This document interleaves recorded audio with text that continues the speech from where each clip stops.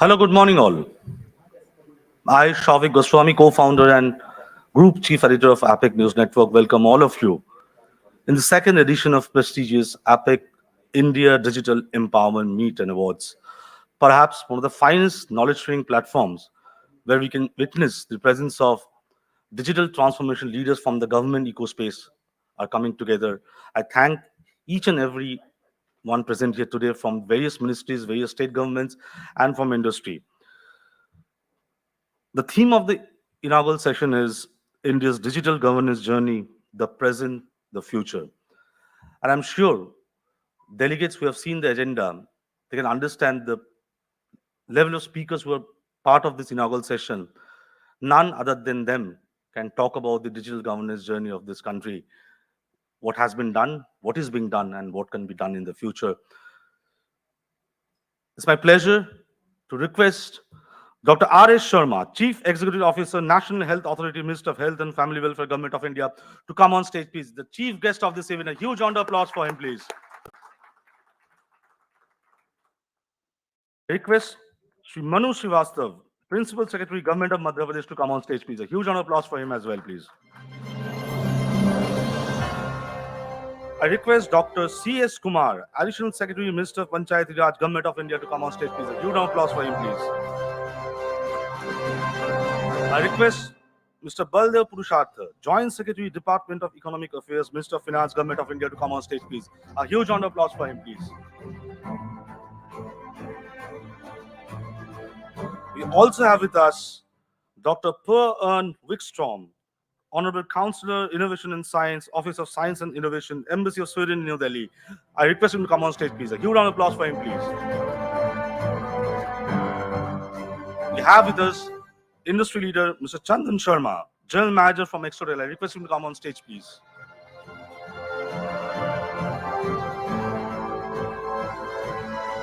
Just to take you all through the day's agenda, the inaugural session will be discussing on the various aspects of digital governance journey in the country, the present, the future. Then we have sessions on cybersecurity, also sessions on smart city, also sessions on best practices from various state governments on digital governance, and also 2 and 3 industry presentations. But as the Indian tradition goes, whatever good thing we start, we should start with the lamp lighting.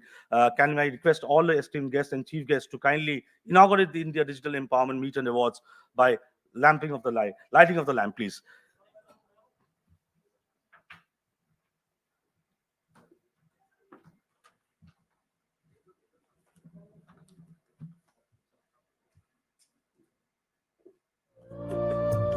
शुभं कुरुत्वं कल्याणम् आरोग्यं धनसम्पदः शुभं कुरुत्वं कल्याणम् आरोग्यं धनसम्पदः शत्रुबुद्धिविनाशाय दीपज्योतिर्नमोऽस्तु ते दीपज्योतिर्नमोऽस्तु ते शुभं कुरुत्वं कल्याणम् आरोग्यं धनसम्पदः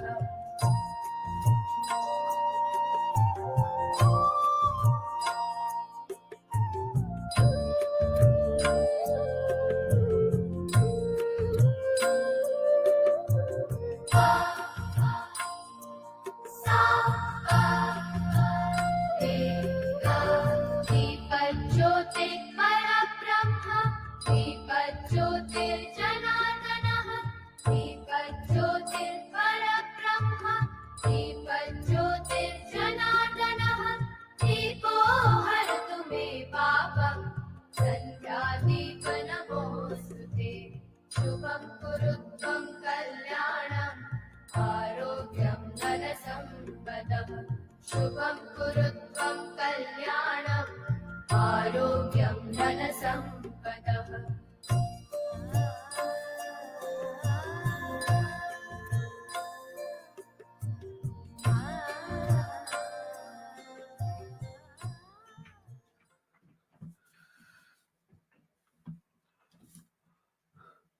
Can you have a huge round of applause for the official inauguration of second edition of India Digital Empowerment Meet and Awards?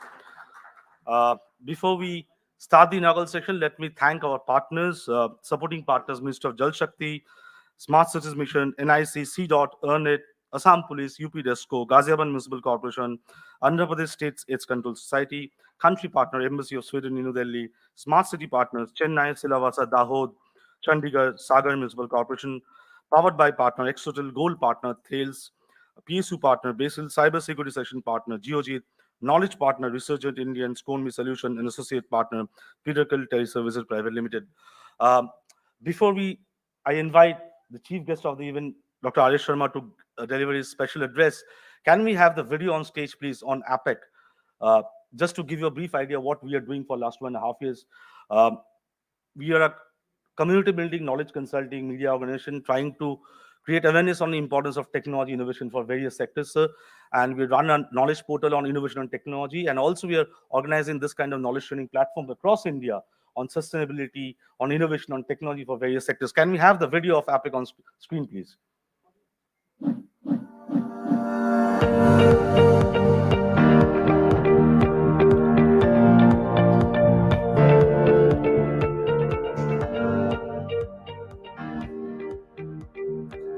पानी तो मिलेगा ही, इससे बिजली भी पैदा होगी।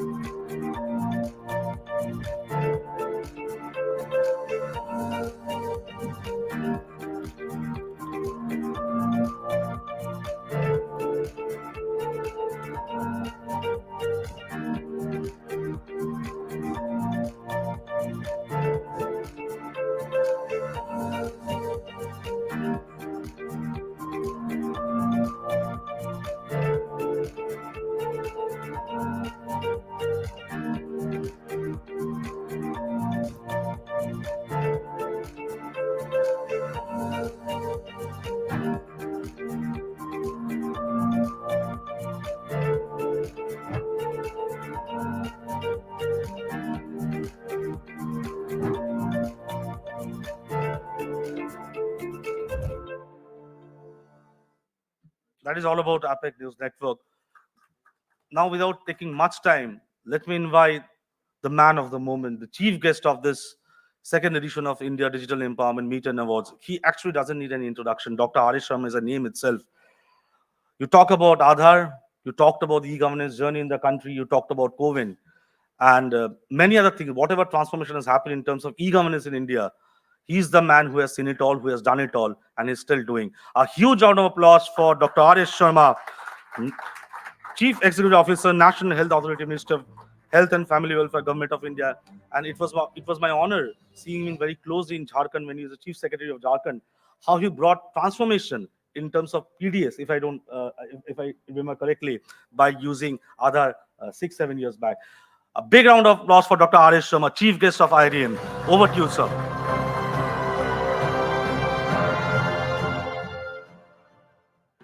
Thank you very much, and good morning to all of you, my friends on the dais.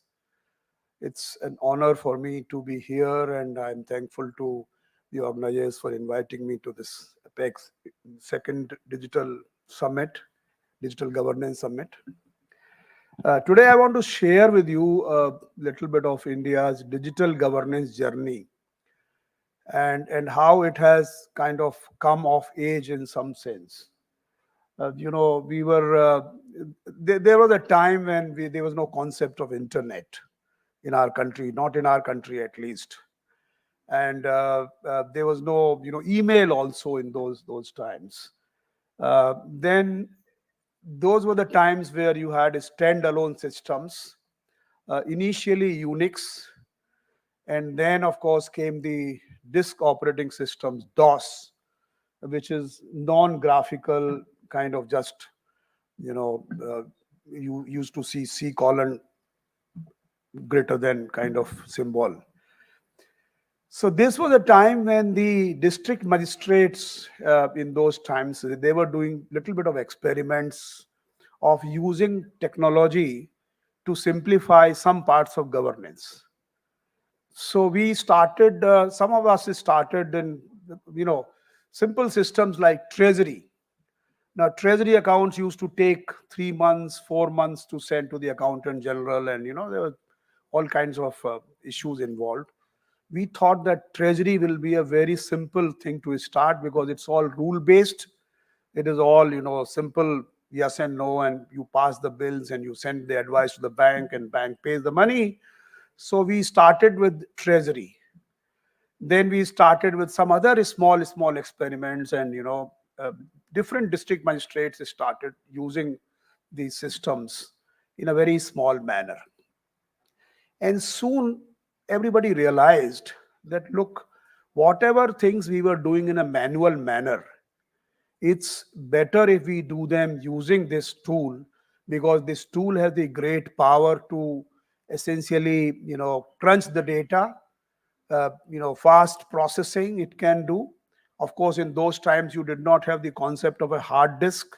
You just even did not have a concept of an operating system, so to say. There was something called, if I remember, CPM, control program monitor, and we used to have a big disk which we used to kind of insert. This has the operating system, so-called operating system, and the data and other things. So slowly and slowly, this concept emerged. People computerized public grievances, land records, some kind of sealing cases monitoring. NREG in those times used to be the employment guarantee scheme, and we many of us did that. So some of us in the bureaucracy, we developed an interest in this area, where we thought that how technology can be leveraged to simplify governance, to quick delivery of services, for quick delivery of services, and many other, especially the monitoring of information systems, managing information systems, whereby we used to monitor the progress of various development programs in the districts and other things. This is what we actually started doing. And then slowly and slowly this whole concept developed, and we had a department of IT in various state governments. Slowly we had department of IT in the government of India also. Initially it was focusing on electronics, but then soon it became the Department of Electronics and Information Technology. And they started in the, if I remember, 90s, a program called SWAN, Statewide Area Network. They started the program, this NEGP, National E-Governance Plan, I think in 1995 or something like that. Not very sure about the timings, but maybe 2000 or something. So they started that program, and that program envisaged creation of a statewide area network, creation of the state data center, and then a number of programs which actually came up. And then, therefore, this governance, digital governance, or e-governance, it was called. E was the, anything which is digital was prefixed at E, small e. And we always used to say that the E is small, but the G is large. G is capital, which is governance. So don't think e-governance is less of E and more about governance. It's about governance. It's the content which matters. E is only a methodology or a method which actually can do this governance stuff.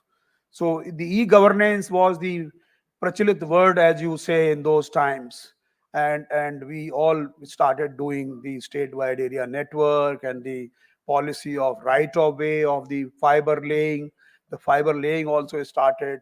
And then we came up with something called mission mode projects. A number of mission mode projects were done. And that was the period from, let's say, early 2000 to 2007, 8 or 9. Those were the times. And a lot of stuff happened. A lot of the projects which were started at the district level by some of the officers.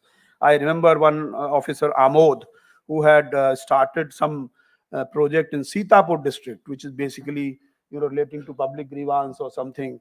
and then that became the basic national project. So all these projects which were being done at the state level or even district level, they were sort of catapulted into a national level program because everybody thought that these are common things.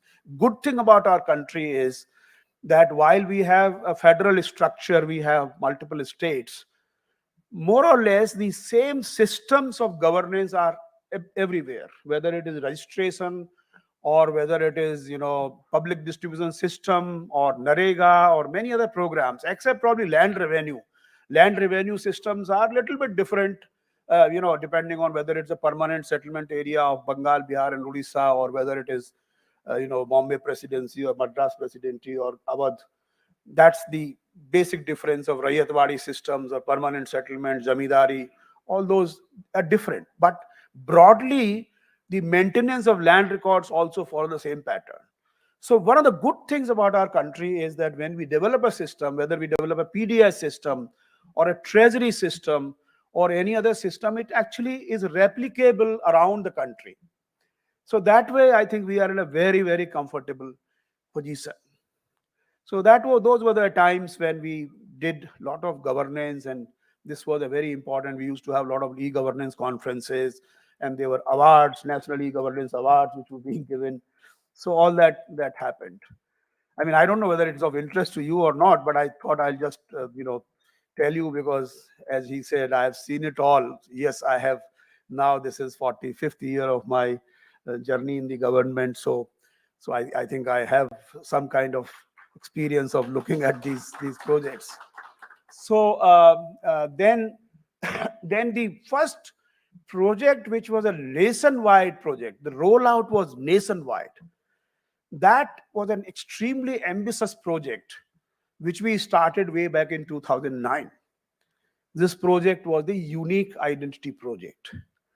And this project basically was born out of the problems which we were facing in this country, the problems of duplicates and ghosts in beneficiary databases. Because along the time, when we started from the community development project in the first plan, second plan period, CD blocks as we used to call them, they became, slowly and slowly people realized that this community development may not be the best model of development. It's better that we kind of provide individuals the help which they need. So it all became individual oriented kind of programs. And that is where we started giving subsidy, we started giving food ration and other kinds of things. And we soon realized that people were gaming these systems by creating multiple identities, gaming these systems by including dead people, imaginary people, fake people into the systems and deriving benefits out of that. So the fake and ghost and duplicate became a very large problem. And for that, there was a project called the BPL identification project, which is how do you assign a unique identity to the BPL families. That started in 2006.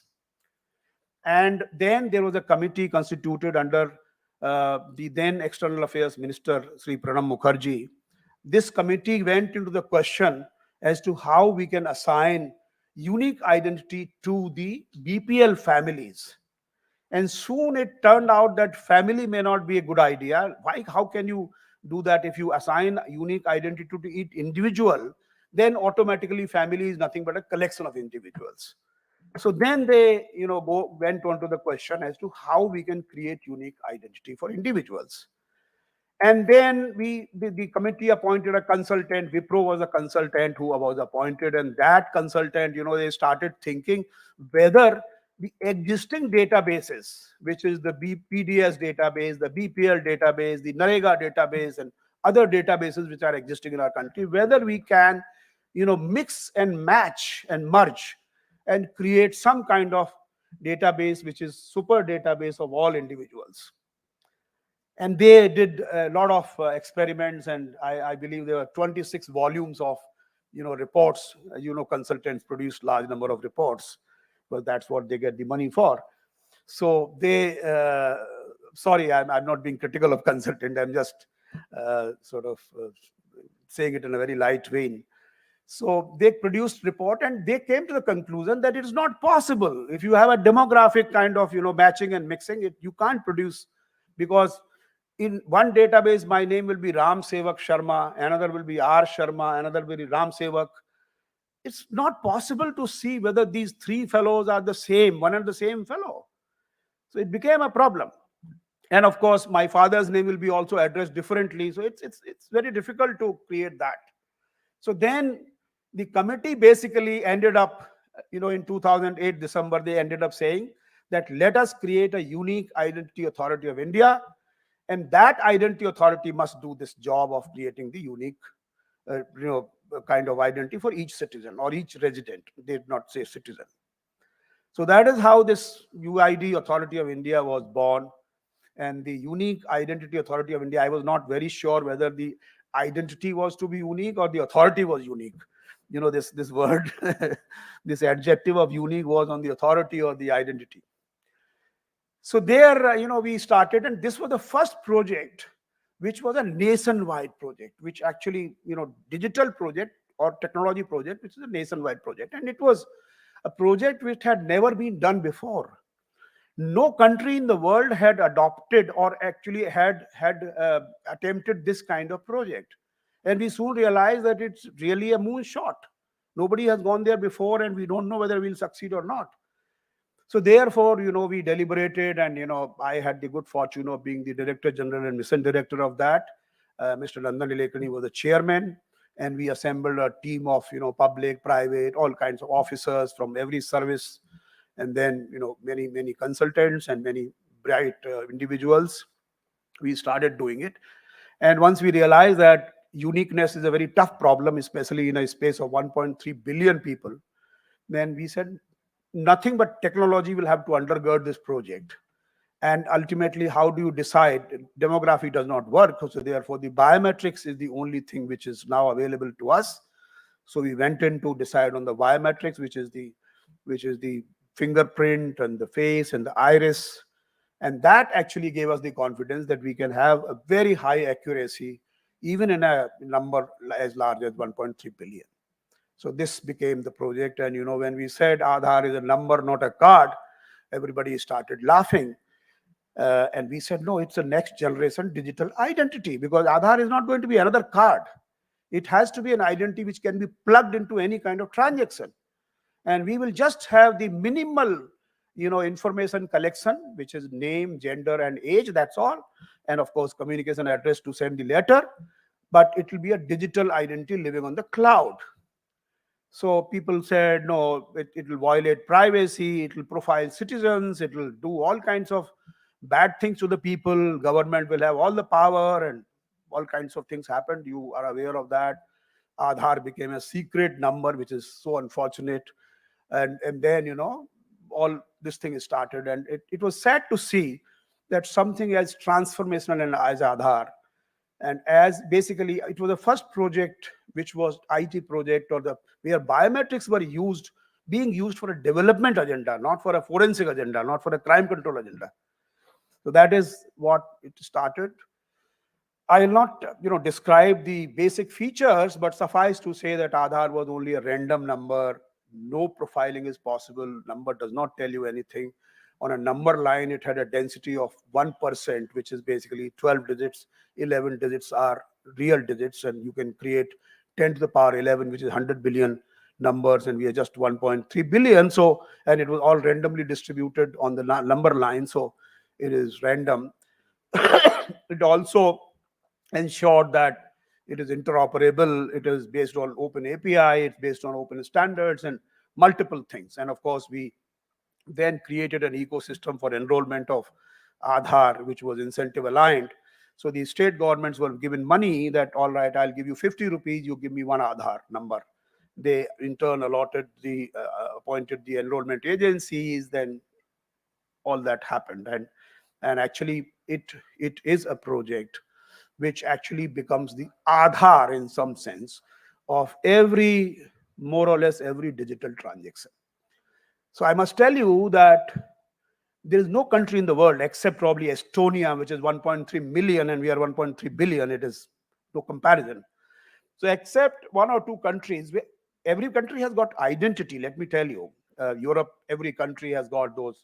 As soon as they are born, Sweden, our friend is here. He knows that their identity number, and actually their identity number has a lot of information. It contains the date of birth also, if I'm not wrong. Are you sure? Isn't it? So it does contain this date of birth. So we don't have any of these things. So fortunately, the privacy, that Muthuswamy case happened, and the Supreme Court, even after 8 years, decided, first of all, that our privacy is a fundamental right, and secondly, Aadhaar does not violate privacy. Aadhaar does not create a surveillance structure. Aadhaar does not profile citizens. Thank you very much. So all that happened. We got confidence, honestly. We got confidence that we can do something of a national scale, of a societal scale. And then, of course, Aadhaar has started being used. I must tell you that the current usage of Aadhaar is just about 10% of its potential. Just about 10%. Unfortunately, Aadhaar has become only a Sarkari project being used for Sarkari things, for government things. After all, government has made a road, which is unlimited lane road. Why should only government vehicles run on that road? Why can't private vehicles also run on that road? Therefore, I think there is a need, and nothing prevents, not even a Supreme Court judgment or anything. It does not. I think we need to explore more, and because look, every system you interact with, even when you come here, the first question is asked, who are you? What is your, entry into any system, digital, physical, any formal system requires you to prove your identity. So identity is really fundamental and basic for your entry into any system, any subscription. And that includes private as also public. So I think we need to take it forward more, and I'm sure our Prime Minister is absolutely focused on this whole issue. I have never seen a person more understanding of technology and its application at the ground level than our Prime Minister. So I'm sure this has started happening, and of course came 2014, and we had Digital India program, and Digital India program had very clearly defined deliverables, areas. It actually sought to make India into a digitally empowered society and knowledge economy, and it focused on the digital connectivity, it focused on the software and services, and it focused on the citizens' empowerment. And from there, I think Aadhaar also got a new lease of life. This actually was where the Prime Minister got absolutely focused that we need to use these digital artifacts. And from there in 2016, Aadhaar 2014, then Digital India program, and then of course we focused on connectivity. So look at connectivity, what's happening today.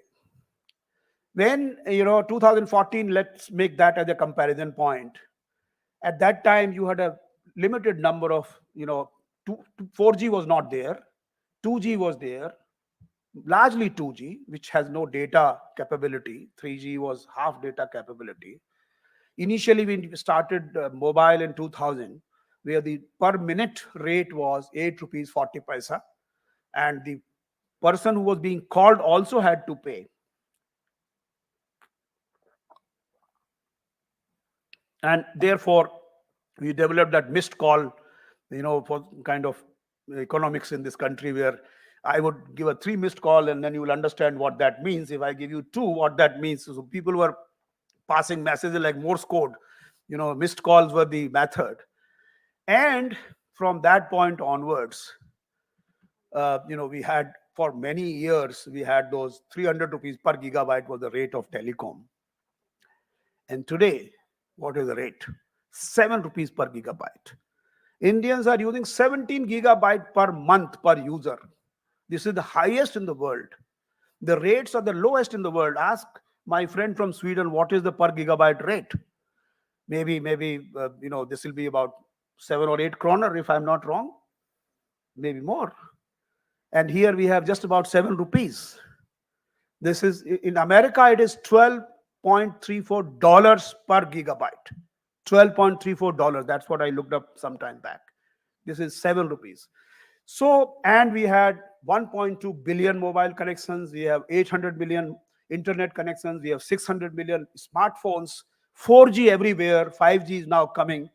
So therefore, there's an abundance of connectivity data. There are only few thousand villages in remote rural areas which are not connected. Everybody is connected. So digital connectivity is a problem which has been solved. So therefore, now that online digital artifact called Aadhaar, it is now a reality. It's people are we have done 71 billion authentication in the last 8 9 years. 71 billion in 7,100 crore. This is the so everybody on an average has done about 60 times authentication. Whether and now Aadhaar has come up with a face authentication, the easiest one where you don't need any device, any fingerprint device or an iris device. Then came in UPI. Again, we said, look, let us unbundle the banking system from the payment system. How can we do that? Banks are repository of the money. They also do the transactions. But how can we take out the transaction part and do the payment separately? So we came up with unified payment interface, which is actually nothing but a set of protocols. And we said, look, anybody who actually follows this protocol will be able to do business. And today you have 6 billion transactions per month happening on UPI. It is the only system in the whole world which is instantaneous. It is absolutely free for the customer. You transfer money from Western Union Bank or something, you are charged 2%, 3%, whatever percentage. Come on. If I transfer 1 rupee to you, to Manu or anybody, he will get 1 rupee, not even 99 paisa. So this is another part.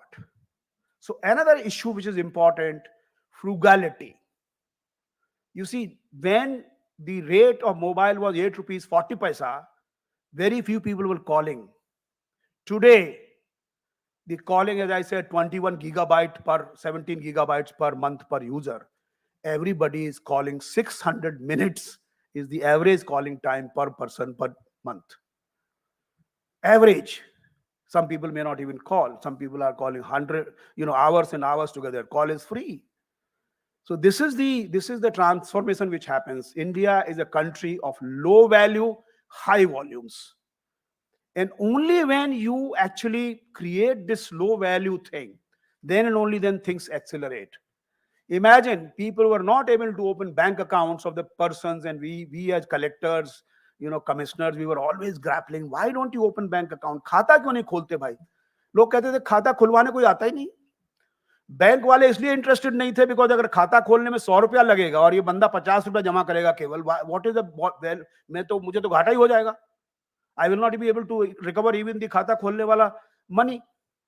So therefore, nobody was, doing this financial inclusion as we call it. But came Aadhaar, Janadhan, Aadhaar and mobile, Jam Trinity 2014-15 economic survey. There's basically opened up the whole thing, and we opened 400 million accounts in as many days. So this is the power where you make frugal, low cost, easy accessibility into the system. The cost of opening a bank account became 2 rupees from 500 rupees. 2 rupees. That's how it happened. So this is, we realize that unless you have systems which are frugal, which are scalable, which are speedy, things will not work in this country. And we learned those things from Aadhaar and UPI. Then came, the third, which I want to describe because I was associated with that also, is CoWIN.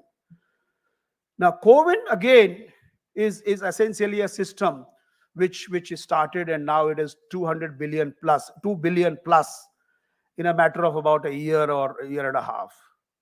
Now that also we realized that unless we do interoperable systems, interoperability is also very important.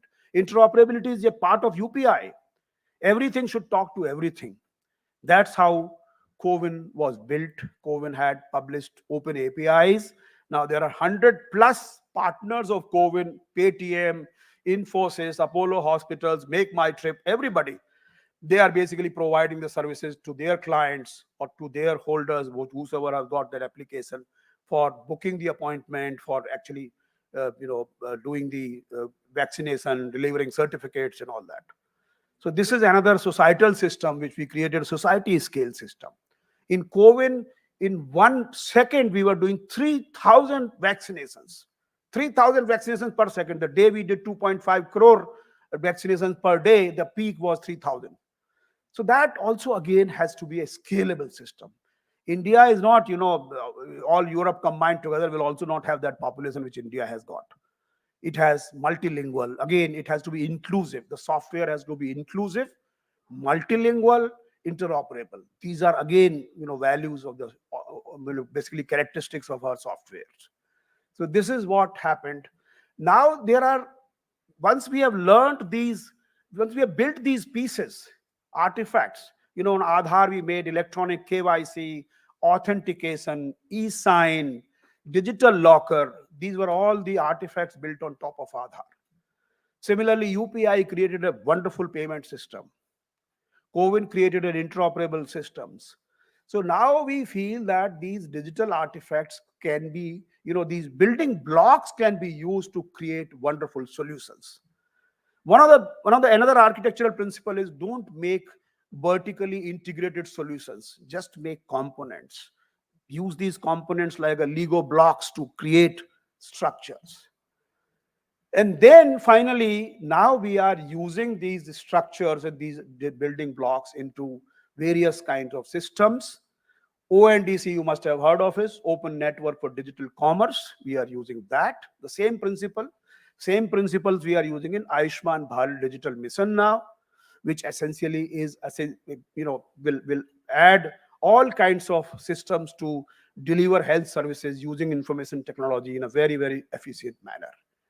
And these are the broad architectural principles. I think I have taken too much of time. Yeah, so I think I'll stop here broadly. But what I want to say is that India has truly leapfrogged.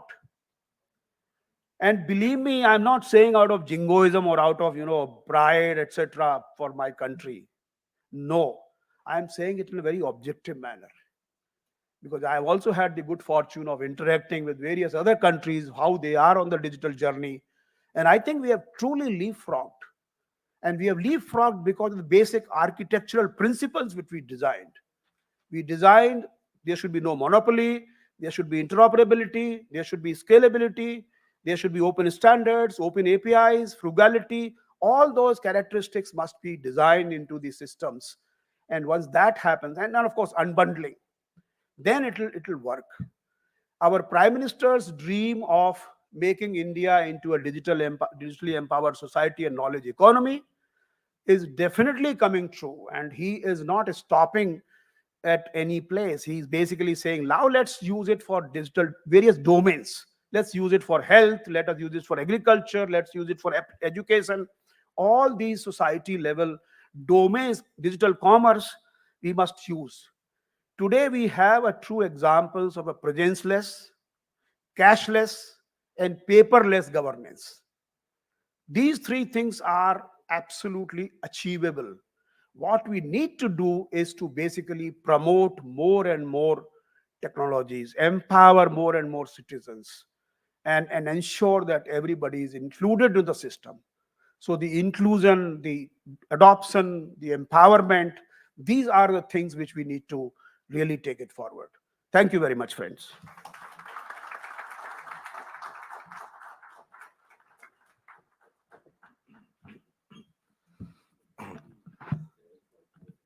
How do you define the technological and innovation advancement of a country?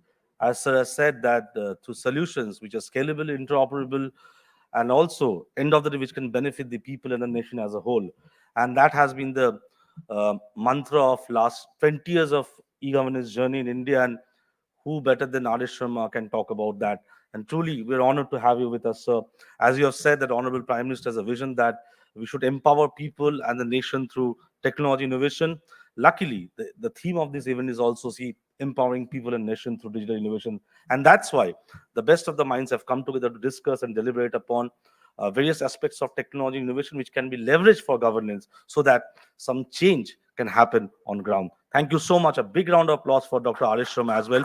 Now I request uh, my colleague and co-founder of APAC News Network, Mr. Gopi Krishnan, to come on stage and hand over plants to our esteemed speakers in the inaugural. That was my mistake. I should have given it earlier before the lamp lighting, but I should not lose out on this opportunity. Uh, can we have the plants on stage, please? And we believe in sustainability, sir, so we are giving plants instead of any other thing.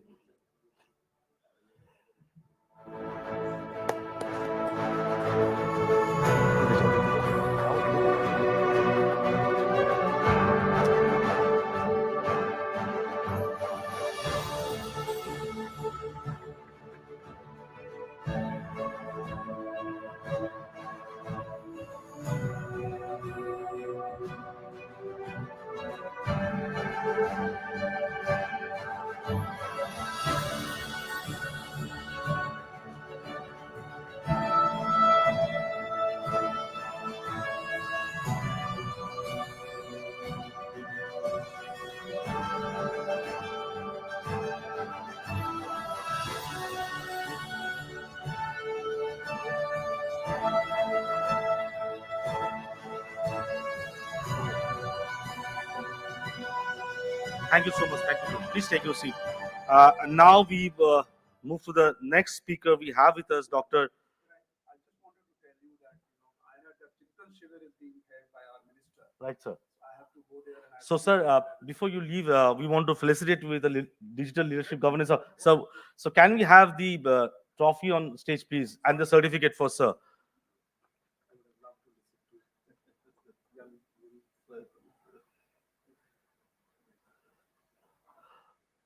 It's our honor to felicitate Dr. R.S. Sharma with the Digital Governance Leadership Award. And I request Gopi also to come on stage, please.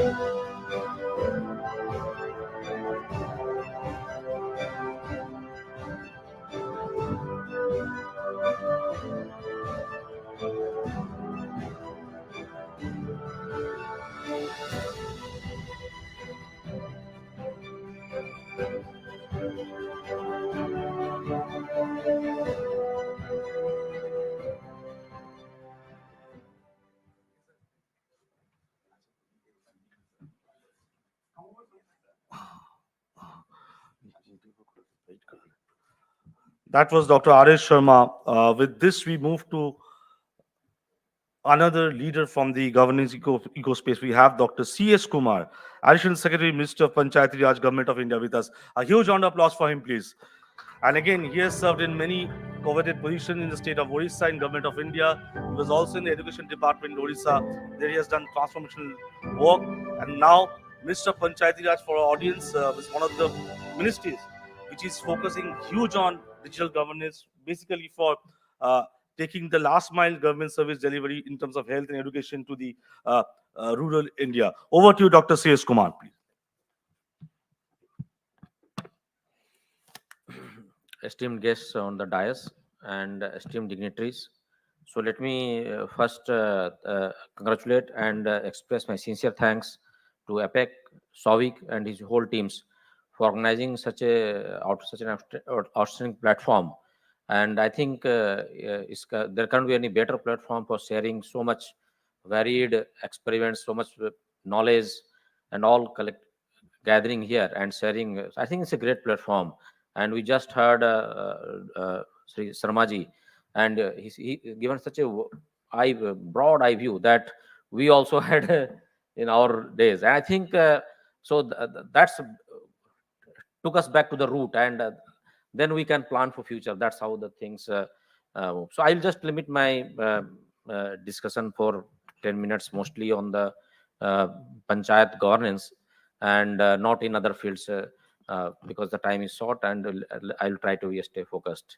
So the background is that, as we know, still India is predominantly a rural nation.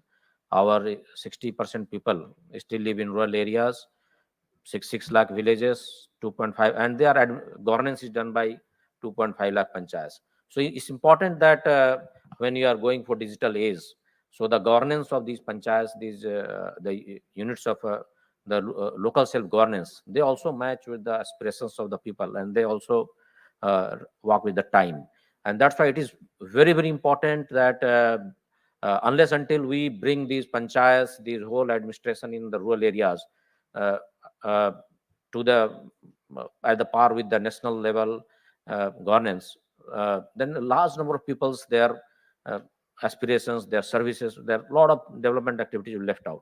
And that's why the panchayats now, we are trying to make them a hub of the digital governance, the hub of the activities, and how it can happen. So I think last 5-10 years, a lot of progress is being made, and as per the constitutional mandate in the rural areas.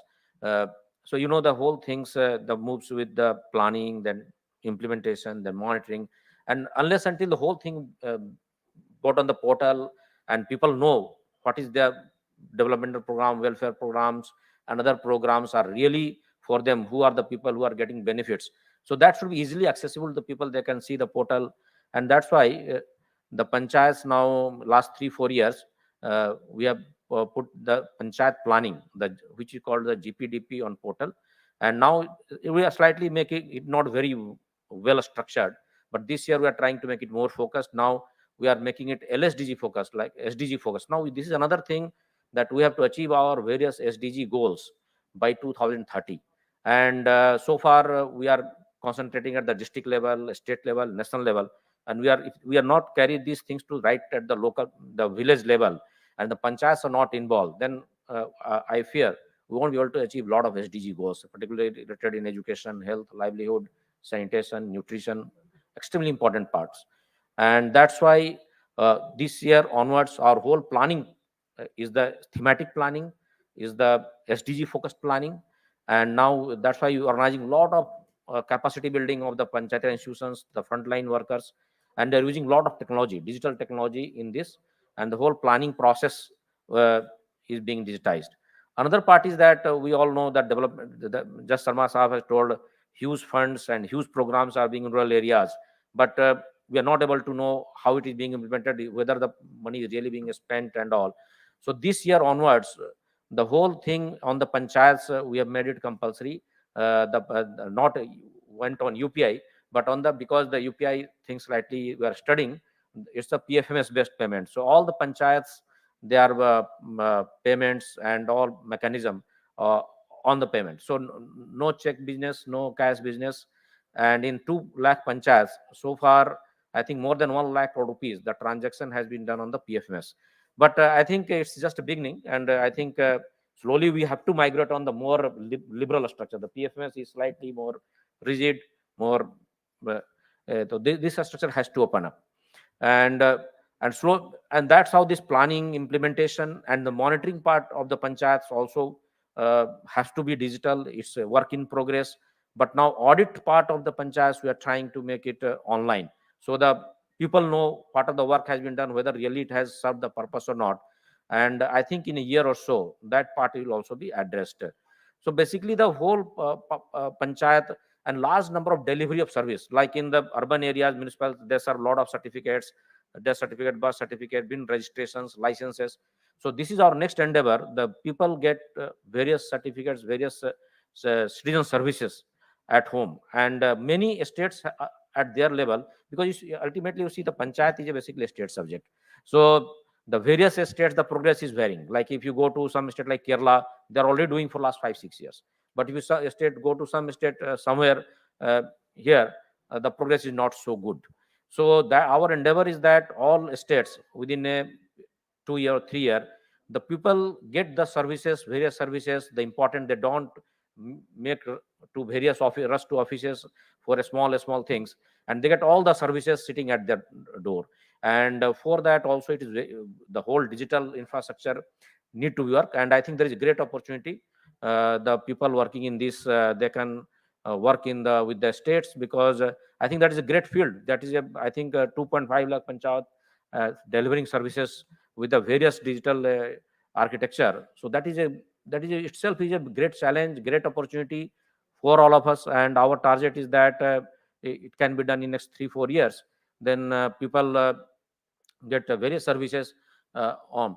And then of course the education services, health service, lot of already fintech and tech are coming on. But I think the rural areas are still left not very well tapped. So there are another great opportunities there. So in those fields, the skilling, the education, and various type of health delivery services. So the rural areas, I think the field is enormous. And I think and when the 4G 5G really reaches to the rural area, still I think more than 50% panchayats have got the 4G networks. But I think so within 2-3 years, if the most of the panchayats or villages get 4G, and now 5G may take another 3-4 years, then all these large number of services, I think the rural areas, they will be the great I think green field waiting for all these services. So I think there are huge opportunities there, huge challenges are there. And we look forward to the engagement of technology partners with the states, with the ministries, and hope I think then the rural areas, if they move, then the whole country moves. Thank you very much.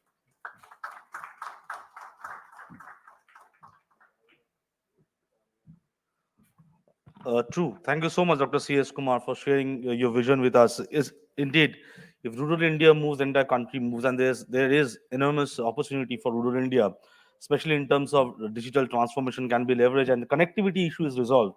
That can be a game changer. Maybe 5G can help in that. Thank you so much.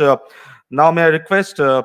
Baldev Purusharth, Joint Secretary, Department of Economic Affairs, Minister of Finance, Government of India, to deliver his a special address on digital governance journey in the country. Again, he's a decorated officer who has served in government of Punjab in various capacities, in the industries department, technical education department. Also, he has been in the Chandigarh Smart City, if I'm not wrong. So he has again said it all. So over to him, Mr. Baldev Purusharth. A huge round of applause for him, please.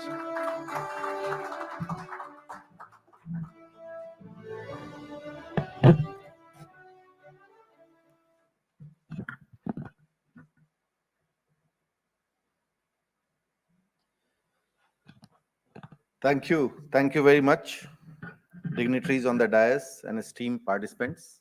It's my honor to be here, and I thank the organizers for giving me this opportunity to talk to you.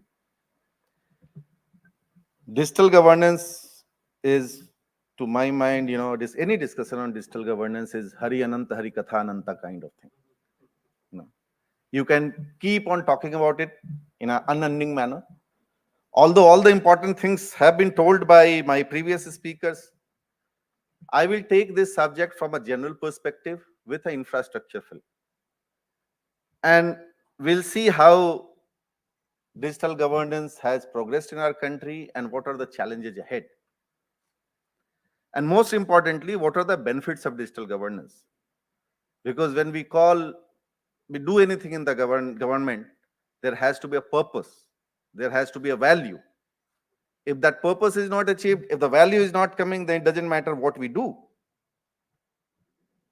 So generally, we all understand that, application of digital technology, information communication technology in governance is called digital governance. It's also called e-governance. And sometimes it's also called a tool to good governance. Many people call it good governance itself. And there has been a consistent efforts in Government of India and state government to achieve this. And some of the purpose, it brings a lot of values. It brings a lot of benefits. I will only discuss few of the most important benefits which digital governance brings. And the first and foremost is, it removes information asymmetry. Information is a very, very important thing, especially in a post-industrial society in which we are living today. This is sometimes called knowledge society also, where information is power, information is money. It all depends on how reliable and how fast information you're getting, and you maybe become the prime mover in that area and getting the benefit out of it. There has been a appreciation of information from the very beginning. Even Chanakya, in his Arthashastra, laid a lot of importance on information. Even the medieval political strategist, Nizamul Mulk Tusi, in his Siyasatnama, he has put a lot of importance on information. But there was never a time when information was such a big, important thing in our life and in our society. And this is the time. And there has been an information asymmetry as per class of people, geographical location, and many other factors. That was helping some people who were having access to information and putting those people at a disadvantageous situation who were not having access to that information. One of the important thing of e-governance that it takes away the information asymmetry. Now a farmer sitting in a remote area of our country can know the prices of produce he produces in mandi across the country. He can no longer be cheated. A person, an artisan, a craftsman in a remote corner, he can put his skill and his artifacts on a platform like GEM and showcase it to the entire world and get a real value for his product. So this is very critical element which we achieve through e-governance. Second is, of course, transparency and responsibility. We all know JAM Trinity. What JAM Trinity has actually brought to us? It has helped government in directly targeting the beneficiaries of its services and its support system. Earlier, the benefits which were accruing, going from Government of India, reaching to the last person, there were a lot of delays. There were siphonages at various places. Now, JAM Trinity has helped government to identify the real beneficiary and within no time send his due to his account in a very reliable and transparent manner. I just say billions and billions of dollars for Government of India and for state governments.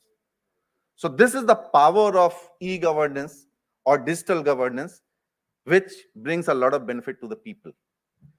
Then third is very important. It is the democratization of the system. And not only e-governance, but technology per se, it's a big leveler. It's a big democratization factor. We all have grown through a period where having a TV was a big deal. Having a video player in a house was a big deal. Everyone was not having this. Even radio was a big thing. And see the value of technology. Now it has brought these things to a larger portion of our citizens. Now mobile, I think the largest piece of democratizing technology is mobile. And that's why in other things, you see a lot of vertical options available. आप car खरीद सकते हैं 3 लाख का भी, 30 करोड़ की भी. But mobile is roughly from 10-15,000 to 1.5 lakh. That's all. Even billionaires and millionaires of the world are using same 1.5 lakh Apple and Samsung phones. And even middle class people is using that. Getting the same kind of services, same apps, same system. So the technology and the digital governance, and the other thing is that it helps you in raising your voice to the government. Earlier, it was very difficult for people away from the power center to have access to government ear until unless some big media is going to them, listening to their story, publishing it. Now you have a tool in your hand and you can put forward your views, your opinions, your decisions, so many things, and government listens. This is the value of democratization, which is coming through e-governance. Then, of course, government services are available in a convenient and reliable way. Earlier, you used to go to various offices to get a service. Now, majority of these services are coming in a through digital means. So this use of services, integration of various standalone system and services. This is very, very important thing. When our country started this journey of e-governance, every department has worked in silos. They created their own database. So Election Commission has a separate database. Then PAN, people have their separate database. There's a variety of databases. And as Dr. Sharma has said, Estonia has done well. Yes, I am privy to that. I have been to Estonia to understand how their system works. And one of the basic things they taught me that if you want to bring real e-governance in the country, make database, remove this silos of databases. Either combine all database to one large database, or a very small number of databases but can talk to each other. So that for every effort, you need not create a new database to provide services or benefits. And ultimately, it all result into cost reduction and economies of scale, bringing through digital governance systems. I will not discuss journey in much detail, but very smartly, they have selected a topic: digital governance, present and future. They have not selected past, because there is no past. It's a very recent thing, and started in 1987 with National Satellite-Based Computer Network, and with subsequently launch of a district information system, which Dr. Sharma was talking about. That it started with districts, district magistrates started bringing in digital elements into governance factors. And ultimately, in 2006, it resulted into National E-Governance Plan, NEGP. And NEGP was the first large-scale effort of Government of India, which was aiming at making all government services accessible to the common man, ensure efficiency, transparency, and reliability of such services at affordable cost, to realize the basic need of the common man. This was the purpose and aim of NEGP. And then NEGP enabled many other government initiatives like Digital India, which was launched in 2015 to empower country digitally. The main component were developing a secure and a stable digital interface, delivering government services digitally, achieving universal digital literacy. And then subsequently, lot of initiatives, programs, schemes, portal, apps, things, started coming up. Still they are coming, and they will continue to come, including this Aadhaar, MyGov, which is a national portal citizen engagement platform, Umang, which is unified mobile application, digital locker, PayGov and UPI to facilitate online payments, Mobile Seva, which aims, getting government services through mobile phones and tablets, computerization of land records. I have only, outlined few. I can't name all the initiatives taken by government. They are huge in number. And these are initiatives taken by Government of India, but at the same time, state government has also taken a lot of initiatives. And as told rightly by Dr. Sarma, that a lot of initiatives came from the ground level. A district pilot or a state pilot that resulted into a national program, or a district pilot resulted into a state program. And some of the things which I can, name, for example, e-Seva in Andhra Pradesh, Khazana, which is a treasury management system of Karnataka, Friends Single Window Facilitation Center of Kerala, Lokvani project of UP, which is a single window solution, handling grievances. So a lot of things has happened. And of course, we all know that digital digital governance doesn't come in a void. It requires a very reliable infrastructure to provide this digital governance services.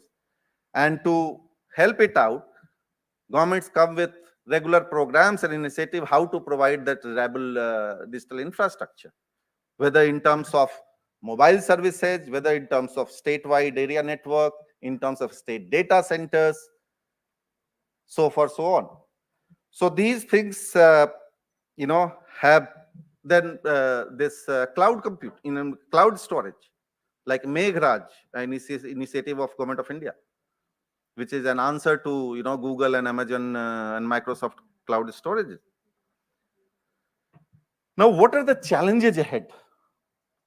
This is a journey, and journey is to be continued. There is no end to this journey. What are the challenges ahead? And some of the challenges which, to my mind, are most important. First is, of course, how to bridge the digital divide. This is still a big issue. Believe you me, it's not only in India, but also in many other countries, developed countries also. I was part of infrastructure working group in G20, and there also, whenever we discuss digital governance and digital infrastructure, this problem comes up very prominently, how to bridge digital divide. And digital divide has two aspects. One is, of course, the digital, affordability. All this system you can access through some instrument, access through some basic service providers. Are they affordable? To some extent, we have achieved a lot. You were told, given the data, etc. Yes, mobile internet services or internet services per se is the cheapest in country. If you especially compare on a purchasing power parity base, India provides one of the cheapest internet services and mobile services in the world.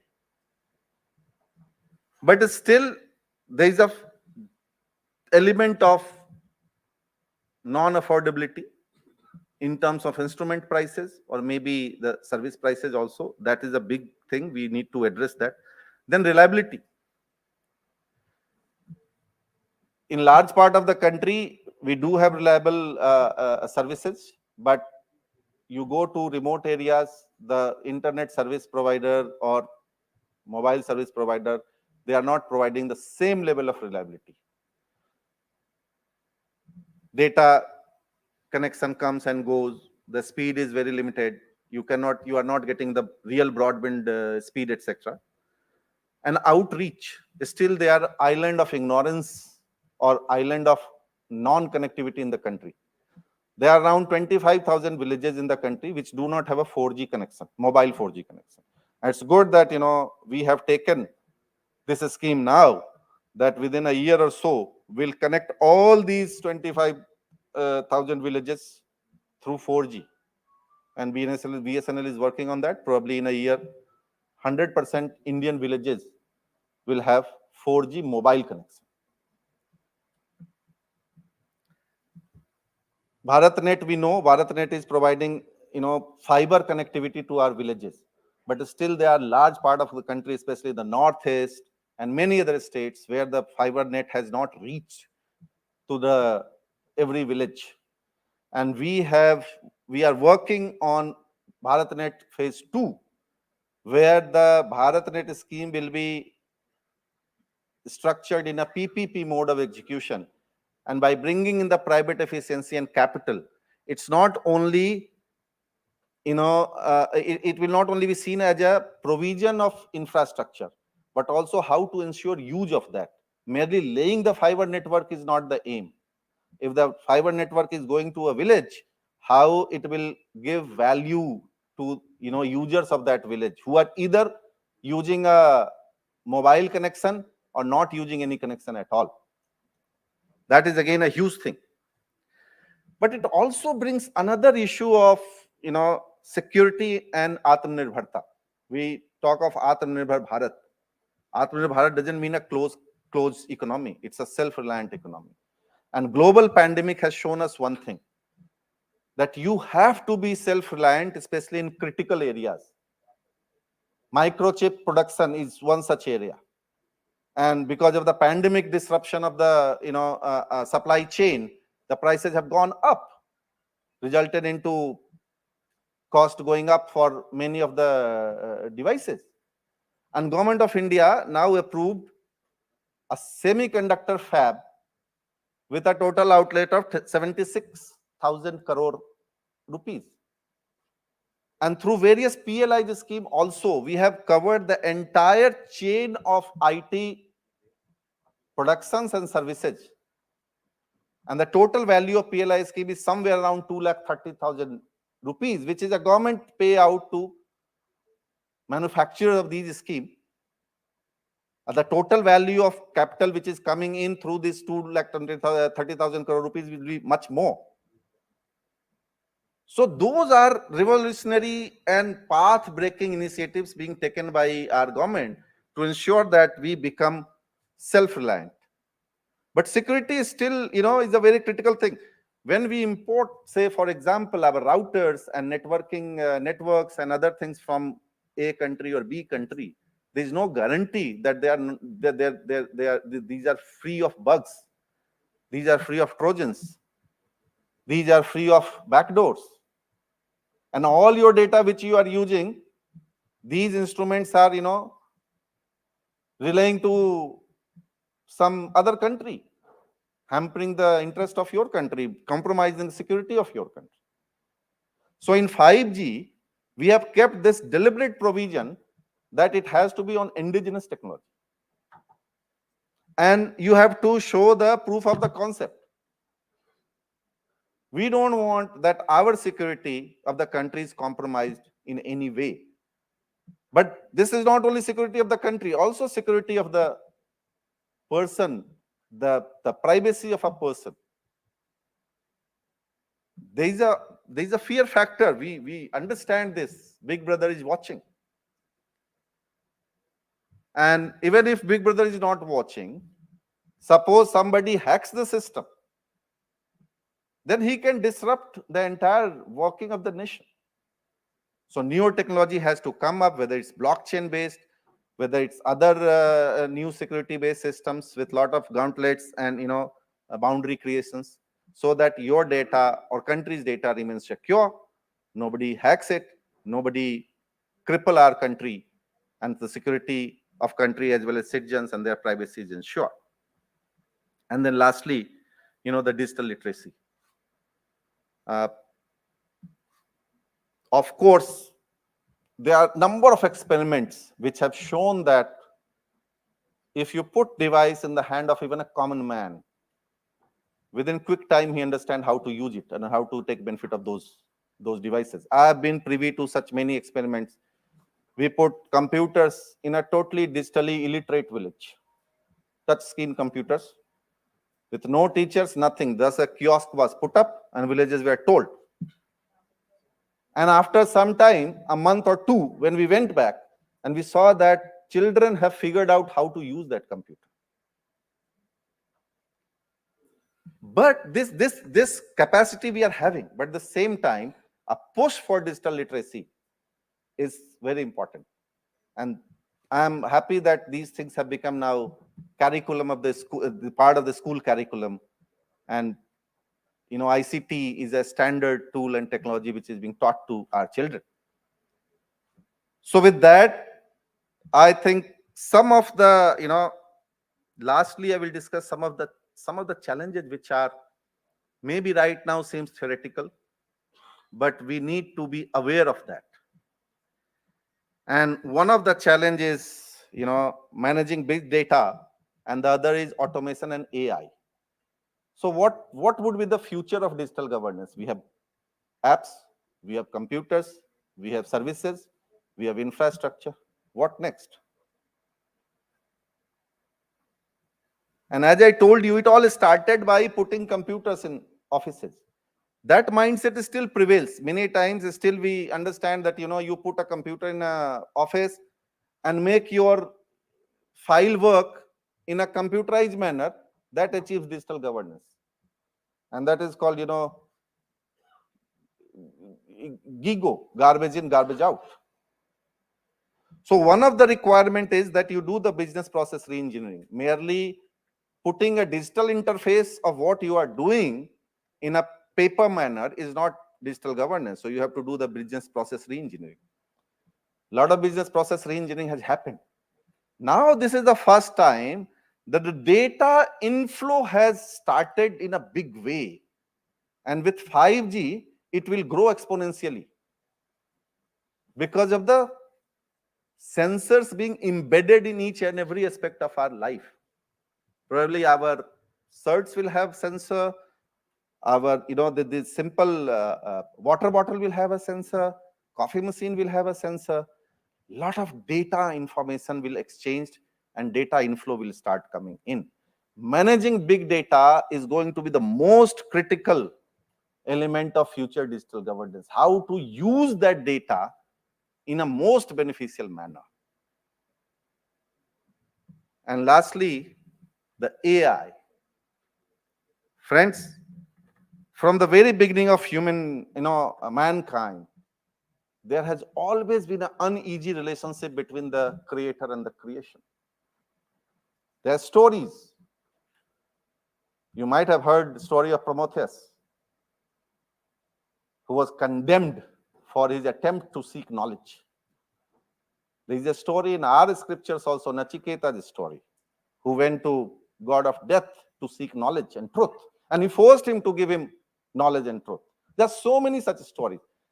And then you have a story of Frankenstein, where the creature has surpassed the creator and he became enemy of the creator himself. AI, and some people do say that this has already come. Many people believe that this is the future. In next 5 to 10 years, a real AI with conscious level as equal to human being, that will be in place. Some people say that at least half of this has already been achieved in many of the secret labs across the country, across the world. How government policies ensure that future big data and AI are within the control of the human being and they serve as a obedient servant of the human being rather than master of us. That is the challenge we all are going to face in next 5 to 10 years from now. Thank you. Thank you very much.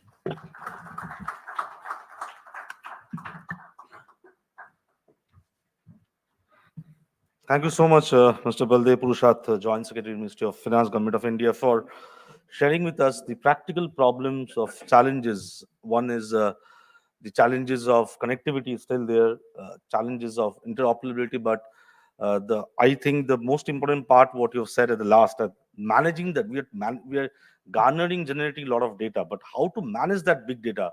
Are we using that big data effectively? That is the point. And also, we are riding on the demon called AI. How judiciously we use AI, that will be also very important for future governance, future generation to come. Thank you so much. We have with us another special guest from the state of Madhya Pradesh. We have with us Manu Srivastav, Principal Secretary, Government of Madhya Pradesh. Again, he doesn't need any introduction, because if you name any officer who has done remarkable work in terms of solar energy in India, his name will come first. We all know about Delhi Metro, but not many of us know that Delhi Metro is run by a remarkable path-breaking project. It's called REVA project, 750 megawatt solar energy, which is run by Delhi Metro, and there are a lot of coveted things happen by Mr. Manu Srivastav. So let's hear his vision on digital governance. A big round of applause for him, please.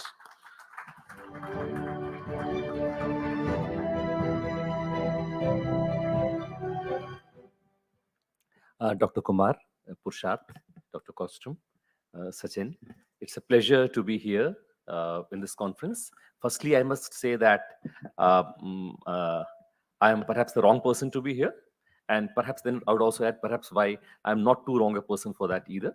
Though I must acknowledge that I started off with some sort of a technological background. I was in Delhi IIT, but I suppose, I studied electrical engineering, and most of my work actually has been more in energy than in digital technology. But I would love to talk about how digital technology has moved beyond IT now. So just as language is used not just for advancement of literature, but for conveying of ideas pertaining to even medicine or engineering or technology, just as computers are not only used to do things which are essentially digital in nature, but also to perhaps write a novel or a poem or a play or do something else. Similarly, IT has moved to sectors beyond till now we have talked largely of delivery of services to citizens and about government functioning, but how it is relevant to other sectors. Uh, in introduction, there was a kind reference to this project that I have conceptualized and implemented, which is actually the first project in India to bring down the price of solar below that of coal. And interestingly, Delhi Metro is running on that power, and during daytime, 65% of power from of the requirement of Delhi Metro is met from this project in Rewa in Madhya Pradesh. But if I have to talk about use of digital technology, perhaps I would give another example where the use of technology was even more stark. Even in this project, there is something that Purshat referred about information asymmetry. So technology was used extensively to reduce information asymmetry. But I would give the example of another project which has been noticed quite a lot. This is about another end of the spectrum. Riva is a huge project, 750 megawatt. It's over 1500 hectare, 15 square kilometer. There's another project I've done. It's a rooftop project, just the other end of the spectrum, very small projects. So let's say we have done one on IIM Indore, for example. So the project, what it entails is that, I mean, firstly, I've just defined the project in less than a minute, and then I'll talk to you about the impact of technology or how digital technology has benefited that or how it has made it really possible. The project is very simple in its as a concept that the consumer, let's say I'm Indore in this case, does not make any investment at all. Some private party comes, puts up solar panels on top of the building and sells power to IIM Indore. They set up the project, maintain for 25 years. They are paid only and only on the energy generated. Now, if the cost at which power is supplied is lesser than the cost of the DISCOM power, then IIM Indore is making a saving. So, looking at it from the point of IIM Indore, they made zero investment. If the cost of power is lesser, they make savings from day one for 25 years, and you're doing something that's environmentally good. So we have got the lowermost rates in the country. More importantly, we are the only, it's the only project in India which has actually worked. No other project in the country has worked at all. And we got the lowermost rate. More than 100 organizations in the state, including Government of India organizations like Power Grid and National University and School of Planning and Architecture, AG Office, etc., are using it. So now I would tell you how digital technology was was useful, and how I mentioned that the project has not worked anywhere in the country, but it has worked with us. So now I would like to tell you how technology had a role to play in digital technology, had a role to play in making it happen. There are other things as well, but I would focus on the digital technology aspect of it because that is the nature of today's interaction that we're having. So the projects that had been done till now, they just asked the developer that you have to supply power to, let's say, Rajasthan or Madhya Pradesh or UP or Bihar, whatever. So quote the rate for, let's say, UP. Now, UP is not one place, or UP is not one sort of buildings. UP could have a big KGMC, King George Medical College in Lucknow, or it could have a small college in Pilakhua or a small college in Hapur. So faraway places, different perceptions of law and order, various varying power requirements, etc., etc. What we did was that we had different tenders. It was like a marathon has a 100-meter race and a 200-meter race and a 400-meter race. So our tender also was really a bouquet of tenders. So one was, let's say, for government colleges. There are many, but I'm just give an example of two to illustrate the difference. Government college, and the other was government universities, both under higher education department. But the difference between the two is that university is ordinarily a big organization, a big area with a huge power requirement in a big city. A college is very often a very small, I'm not talking of medical colleges or engineering colleges. I'm talking of normal government colleges, which usually have nothing but a light and fan load. There are hardly any labs functioning in usual government colleges, and I don't think apart from the principal, there is an AC in the entire building, etc. So the power requirement is much smaller, and they are scattered a lot. It's not only in a divisional headquarter or district headquarter, but even a tehsil headquarter. Like the example I gave of Hapur or Pilakhua in for UP, for example, they would also have colleges. So the difference between university and a college, university is a big project in a big place. Uh, Fewer of them, but each project is big. And colleges would be smaller projects scattered over a large area. So as you can imagine, it's simpler for a developer to set up a project in a university rather than a college, because each economy of scale, bigger, easier accessibility, etc. But it's very difficult to fathom for a developer to fathom sitting in Noida, Greater Noida, Bangalore, Hyderabad, Pune. What it entails setting up a project, let's say in Madhya Pradesh. What are the various colleges? We had 207 government colleges. It was impossible even for the commissioner of higher education. I don't think anyone has tried either to travel to 207 government colleges in his or her tenure. I suppose you would take years to finish that. Bidding takes place over not more than 4 to 6 weeks. Is it possible for a developer to see all those sites? So what we had done, that felt folder, that tender of government colleges had one folder, a data folder, that had 207 subfolders. Each subfolder was for one college. Each subfolder had a Google image of that college with detailing regarding the sort of buildings, whatever trees. I mean, it was in a simple Google image with trees, etc., etc. And there are packages available which give you information detailed enough to tell you whether the shadow of the tree falls on the building or not. So whether you can put solar panels there or not. There are packages available with which you can develop a pre-engineering design. So you actually know that over this college, this is how you put solar panels. This is where you put the inverter. This is where the LT panel point is. I mean, where you inject the electricity and how much wire you need. So we could tell in the pre-engineering design how many solar panels the developer would need, how many inverters they would need, even the length of copper wire to 1 decimal point after the meter. So this detailed information was available for each and every college. So there are 207 colleges for each one of them. If there are 12 universities for each one of them, if there were 7 medical colleges for each one of them, and so on and so forth, just at the click of a button. Now imagine the what is Prashad talked about, killing information asymmetry. How much information asymmetry does it kill? I mean, a developer sitting in any of the places doesn't even need to Madhya Pradesh. At the click of a mouse, he or she can see what is the capital investment needed in each project. So our rates were almost half of the lowermost received in India till now. So these days a lot of WhatsApp groups of everything. So also of solar developers. So someone had said that we reduced 1 rupee per unit just because the pre-engineering design was done. So they were not required to adhere to that pre-engineering design. It was a suggestive design. They had the freedom to alter. They were not bound to do it, but it gave them complete information about the site, the nature of the site, how much shadow there would be, how much capital investment they would require, etc. So this is a small example of how digital technology can help in innumerable sectors. I'm sure someone from health can give a wonderful example of how it is possible in health.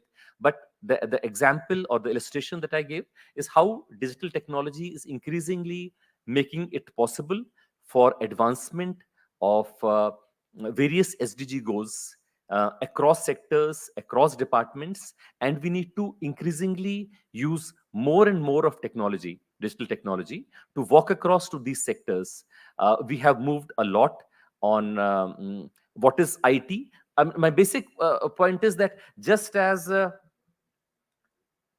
before writing a letter in English, you don't need an approval of, let's say, the Department of English in a college or university.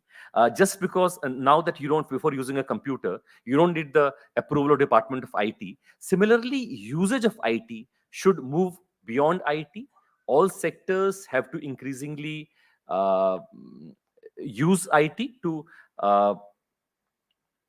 enhance the services and facilities that they are being able to offer, and to achieve better results. I would finally like to thank the organizers for having given me this opportunity to speak to all of you. Thank you so much.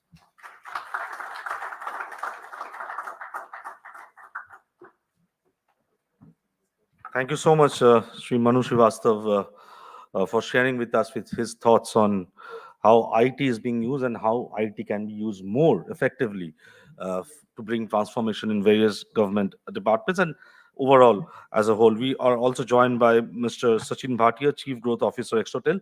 We welcome you, Mr. Sachin Bhatia.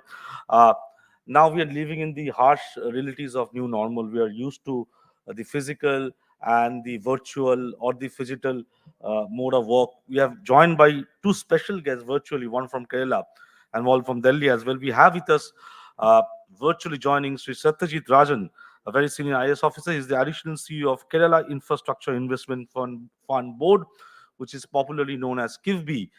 KIFBI finances projects in the state of Kerala. We welcome Sri Satyajit Rajan. Satyajit Rajan is an officer who has got vast experience for more than 30 years in various domains in the state of Kerala as well as Government of India. Let's hear from him his vision on the digital governance journey in Kerala and what KIFBI is doing and how they are leveraging technology innovation. We welcome Sri Satyajit Rajan. Over to you, sir. Thank you so much, Savik. So, first of all, I'd like to tell you about Kerala Infrastructure Investment Fund Board. It is a body corporate, that is a statutory body under the Act of the state government, and it raises finance from the financial markets, which is outside the budget. It has got some budgetary support also, and it puts money in infrastructure projects of Kerala. So far, KIFBI, we have sanctioned over 70,000 crore worth projects, and we have disbursed around 20,000 crore finances. Now, as far as the digital interventions are concerned, there are many ways in which KIFBI has been spearheading it in the financial sector. Most importantly, we get our funds disbursed and put into the investment project through special purpose vehicles, which are the state government, state PSUs, some central PSUs as well. And then the money goes to the contractors after they complete different stages of work. Most important innovation which has been done is the contractor billing, and then SPVs uploading the bill on our system, which is called as Project Finance Management System. And then, after we find it is all right, we pay directly to the contractors. So this innovation has helped us in ensuring that the interaction between the last mile and the contractor gets limited. So this is one. Second, raising of funds will depend upon the requirement of funds for different projects.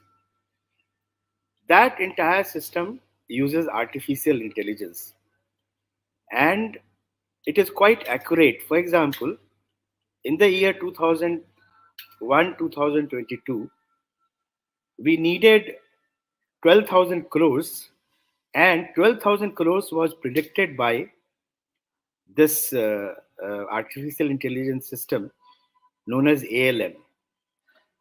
Now, we have a fairly good social media presence also. Our Facebook page is very popular, and the people of Kerala, when they find some problem in any project, they can interact with us on Facebook, so that feedback is taken and action taken immediately. We are also present on other social media platforms.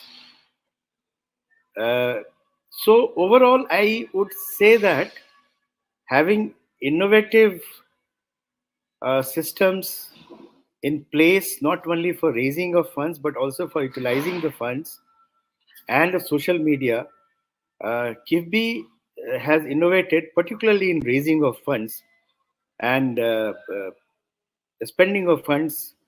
The entire system which has been developed is completely fileless. Even all the bills and everything is uploaded in the system digitally. So I would say that this is quite an innovative digital system that we have created. I would thank you for an opportunity to express myself and to showcase KIFBI on this platform of yours. And also, I would like to apologize that I am not able to come personally. Thank you so much.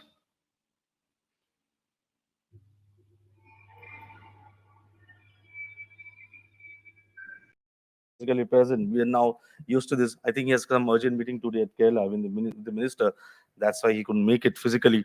I think Mr. C.S. Kumar and Mr. B. Prushat has to leave. So can I invite Mr. Rajneesh Dey, consulting editor of APAC News Network, to come on stage and hand over the digital leadership trophy to Dr. C.S. Kumar and Mr. Prushat as well.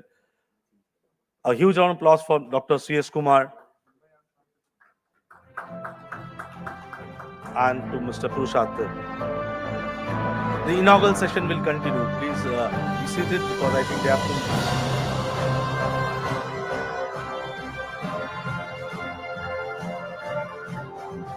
Dr. C.S. Kumar, Additional Secretary, Minister of Panchayat Raj, to Mr. Baldev Purushat, Joint Secretary, Department of Economic Affairs, Minister of Finance, Government of India.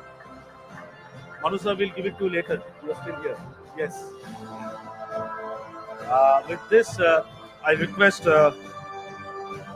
Mr. Sachin Bhatia, Chief Growth Officer, Exotel, to share his viewpoint how Exotel is helping government departments in terms of collaboration and digital solutions. Over to you, Mr. Sachin Bhatia. Huge round of applause for him.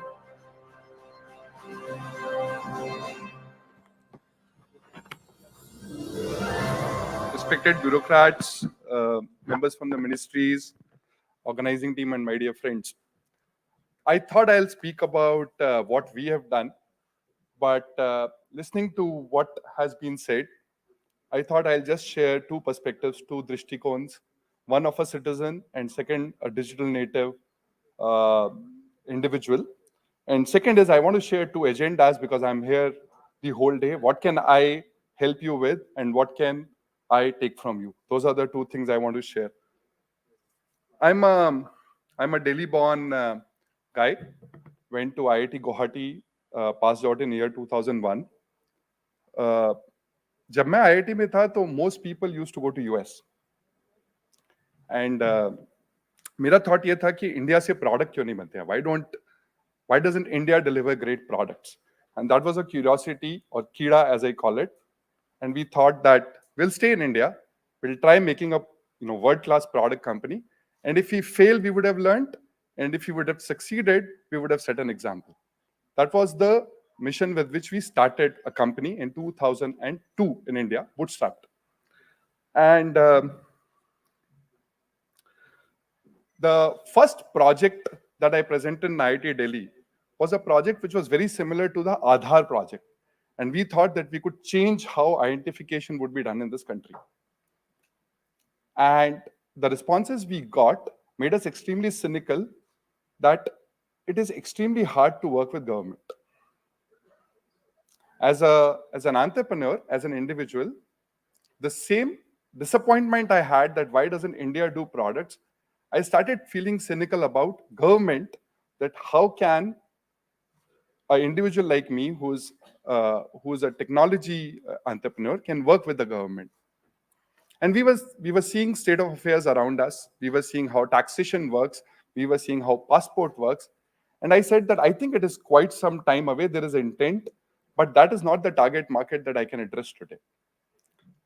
A week back, my dad just informed me that his tax return came automatically without any interaction with anybody.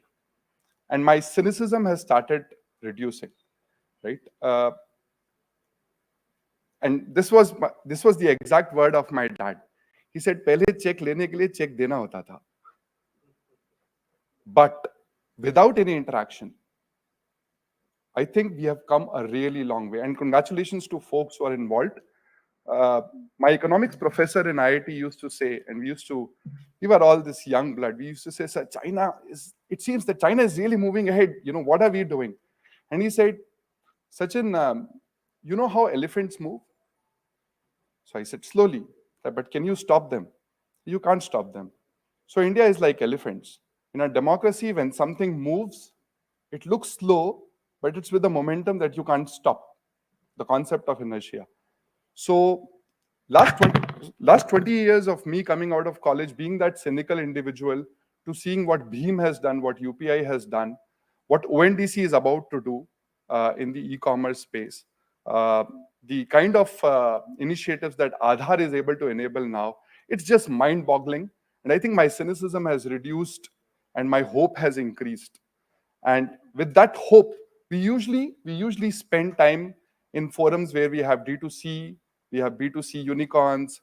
Last night I was sitting with Uber on how we can scale. But I'm sitting here with the hope that I think the time has come for entrepreneurs like us to come in and see that what challenges can be solved for the government. So the two perspectives I wanted to bring, one is of that cynicism young guy, the angry young man. I think that angry young man has toned down. I'm getting old. That's one. I'm getting more patient as an entrepreneur. But more beautifully, I think you guys have created that confidence that we can now come and start engaging because there is intent, willingness, and systems and processes in place to take it to the next level. So that's the first perspective I wanted to bring. The second thing I wanted to talk about was I've traveled to about 50 countries myself. I've been involved in, and mostly emerging geographies, countries in Africa, countries in Asia, Pacific, Middle East, and of course, all parts of India. And the problem of emerging economies are very different from the problems of the West. And that I understand as an entrepreneur.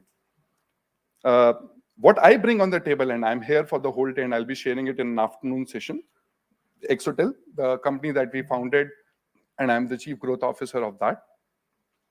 We solve problems around engagement or communication. So any of your projects which require digital engagement on mediums like voice, social media, somebody just mentioned it, WhatsApp, whether it's just notification or dissipating services through that or collecting data, those are the kind of challenges that we solve. So that is something that we know, and it'll be awesome if some of you have projects that we can discuss. And I'm happy to share our experience, learnings from what we have learned from companies like Uber, Ola, Meru, Myntra, Flipkart, how these people engage, and whatever we have done with them, we'll see that how we can transpose it to the government side. Right? We have also worked with NPCI. We also worked with some of the COVID information dissipation projects pro bono, just to make sure that everybody knows how technology works. And I think it was the need of the hour. So that's the first agenda. If any of you have curiosity around engagement, that how can we engage with our citizens better, with our users better, we have a plethora of experience across 21 verticals on how this is done, including some of the work that we have done with governments in India and governments across the world. The second is, now that that cynical guy is hopeful, I also want to learn from you guys that how do we engage with the ministries and administrations better, right? It seems like a maze on how do we engage on a project. I learned that example. It was a beautiful example. If some of you have read that book, Lean Startup, it's a beautiful book to read, which talks about small experiments, and as the experiments become successful, you can scale them. Somebody gave an example of a district level project which got to a state level project, right? So if, let's say we have an idea and there's a ministry or a department who wants to experiment with an idea, how do we start a pilot? How do we engage with you, start a pilot, and see whether it can scale or not, right? What are the avenues for us to engage with the government apart from forums like this is something that I am keen on learning, right? So those are the two things I want to talk about. I think it'll be a day full of learning for me, and whatever I have learned, I'm happy to share it with all of you. Thank you so much.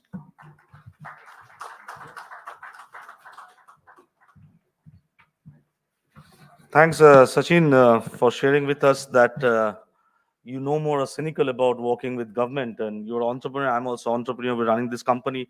I can vouch for it that working with government has become a lot easier thanks to technology and innovation. And as you have pointed out that you gave your example of your father, let's give example of how we can do KYC just using Aadhaar. You don't have to go to even banks, and video KYC can be done. Arish Sharma sir was here in the morning. He talked about Aadhaar. That has been a game changer in terms of hardly any of us go to bank nowadays. That has been transformation India has seen last 10, 12 years. Thank you so much. We have a special guest waiting for long, but I will now invite Dr. Per Erne Wikstrom, Counselor of Innovation and Science from the Embassy of Sweden. Huge round of applause for him. Let's hear from him. What are the areas where India and Sweden can collaborate more in terms of bringing transformation for governance? Over to you, sir.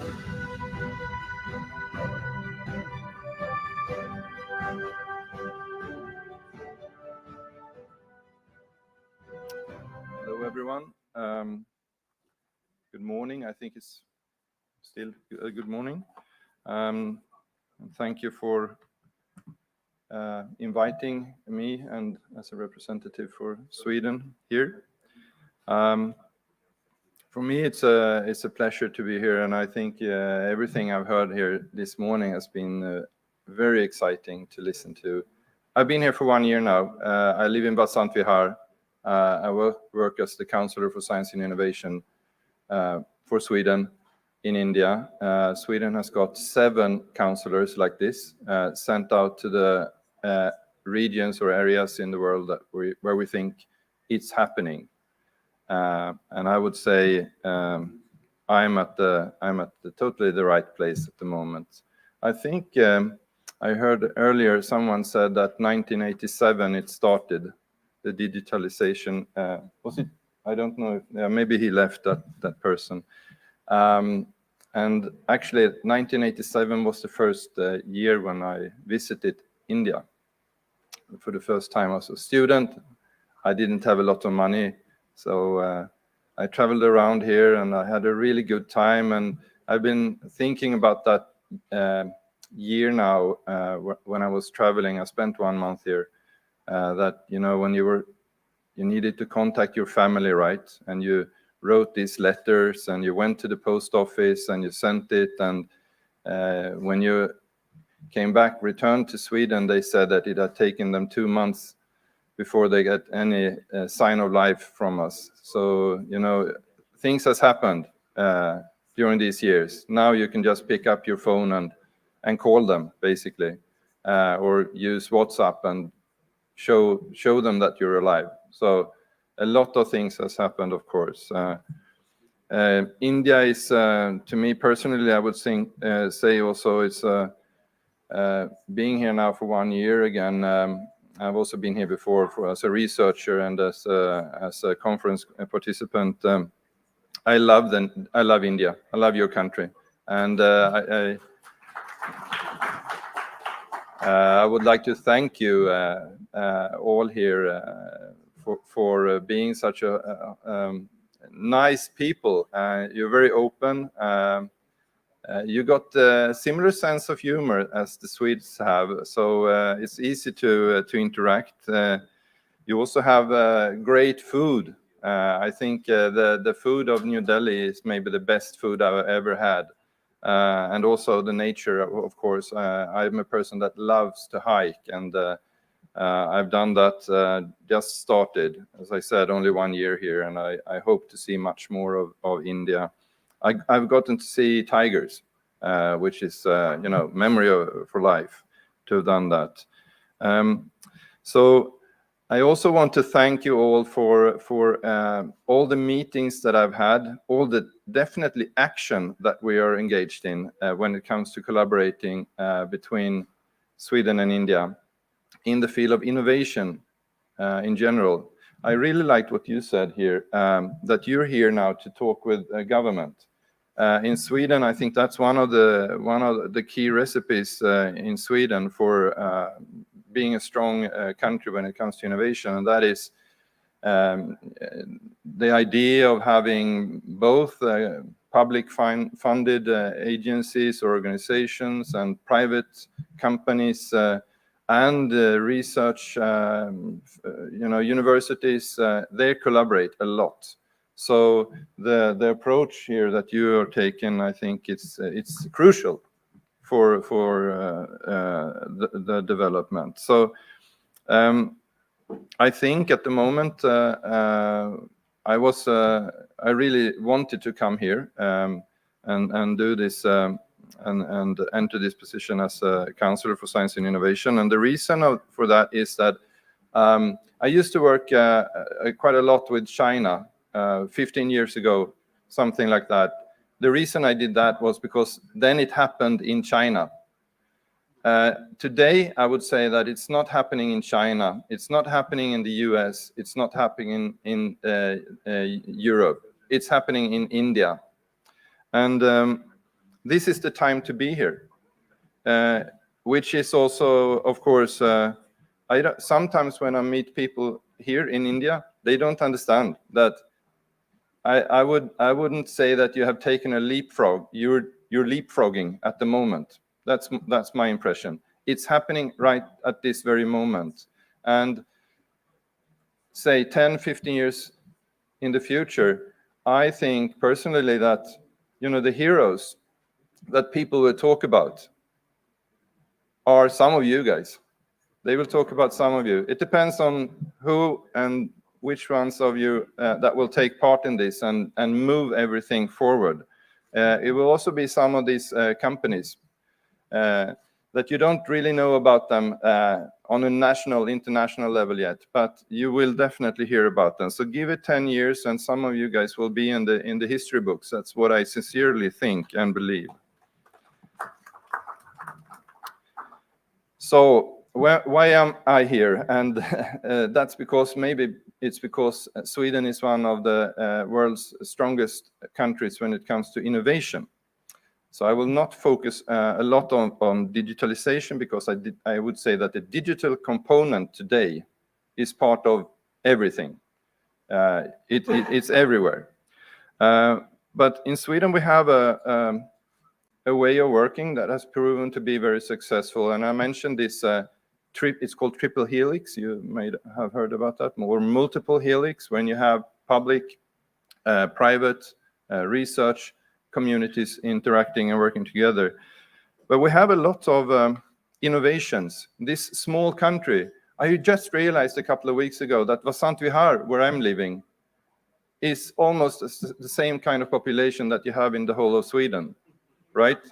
So Sweden is a really, really small country, but we have invented the zipper. You can check that the zipper is up. We have the pacemaker. Tetra Pak, you might know all these cartoon boxes where you have milk or juice and stuff like that. Safety matches, safety belts. I realize that some people don't use it in the back of the car here, though. But so safety belts is also a Swedish invention. And we also have in this tiny country. We have some really strong companies. We have Volvo, Scania, we have Ericsson, AstraZeneca, IKEA, H&M, and then more recently we have companies as Truecaller. You might have heard of all these, Skype, Spotify. All these are Swedish companies. So there is something that we have in this tiny little country that is working. And I would say that one of the key elements is exactly what you talked about. Meet people from different areas. And we use a concept that it sounds like something like we need to innovate the way we innovate. And that is also something that we're trying to do all the time, trying to try new ways, combine ideas in new ways all the time. And I can see This is also why I think that some of the heroes, future heroes, are here. I can see that, I can hear it, that there is a sense of urgency and eagerness in India at the moment, and that I think will be extremely important for the future. And so when it comes to the Sweden-India collaboration, I will just tell you briefly about that. So on research and innovation, the Swedish IT sector counts for about 60% of all new jobs in Sweden. So, I mean, the digital component, I would rather talk about the digital component, is in so many different aspects of society at the moment. I also thought about comparing 1987 and the letter I wrote and back to Sweden to tell them that I was still alive. Now you can just use your phone and do everything. You can do the payments and call people, and you know, and now it's on the wrist. You have it here now. So it's such a big difference if you compare it to back in 1987. We have a long tradition of collaborating with India, 120 years. And so strong relationships, strong bonds between Swedish companies, the ones that I mentioned to you earlier, and also the new ones, of course. And we also have, and I think this is important and good for you to know, that we have an agreement, a strategic innovation partnership agreement signed 2018 by Prime Minister Modi and then the Prime Minister Löfven in Sweden. And that one points towards certain areas of collaboration between our countries. So you can always come to me or to someone that represents Sweden and look it up, see what's it's about, and you can ask if we're interested in collaborating. And then we would have this partnership as a foundation from where we can start and begin our discussion. One of the reasons I really wanted to meet with you here is that I saw that we have a lot of representatives from different states in India, and I think this is important for you to know about. So the areas at the moment where we are focusing a lot in Sweden, where we have big strengths, I would say in 5G, 6G, Internet of Things, of course, data centers, cloud, edge computing, and also actually a lot about connecting different actors, companies, governments with each others. I just returned from Sweden last week to wonderful Vasant Vihar, and then I had brought Sapna Putti, that works for Office of Principal Scientific Advisor. And what we are doing is that we're trying to connect, building a motorway between Sweden and India when it comes to innovation infrastructure. So they are establishing different organizational clusters geographically in India. At the moment, I think there are 7. And what we're trying to do is that we're looking at Sweden as being number 8. So it will be easy for you to collaborate with Swedish companies. And in the end of this month, we will have a delegation coming in from Sweden interested in smart cities to meet with different stakeholders in these clusters. So please have a look at the Office of PSA's system, the innovation system. It's called Mantan, if you haven't heard about that, but it's just released, this system. And we think it's extremely important to collaborate on a infrastructural, from an infrastructural point of view. At the moment, we have several SMEs, startups in India, collaborating with Indian stakeholders. I will not go into that at this moment, but I can just tell you that going through the collaboration that we have with Office of Principal Scientific Advisor, looking at what we're doing, then you will also find possibilities to connect with these startups. And you can also contact us at the Swedish Embassy and me, of course, and I will help you with this. So finally, I would just like to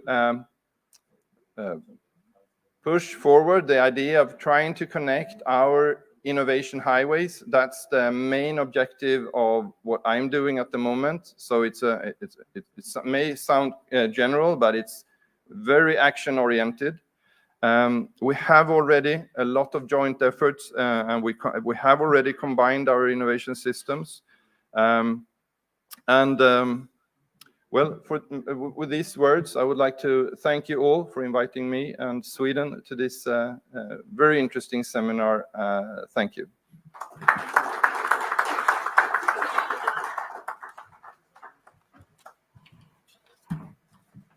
Thank you, Dr. Per Wikstrom. Indeed, there are a lot of areas where you can come and sit here, sir, if you want. Yes, yes. Why to leave a space? Yes. Yeah, true. Perhaps Vasant Vihar has got more population than Sweden. That also a challenge, that also an opportunity for a country like India, that where we use our population as a opportunity rather than seeing as a challenge. And again, technology and innovation can play a big role. And you said that there are a lot of things happening in Sweden. You talked about Spotify, Truecaller, all those things. But there are people who love some of the Swedish football players as well. Zlatan is one of them. So thank you so much, Dr. Per Wikstrom. And we have another guest with us for the inaugural. He has joined again virtually, a very senior IAS officer, someone who has done a lot of work, transformational work in his earlier avatar when he was in the Daden AP cadre, then in the government of India, Minister of Jal Shakti, who initiated the Casvin campaign, and now he is the DG of NMCG, National Mission for Clean Ganga. We have with us Sri G. Ashok Kumar, live joining us from his office. We welcome Sri G. Ashok Kumar. Thank you so much for joining us. Let's hear from you your thoughts on how technology and innovation can be leveraged more to ensure sustainable water management in a country like India. Over to you, sir. A huge round of applause for him, please.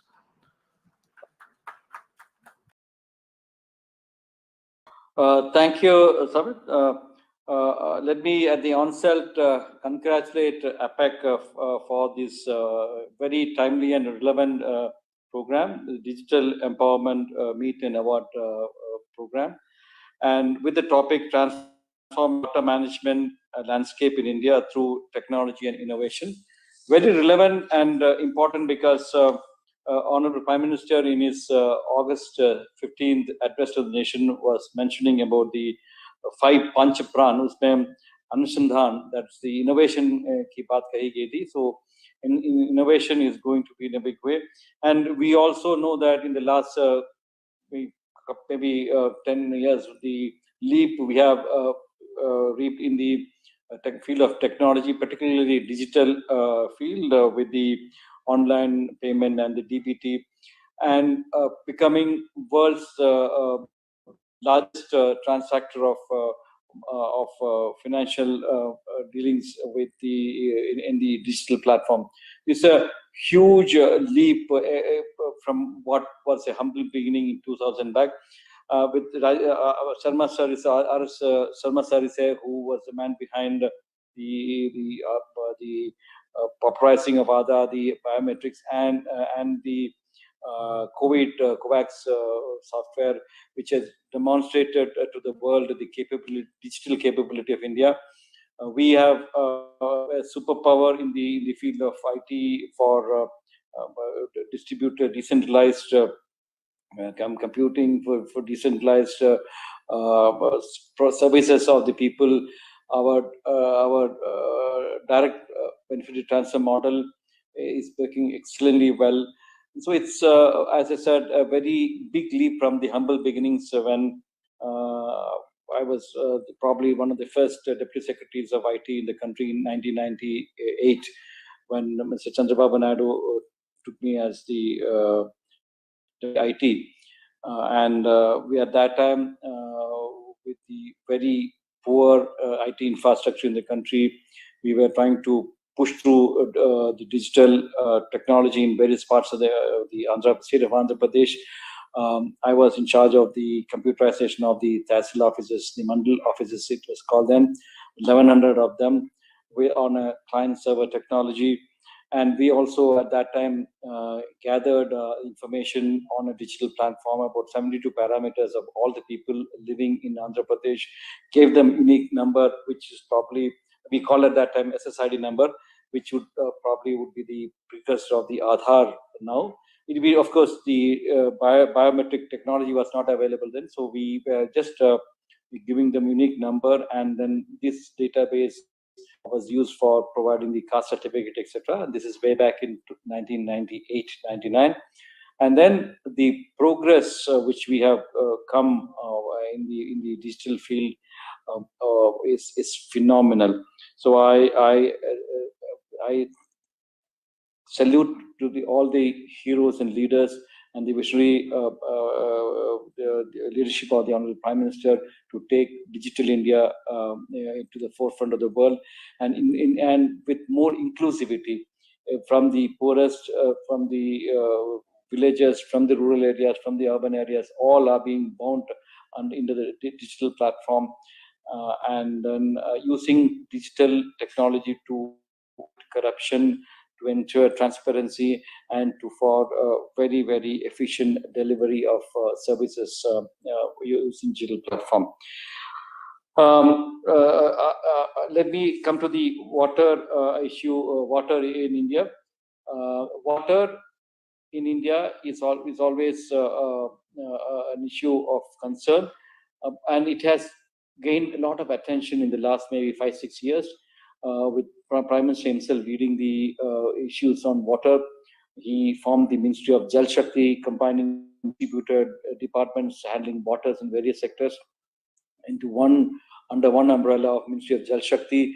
And also he himself started the campaign for the Swachh Bharat at that time to prevent the water pollution, except sanitation, which was one of the main causes of polluting the rivers in the country and the other water bodies in the country. So the Swachh Bharat Abhiyan, which saw thousands and millions of toilets being built to improve the water quality, and then the Jal Jeevan Mission, where we look at the supply of water for every households, and the Catch the Rain campaign, which PM himself had launched with the tagline "Catch the Rain where it falls, when it falls" as a supply side management. So, as I said, water is very crucial for the sustainability and development of the nation, because it's necessary for the people as well as for the economic activity. And we in India is having a problem of not of the actually really the shortage of water, but it is a problem of poor management of water. We are not storing as much water we should have done. Our per capita storage is very little compared to the other state countries. And even though we get sufficient rainfall in many parts of the country, we have not captured the rainfall, and our storage is very limited. We let the rain come off, and flow to the rivers and to the sea without getting stored in our aquifers or the water bodies. So there is a lot to be improved for the water management, the demand and supply side management, and with the poor water use efficiency in agriculture industry, there's another scope for improving the water use efficiency in these things to make better water security. Metering and metering is very bad, so we don't have, in fact, proper metering of water, and without metering probably things cannot be monitored, and without monitoring we cannot improve the water efficiency. So it's in a vicious cycle which happens. So this is where technology can be of great help. Digital empowerment is very, very paramount. The better water management, which in turn can lead to water security. So starting off with the elementary things, we should have a good database of the waters. We don't have much information of the various water bodies available under the Catch the Rain campaign. We had attempted to get the information of all the water bodies, geotag them, and with photographs to create a good database. The database of water is also distributed, and they have different units, so they are not able to talk to each other. The parameters are also different in different parts of the country. So we have to look at one set of database with a common platform to get information and to take decisions on that. So this is one major thing which the technology and digital India can help us in getting good database of all the water resources and the issues associated with the water bodies that can be taken up.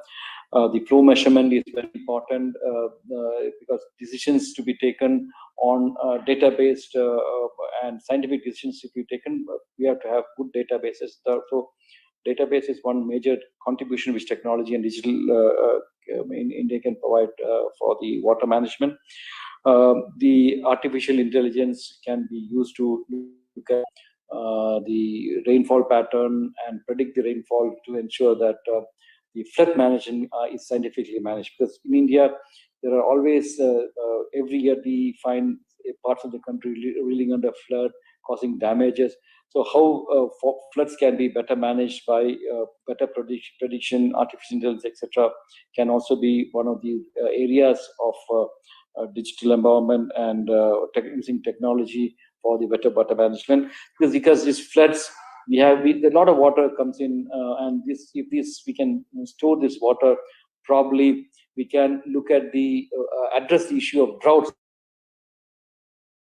In India, it always happens that during the rainy season, we have a lot of rainfall and the floods creating havoc, creating problems, lots of problems for the people. The water goes into the sea, and then after 4-5 months later, when the summer season starts, you have shortage of water in many places and tankers being pressed into service to provide drinking water. So can we look at a holistic thing, whether the water in the rainy season can be captured and stored so that this water can be used in the drought season, and this entire issues associated with tankers and shortage of drinking water, it can be addressed, particularly when the Honorable Prime Minister is pushing the Jal Jeevan mission, where the water is to be provided to every household at their houses. For that, we need to have water security, source sustenance has to be done. So this requires a lot of planning. And that planning can be aided and supported very, very heavily by the use of technology and innovation. So artificial intelligence, as I said, can be used to predict flood and manage the flood so that the people, trouble of the peoples are also addressed, as well as store the water for the summer purposes.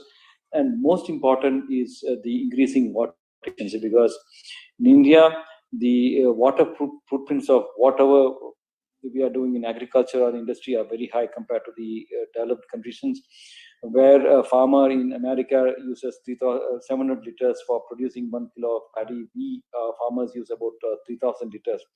So there is a tremendous scope for improving the water use efficiency in agriculture. Incidentally, 85 to 90% of water in usage in India is in agriculture sector. So at least a 10% of stage improvement in water use efficiency in agriculture, or 10% can actually provide as much water as is presently being used for all other domestic industry purposes. Because 89%, the remaining is 11%. So if you have a 10% saving of water, that's almost like doubling the availability of water for drinking and domestic purposes. So for that, we have to have a better technology to use the water in agriculture by reducing the wastage of water, by flooding the irrigation, etc. We have to go for probably micro irrigation. We have to use probably the latest one, the precision agriculture, etc., which is being used in Israel. Maybe far-fetched, but there is definitely scope for using technology and innovation for improving in the irrigation sector, in the agriculture sector, and which can in turn save lots and lots of water. So our water footprint can be reduced very much in the agriculture sector. Similar is the case in the industrial sector. Industry also wastes a lot of water. We have to do water auditing in industry and do process re-engineering required. Technology upgradation has to be done, and use this concept of 3 Rs: the reduce, reuse, and recycle, to ensure that the water usage in agriculture, in industry is reduced considerably, and water can be put to better use more efficiently in the industrial sector. Again, for this, the water usage has to be measured, metered. The water metering is very, very important for both this improving the industry, water in agriculture and industry. So there, technology and digital platform can play a very major role in ensuring the measurement of water, metering of water, or for very accurate and non-intrusive metering of water, which can help us generate data which can be used for improving the water use efficiency. And also, we also can use this technology platform to study the impact of climate change, because one of the major problems which India is facing recently is the impact of the climate change, the fast melting of glaciers and high intensity rainfall, etc., which is happening now. And there are models which can predict the impact of the climate change. And incidentally, the impact of climate change manifests most in the water, even though the mitigation efforts are more put into the energy sector, reducing the carbon fossil fuel, etc., is being put. But then the impact or the manifestation of climate change is mostly seen in water sector in the form of high intensity rainfall, reduced number of days for rainfall days, or frequent floods which happen, and melting of glaciers, etc. So there are models, scientific models, GSM models, which can be used to study the impact of climate change in water. And for that, your technology and the innovation have to be used. And one more very important aspect where technology can be used is in the reduction of wastage of water, particularly in the urban sector. The national, the non-revenue water in urban sector in India is very high, almost to the tune of 40 to 45%, whereas the NRM is only 4 to 5% in developed countries. So leakage, identifying the leakages of water and locating it and rectifying the leakage at a very short time can all be done through the help of innovation and technology, digital, etc. So there are umpteen for using technology and digital platform for improving the water management in the country. And I'm happy that today, with the experts in this platform, we'll be discussing many of the things, and we'll come out with solutions which are of the need of the hour and can help in improving the water efficiency, use efficiency in the country, and ensure that there's water security for the nation. Thank you. DG, NMCG, Government of India, for sharing its thoughts on how technology can be leveraged for the water sector, increasing water use efficiency and water areas. Again, industry and government can come together. Thank you so much for sharing your thoughts with us. This brings us to the end of the inaugural session of the second edition of APAC India Digital Empowerment Meet and Awards. I request Sanghamitra Mohanty, co-founder of APAC News Network, to come on stage and hand over the Digital Governance Leadership Trophy to Sri Manu Srivastav, Principal Secretary, Government of Madhya Pradesh. A huge round of applause for him, please.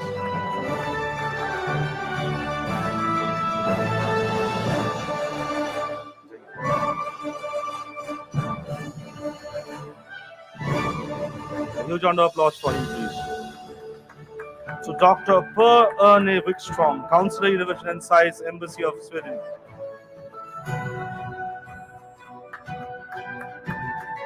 And the speaker memento to Mr. Sachin Bhatia, Chief Growth Officer, Exotel.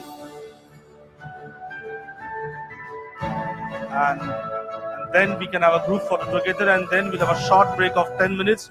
I request all our esteemed delegated speakers to join us in the expo area for tea, and then it will be followed by a special address by Mr. Ashwini Kumar, Advisor BRICS.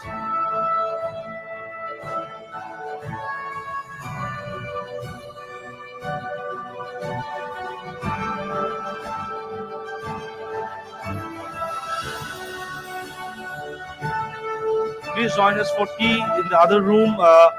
It will be followed by a special address by Ashwini Kumar, Advisor BRICS.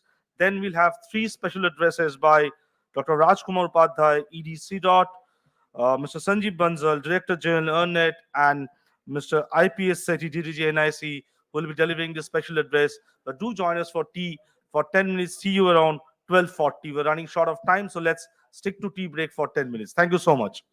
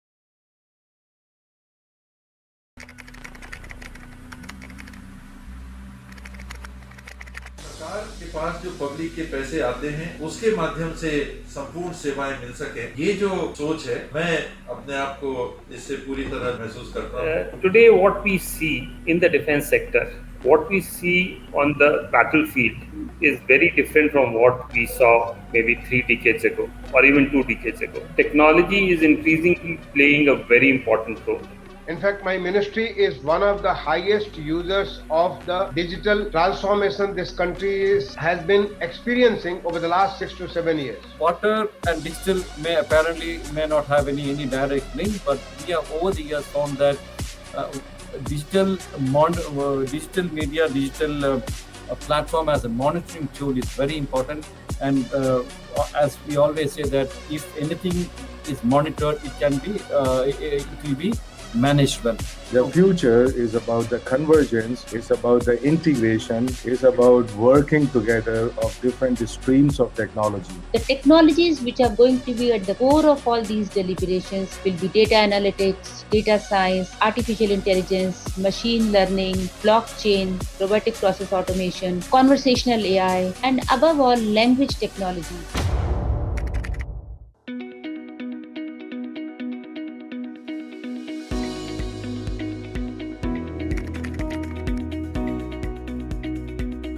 India is all set to realize its $5 trillion economy.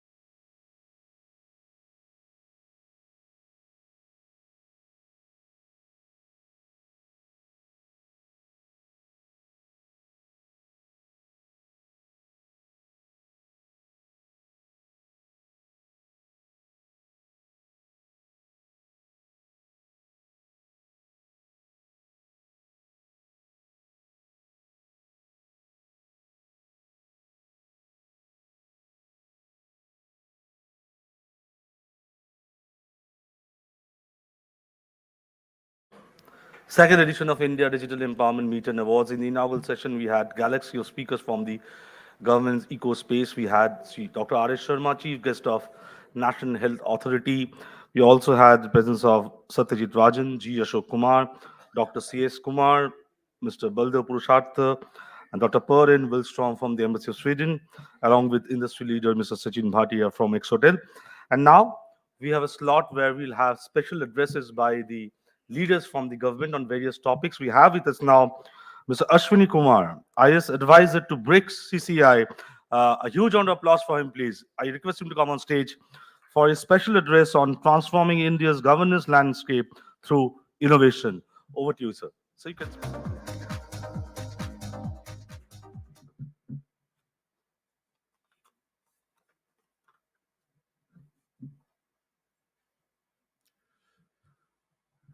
Good afternoon, everybody. I reached here about an hour ago, and I was listening to the panelists. And one of the things he asked that how come the private sector, what are the ways that private and government sector they can collaborate? So I would like to tell my story in that, in that response, and everybody would be having an idea, because telling about the schemes what government is implementing, everybody has, fair idea what government is doing. But I would like to share my personal experiences. I did my BTech from IIT Madras. And, in IITs, most of the students, they want to go abroad. And they always crib that India, this thing is not good, that thing is not good. And they would be going to US or other universities when they get the first chance. I also had, similar dilemma, but I thought, if you have problem in your house, either whether you run away or you fix the problem. So I thought, I'll fix up the problem. I will stay here, and I will try to do something for my country, or at least I will give it a honest try. So I got into preparation of civil services, and I was lucky enough to get into IAS. And I joined one of the remotest part of the country, Assam. Assam, Dhemaji. Dhemaji is one of the wettest place in the country. It is so flooded. So I was, very curious that 4 to 5 months flood camps are running. It's a very, very backward area. What am I doing here? Then slowly I realized that people, they are facing, very, very tiny problems. They are just struggling with problems like, health, education. Getting an institutional delivery is a challenge in that district. So I started doing little things. I had read a broken window theories in my academy, where you try to fix small things to bring a bigger change. So once after I completed my subdivision posting, I got a chance to become Joint Secretary, Information Technology Department. And being a smaller state, I got 3 more departments: SAD, GAD, and AR&T. General Administration Department, Secretariat Administration Department, and AR&T Department. And there were a lot of schemes being implemented by IT department, like e-district, data center, and there was national e-governance plan which was into motion. And we had a very good team of specialists from IT sector. That was SEMT team, and there were very brilliant people working in NIC. And I realized that these people are very brilliant, but they're not delivering anything because they are not being guided properly. So apart from implementing the regular projects, I started focusing on other departments, because IT is not about IT department. IT is about everything. If you implement a small IT innovation in any other department, you can bring a sea change. So I realized one thing there. In Assam Secretariat, in one day, around 3,000 people come in one day. Around 1,000 people in one day during 3 hours, 10 a.m. to 1 p.m. And there were around 7 to 8 people who used to issue passes to them. And in that process, there were long queues. And by 1 o'clock, not even half of the people could get into Secretariat. And most of the time, there were some people who were very frequent visitors. They got the chance to visit the Secretariat. So I requested my Principal Secretary, sir, that I would like to do a electronic pass system there, so that people, they can apply for coming to Secretariat, to meet officer, to lodge their grievance, and they don't have to stand in queue. Because if we can do it electronically, nothing like that. He gave me a green signal. So I started working on that. And I still remember, like every day I used to go at 8 o'clock in the morning. All the data operators, all the people who were issuing manual passes, we trained them, and they were replaced as data operators who were, some of the people, they didn't know how to apply. So they used to come on Windows. So they used to apply them electronic pass. So everybody was trying they were very, very reluctant to do anything. And I used to go there and I used to do the work like it is my own work. And there were around 140 supervisors in Assam Secretariat. All the car passes, all the other kind of necessary permissions in the Secretariat, everything was done manually. And the reason for doing manually was that nobody was trying to do anything on computers. They were saying that we are old people, we cannot do anything. So I told them that I have enough manpower from SEMT and NIC, and the applications, all the applications were developed in-house by NIC, and necessary technical support was given by SEMT. And these 128 supervisors, we trained them every day. Like in a roster system, I told them, till you get trained, I will not leave you. I used to come to my home around 8 o'clock in the evening. So around 2 months, my entire personal life was destroyed. Coming to Guwahati, I used to think when I go to Guwahati, I will enjoy my life. But getting into this system, it was more, it was a very, very pathetic condition. But I had taken about that I will do it. In government, it is not about doing big things. It is about doing small things and having that determination that you will bring that change. You will not step back until that thing is done. So after like 4 or 5 months, when the system got stabilized, I went to my district as district collector, and there was an award which was instituted, CM Chief Minister Award for Excellence in Public Administration for innovation in new schemes, so that all the government schemes can be made more transparent. And I got a Chief Minister Award along with my entire team. So that was a big push to me, where 1,000 people in a day, if you take around 20 days in a month, 60,000 people are coming to the Secretariat, and these 60,000 people, they are the one who are more proactive. So we had a database. We developed a MIA system, and thereafter we realized that 25% of the entire people who were coming to Secretariat, they were from health. They were coming to meet officials in health department, and around 35% were coming into education departments. Two departments, around 60% people, visitors, they were coming, and there were some frequent visitors, and we could find out like what they were doing. In fact, our fellow police officers, they were very happy that it was a more secure system which was developed.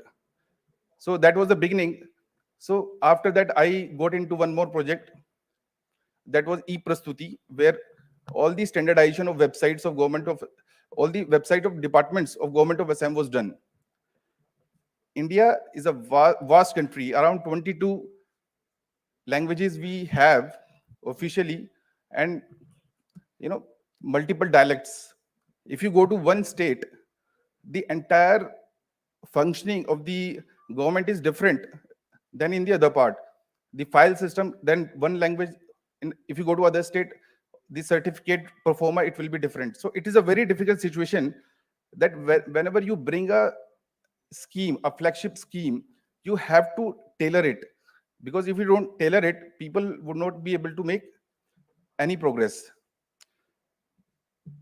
Having that uniformity in the government, that should be the motto, but that is a huge challenge. When you open a computer and you want to access a website, when you want to access any service by the government which is being provided, or you want to know something, if the websites are different, every day you will be struggling in finding out where is that particular matter where I want to look about. But if it is a uniform structure, people are more comfortable. They would be very comfortable. Around more than 50 departments, if they know website of one department and the other 49 departments, they can access very easily. So that was one more project which we did, where all the websites were standardized. And when I was doing my district training, my DC sir, he told me that in our country, all the people in private sector and government sector, everybody is bringing, new policies. And when I was preparing for my civil services also, we used to think about what new we can bring, what can we do innovation. When I did my preparation, there were n number of schemes. Multiple schemes were being, duplicated. So I thought these many schemes are already there. What new needs to be done? So I thought I'll go with the answer that I will implement whatever is already been planned. Because if you plan it properly, there is no need of new scheme. We are a country where excellent schemes are being, drafted, and they're being passed, but they are not being implemented. Bringing small changes will bring a huge change. That was the thing I learned. When I joined my district, I tried to develop a health management system. In that health management system, we were just tracking. If you see all the IT applications, we are just trying to communicate. We are just trying to make both the people, the service provider and the person who requires the service, together. We are trying to bring them together. That is all about IT. We are not able to do that properly. Doing that has become a challenge.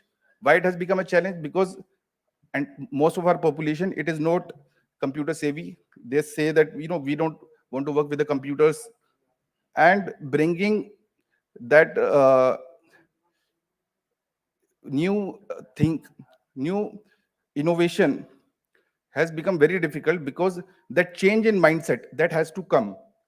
And once this mindset it comes, there will not be a problem. Now we are talking about machine learning, we are talking about blockchain, we are talking about artificial intelligence.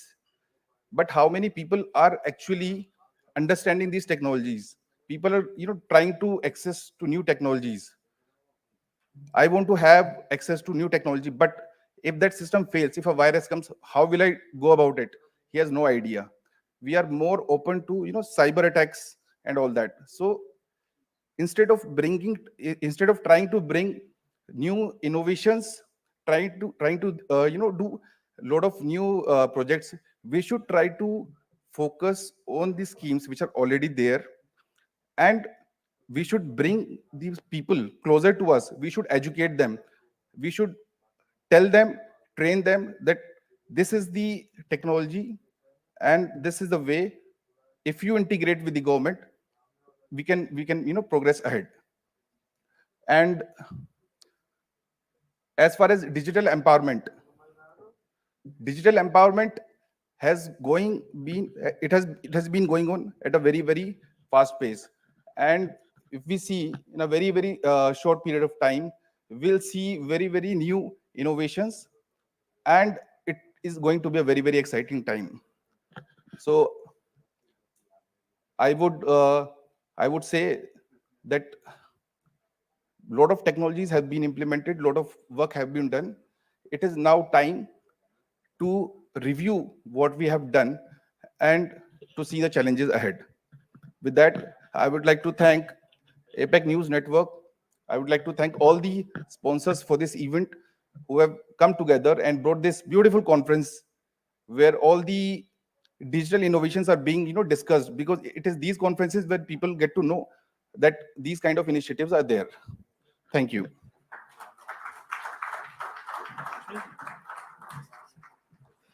Thanks, Mr. Ashwani Kumar, advisor, BRIC CCI, for sharing with us his thoughts. And as you have rightly said, it's not always about doing big things, but doing a small thing which can make a huge impact. Thank you so much for making that happen in the state of Assam. I request Sangamitra Mohanty, co-founder of APAC News Network, to come on stage and hand over the Digital Governance Leadership Summit Award to Mr. Ashwani Kumar. A huge round of applause for him, please.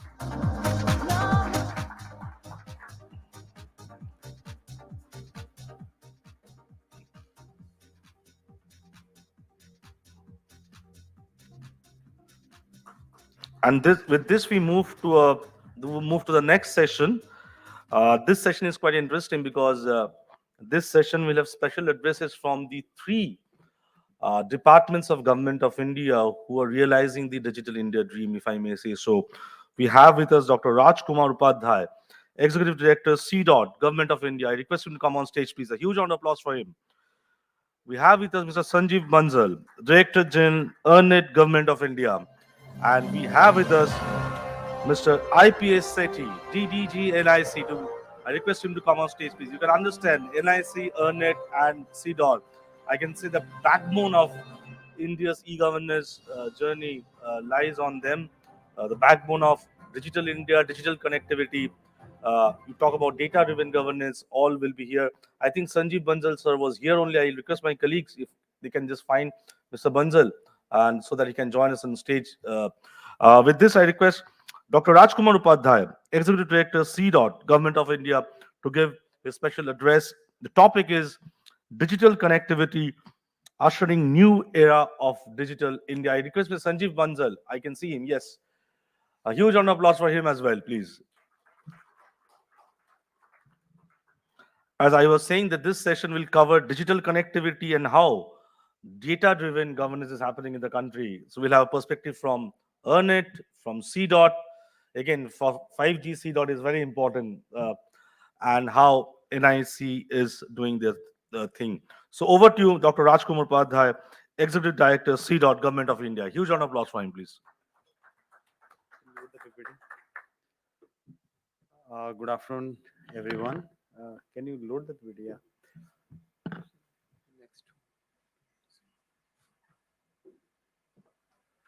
I think a lot of it would have been covered because I joined late, but nevertheless, I thought to reemphasize the 9 pillars of digital India. So primarily starting from connectivity to manufacturing to universal availability to creating jobs. So this was the vision of the government when the Digital India scheme came, that we will provide information to everyone in a very democratic manner, and this should lead to efficiency. This should lead to bridging the digital divide, and this should also see that some jobs are created. So I think some of the major programs, Aadhaar, eSign, UPI, Digital Locker, Jan Dhan, National Digital Registry Mission, eBhasha, and the bottom two I mentioned because government also is working very hard that the manufacturing happens in India. The PLI stands for Production Linked Incentive, wherein if you manufacture in India, government gives you a cashback of up to 4 to 6%, and then DLI is design-led incentive, wherein if you manufacture in India and also the design is of India, so you get 1% more. In terms of barriers to digital India, yes, because this was the thinking of the government, but we have many barriers, especially in rural areas, difficult terrains to be handled, lower disposable incomes in the rural areas, connectivity issues, and vernacular language content. No commercial, unless because the private entities won't go to these areas because they are commercially not viable. So what did government do? And government has many schemes to overcome these challenges. So few of the schemes I would like to say. One of the scheme is USF, Universal Service Obligation, wherein the government collects 5% of the revenues of the telecom operators, and that money is replowed to the development of the areas in the remote areas. So many schemes are there in terms of pilot project, in terms of new technologies, in terms of, and recently Government of India has said that 5% of the earnings of the USOF will go to R&D and telecom R&D. That's a very big boost, and it will definitely help our ecosystem, startup ecosystem, and the industry in terms of giving the R&D. And you would have noticed Honorable Prime Minister in his speech on 15th August added a new slogan, Jai Anusandhan. Much of incentive is being, emphasis is being given in the R&D also. So USF approximately 1,27,000 crore they have collected, and approximately 70,000 they have already spent on various schemes.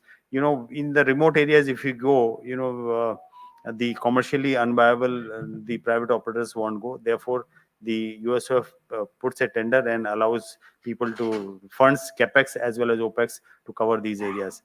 The other big scheme is the National Fiber Optical Network. As you may be aware that almost part of the scheme, the government came up with the National Broadband Plan, and later on it was called NOFN, National Optical Fiber Network. Part of this, Honorable Prime Minister has announced that we will go to each and every village of 6,40,000 villages we have. So each and every village will get fiber. The schemes are already there. Approximately around 1.8 lakh villages are already fiberized, and now shortly there may be a tender for how to operationalize this, because putting a fiber and still the distribution part is not taken care. So we place the fiber in the village and the distribution is left open to the. So the government is coming up with a scheme that how to fund the distribution part also in terms of revenue sharing this, so that you don't have to really put a lot of money, and all the infrastructure will be made available to you, and some of the revenue you share with the government.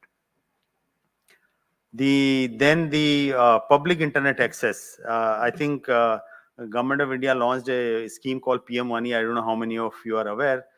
PM Money scheme emphasizes and aims to create public Wi-Fi hotspots in the country. So there is a target of creating 10 million hotspots as a just beginning. The PM Money actually allows the hotspots in all public areas.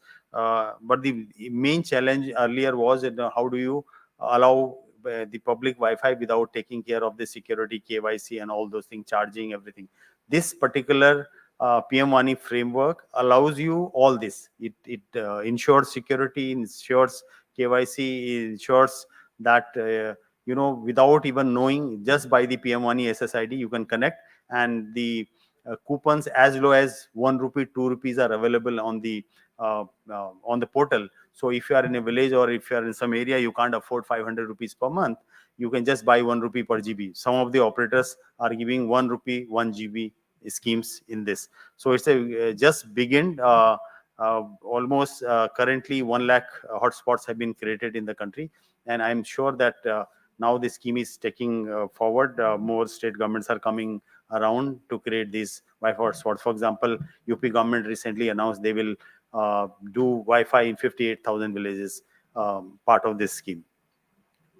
Then LW area, left-wing extremist area, government has been regularly funding, starting from 2014, some 3,500 crore were spent. Then 2016, 275 crore, 2017, 7330, and in the last cabinet meeting very recently, 2,500 crore was allotted to BSNL for connecting the balance 25,000 villages. We still remain unconnected. So there is many efforts are happening from the government side in terms of bridging this digital divide, so that the benefits of the digital India do not remain only in urban areas, they also go to the rural areas. So part of since I am the head of CDOT, so I thought I'll also put up some of the technologies what we are doing. We currently work in all the areas of telecom and security, right from telecom switching to optical to software, security, wireless, and the network management. And out of 1,81,000, approximately 1,40,000 villages are powered by CDOT technology today. The NMS, the network, complete 6,40,000 villages are monitored in the central platform called NOC, where we get the visibility of each village, that whether the village it is working, not working, number one. If it is not working, what is the problem? It's a power supply problem, CPU problem, solar panel problem. And also this NOC gives you what is the download, upload happening in that village, because that is the key outcome of this scheme, that unless until people are able to use this particular network, so the NMS provides us the complete India visibility from a center place. We have an app also. I think it's not open to public yet, but there are efforts that it will be open to public, wherein you can see the status of any village, what is the download, uploads happening in that village, and whether that village fiber is working or not working. So we work in switching, we work in optical. We have various products. I won't go into those details. We also work in the security area. We have lot many systems for the cyber security of the country. We are responsible for detecting the malicious and the threat which are emanating from various other countries, and show them on real time basis, and alert the organizations which are getting affected from this. This is a very important thing I would like to say, that there was a great push of becoming Atmanirbhar Bharat. The Honorable Prime Minister said that so much of talent we have in our country. Most of the IPs are generated here, and they go out, and it comes as a product to you. So why is not that this talent produces IP for the whole country? And this challenge was given to us somewhere in 2020 during the COVID time, saying that India should have its own 4G, 5G. And I'm very happy to inform that the 4G technology and the 5G technology has already been developed by CDOT, and radios have been developed by Tejas, which is a Tata company now. And together with TCS, Tejas, and CDOT, we have already received a commercial order from BSNL for pan-India launch in the country. So soon, why I'm saying BSNL, because BSNL goes to the villages where others may not go, because it is public, funded. Recently, you may have noticed in the newspapers, 1.64 lakh crore was given to BSNL. Why it was given? Because the universal service obligation, those kind of commitments are done by BSNL. So we will be launching our own India's own stack 4G and 5G very soon in the BSNL. I think as quickly as October, November, this service will be launched using completely indigenous technology, right from radio to software to core to everything. It's A to Z indigenous. And this will be a big boost, because currently, if you look at the electronics and IT, the trade deficit, what we have in the electronics IT alone is around $65 billion. The Honorable Prime Minister have been telling, not only you should produce for the country, you should export. And I'm sure that, once this gets launched in BSNL, we'll also supply to other private operators as well as in the global market. So just to run around, these are our optical products which we supply to, which is powering BharatNet and other like RailTel and BSNL. We supply these optical products both in access as well as transport. We have network management system. As I said, it is a asset agnostic. It can work in water, it can work in electricity. Today we are monitoring through this 6,40,000 villages. All are not connected. So the which are not connected, it shows not connected. 1,80,000 villages update you can get state-wise, and complete details you will get on your tip on the app. These are our routers and switches. This is another important I would like to say, because I see many in this August gathering are from different states. This is one of the security concerns. Why did we get into our 4G 5G? Because the telecommunication is the most critical infrastructure.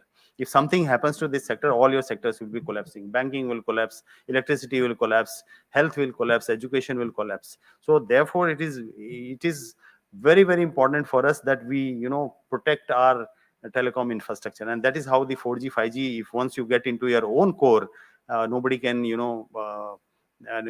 penetrate into that. And you would have seen that many of the some of the vendors were banned in some of the countries because of the security breaches. So another big breach can happen on the router. We have noticed that routers are also vulnerable, because these are all connected on IP, and in no time the routers can be brought down, your network can be brought down. So therefore the completely indigenous all kind of routers, including terabyte routers, multiple terabits are also available and is deployed in many places. Wireless solutions, Wi-Fi, right from Wi-Fi 4, 5, 6 are available. And this is one I would like to, because from the state governments, very senior officers are here. This is a very important, see what happens in your village if you don't have, where is it? Work? In this it is not working.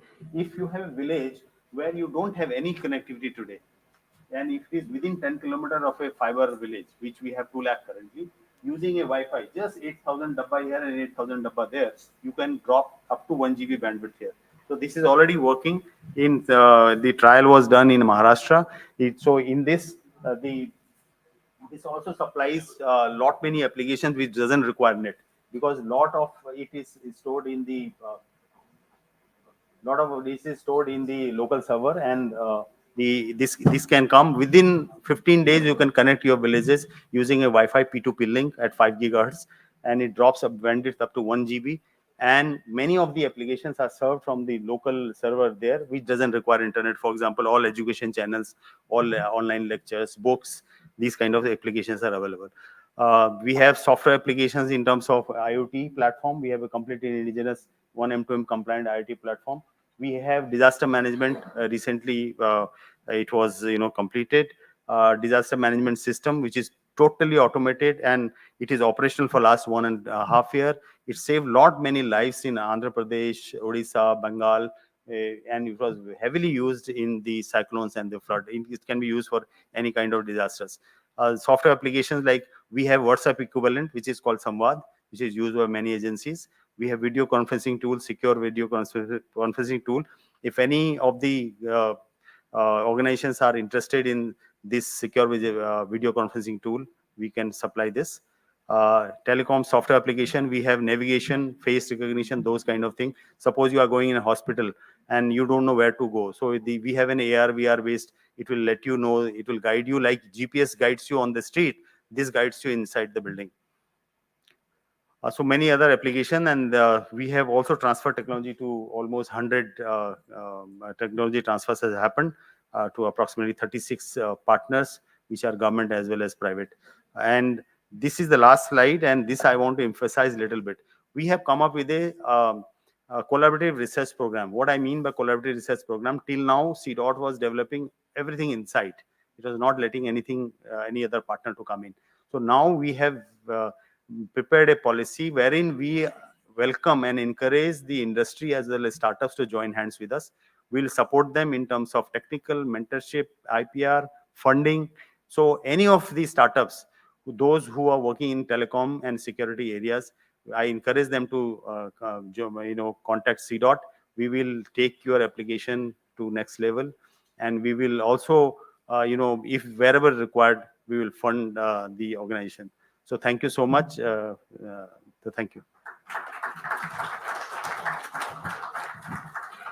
Thank you so much, Dr. Rajkumar Upadhyay, Executive Director of CDOT. You have all seen what kind of remarkable work that's being done by the CDOT. In the beginning of this session, I said the beauty of this session is that we have three people together in this session, which signifies Ministry of Electronics and IT and Ministry of Communication. And these two ministries and these three departments, that's why I said it's a backbone of India's e-governance or digital governance journey, because without CDOT or EarnNet or NIC, you can't even think of doing something in governance ecosystem. And that was an exciting presentation. I'm sure delegates who are present here will be interested to interact with Dr. Upadhyay as well as Mr. Bansal or Mr. IPS Sethi. From Minister of Communication, let's shift to Minister of IT. And we have with us a leader from the EarnNet, Dr. Mr. Sanjeev Bansal, Director General, EarnNet, Government of India. And we all know what kind of important work being done by EarnNet. So let's hear from him. A huge round of applause for him, please.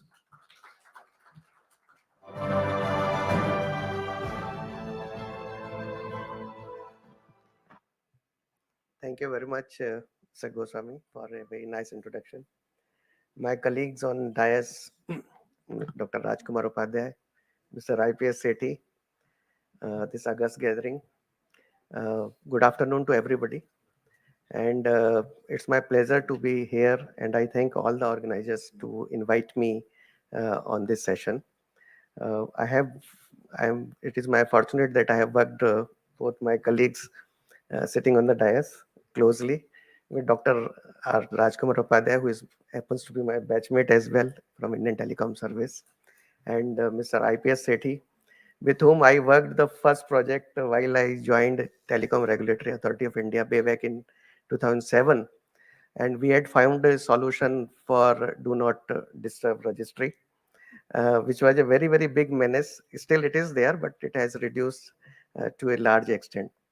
So with both of them, I have worked, and I am perhaps the common person out of the who have worked in telecom ministry as well as presently working in Ministry of Information Technology, Electronic and Information Technology. And this topic, digital connectivity, ushering a new era of digital India, is a very, very important subject, because digital connectivity is not a vertical, it's actually horizontal, supplying to all the verticals, whether it is education, whether it is a health, whether it is transport, agriculture, industry, whatever you name. Without connectivity, nothing moves actually in this country. And I happens to be a connectivity man right from beginning, joining my service way back 1992. More than 30 years have passed, and started my career as a SDO telegraph, laying overhead wires through poles beside the roads, and connecting the villages, and connecting STD through 3-channel system, 8-channel system, those kind of thing, 2 Mbps later on. And particularly working in remote and inaccessible areas, and when you are connecting all those villages, and the kind of hope and the welcome which you used to get from the villagers, it was really truly inspiring. And as Mr. Ashwini Kumar said, chota chota things say you can do bigger changes. So from that, starting from rural area, from Datia district in Madhya Pradesh, coming to Bhopal, and then Ghaziabad to BSNL corporate office, to Telecom Regulatory Authority of India, to now electronic and IT. The journey has been very, very fantastic. And we started with electromechanical exchanges, where you used to dial from the rotary dial, and once you will dial 0, then that Strauger exchange will go 10 times up. Then you will dial 5, then it will go horizontal 5 times, and that way connectivity used to take place. Now with the 4G and 5G kind of technology, sea change has come actually in the time. And if we look at the COVID-19 situation, even though it has done a lot of damage to the society, but as far as adoption of technology is concerned, it has been a boom, particularly to India. Uh, what we could have achieved in maybe 1 decade time, we have achieved in 1.5 or 2 years time. Everybody has adopted the technology presently, and everybody is working. They are very comfortable working online mode, whether it is education, whether taking a remote consultation from the doctor, or connecting to every. Now a normal person can easily set up video conferencing, video calls, etc. And the way our population is utilizing the applications like YouTube, and skilling themselves. Even our player, Mr. Neeraj Chopra, has said that I have learned javelin throw from the YouTube. What is the art of throwing the javelin? So that gives a lot of proud to us, that how far we have come, how quickly we have adopted our technology, how much it is actually benefiting to our masses, and because it is bringing a lot of innovation, and lot of talent is coming. With the change of a lot of language translation tool, we are able to now bring all those talents which was there in rural areas, which were feeling handicapped because of the language barrier, etc. Coming to this 4G connectivity and computers, of course, they have changed a lot in last couple of years, last 5 years, I can say. And in 4G, even though in mobile technology we were the late adopter, but once 4G came, we are the, I think, biggest 4G user in the world. And data download, in the morning session, Dr. R.S. Sharma ji has said that every user presently is using more than 15 GB or close to 17 GB data per month per user. So those kind of download is there because of the high speed and because of the applications which we have been able to build. As far as it is said that a well-connected nation is a prerequisite to a well-served nation. Once our remotest part of the country, remotest villages, they are able to connect, and we are able to deliver e-government services to every citizen. targeted social benefits and financial inclusion that can be achieved using a better connectivity uh, in the country. Digital India Mission, as has been told many times, it is a vision which was launched by the Honorable Prime Minister on 1st of July 2015 with the three broad key areas. One was the providing digital infrastructure as a source of utility to every citizen, governance and services on demand, and digital empowerment of every citizen. And Dr. Upadhyay has brought out 9 pillars of from the Digital India. Out of that, three main pillars, that is broadband highways, universal access to mobile connectivity, and public internet access program. So you can see out of the three pillars, out of the 9 pillars, 3 pillars are dedicated to the digital connectivity, because it was clearly thought once we have the robust connectivity, we can do wonders in terms of economic development, social development, and economic development of our country. And since morning, we have been talking about Jandhan, Aadhaar, and mobile.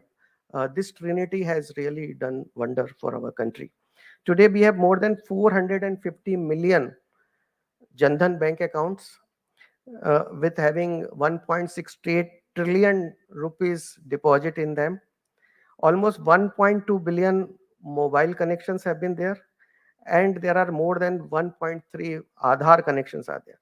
So because of that, we are able to give digital connectivity, identity, and the ease of doing and with the affordable manner to every citizen. And as a result, as a gentleman from Sweden was telling, India has not leapfrogged; it is actually leapfrogging. So we are going at very, very fast pace. Uh, with but we have to see that how this entire thing was possible, uh, because of this large scale opening of banks, or proliferation of Aadhaar.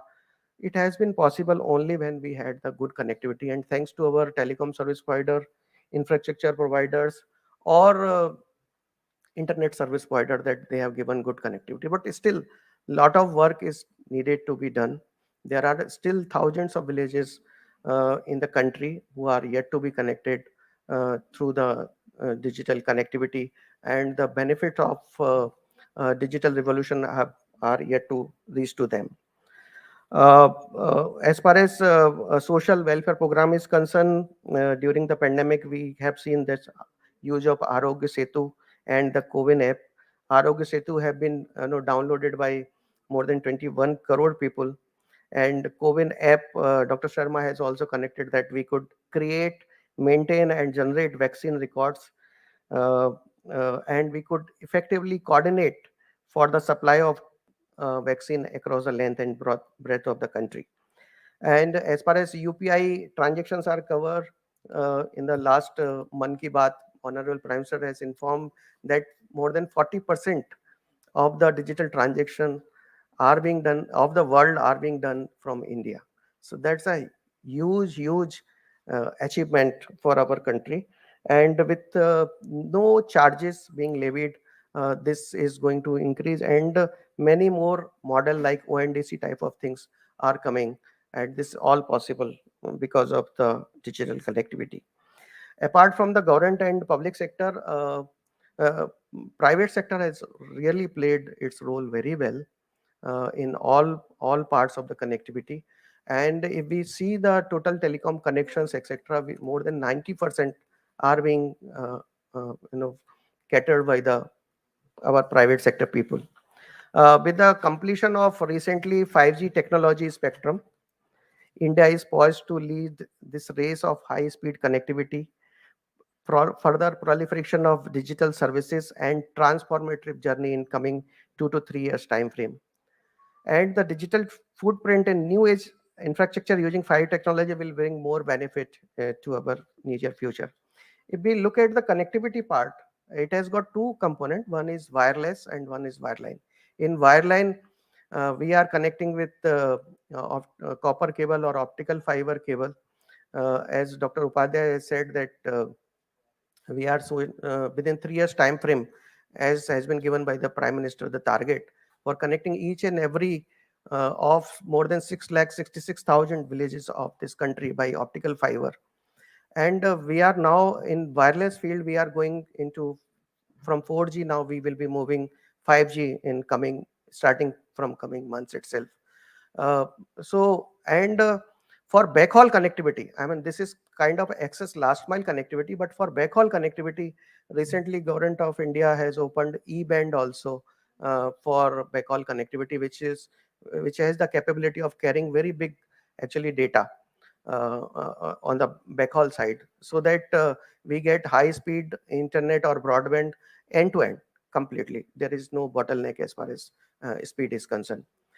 And the last part, which is in those areas where we are not able to reach because of cable or because of the line of sight condition for microwave, etc., we are moving to satellite connectivity.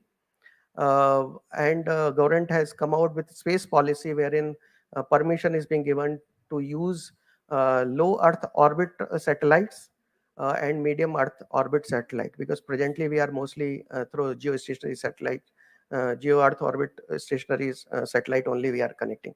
So once that will come, it will really is going to do wonders, particularly in remote and inaccessible areas where you will have direct connectivity using the satellite broadband connectivity, high speed broadband connectivity.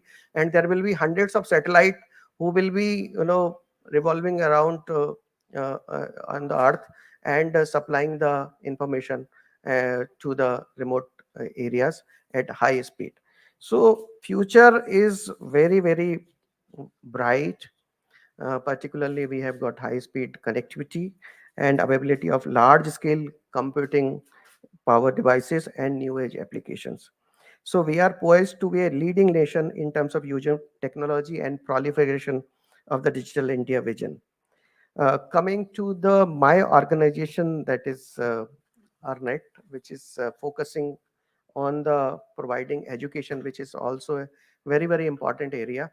uh, Connectivity is very important, and we have taken on ourselves to go particularly in those areas where we are underserved or unserved so far, and we are connecting a big network of the schools and colleges, so that we are able to address a part of the problem that teachers who are not going to who are not able to go in rural areas or not going to rural areas, or good quality of teaching is not available in rural schools and colleges, etc. We are connecting schools through network, so that one teacher from one place, good teacher from one place, can address or can take classes of 70 to 80 schools in an interactive mode, so that anybody can raise any question and doubt, and can be addressed from there itself.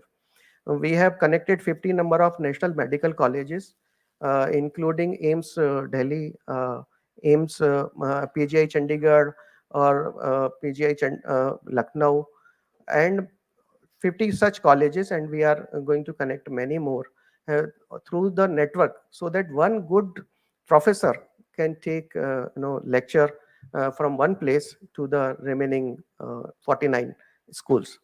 As far as going to the rural area or inaccessible areas are concerned, have connected schools, education institutes in remote areas. We are present in all 11 islands of Lakshadweep group of islands. We are connected, we are present in many islands in Andaman Nicobar and northeastern area. So we are trying to do our bit as far as connecting through the education institute are concerned. We all aware that education is a basic human right and core element for the sustainable development goal. It is the theme of the United Nations fourth sustainable goal, which seeks that we have to ensure inclusive, equitable, quality education to promote lifelong learning opportunity for all. So in order to have inclusive education, we are converting several websites, particularly of Education Institute, in the accessible format, so that those students which are person with Divyangjan or person with disability, they are able to access the content which are available on website, whether is blind person or hearing impaired person, they are able to do. So we have so far we have converted more than 700 such websites. And we have, as far as connectivity of schools and colleges are concerned, we have done thousands of colleges and schools so far. Uh, uh, and in the new education policy, emphasis has been given to have the hybrid uh, mode of education. So you can have online as well as connect through offline, just like what is being done in this present session also. So for connecting hybrid, it is very, very important that we have to have a good connectivity in our schools and colleges. And we have to have a good infrastructure also.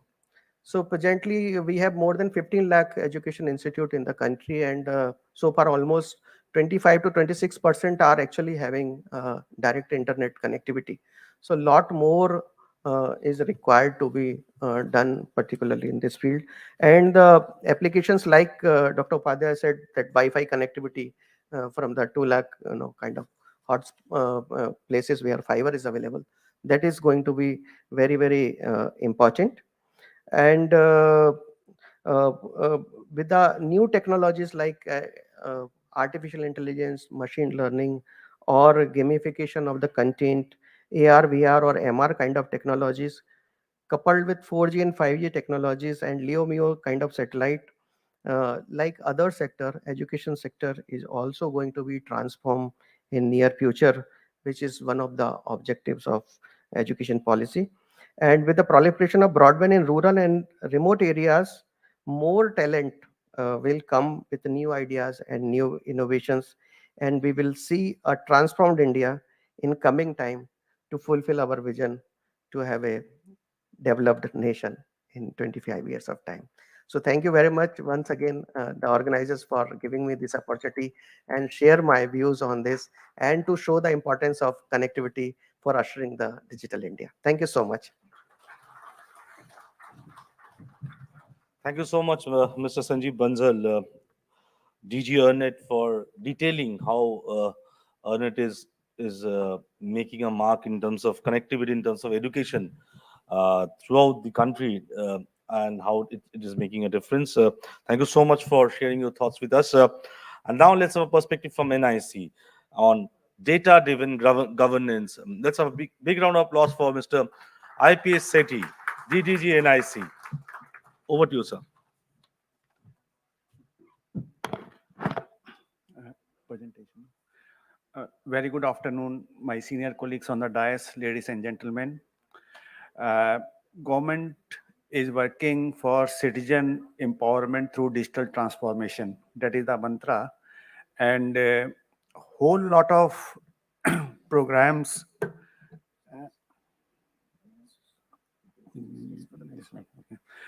Whole lot of programs and schemes are implemented by government at various level, be it a central government, state government, or district administration, for the welfare of people. And tons of data is getting generated. So petabytes of data is getting generated, and these data to be put for meaningful use, so that we have effective measurement of volume, output, and outcome of, so that the government has informed decision, and decision making is taken properly. So the analytic monitoring of plans and scheme of government at various level through one consolidated dashboard with anytime and anywhere access. Earlier, we used to have a bulk reporting. People used to have 132 column stationery, 80 column stationery, used to print a lot. People are going through it. Now time has gone that on a single screen, everything is available. Data is coming automatically through APIs, no human intervention, and you can quickly have a meaningful decision. So the key focus area is the government implements welfare programs and scheme at various level for citizen benefit. Effective monitoring of such program scheme is imperative at different level through identify KPIs, key performance indicators, measuring the outcome and impact of the project so as to take appropriate decision and actions. So data-driven governance key drivers are comprehensive dashboard with defined roles, data collection through APIs automatically. You say night 2 a.m. my data should come to my server. It's automatically, no human intervention.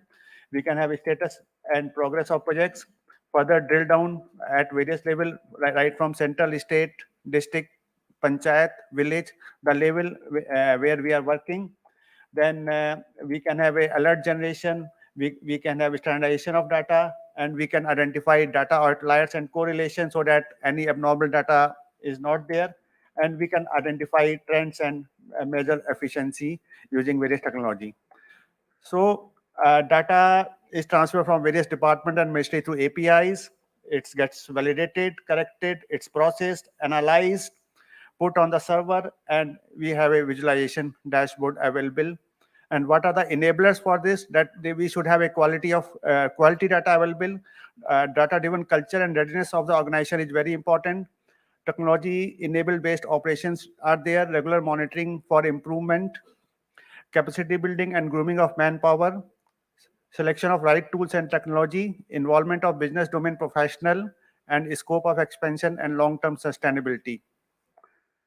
So why we need dashboard? It facilitates in data-driven governance and decision-making, act as an enabler to improve service delivery, enhance efficiency by the saving of for data collection and insight generation, drill down facility for better understanding of information, unmask the opportunities for planning and implementing new initiatives, data collection and integration from multiple sources using APIs, and foundation for application of advanced analytics using machine learning algorithms.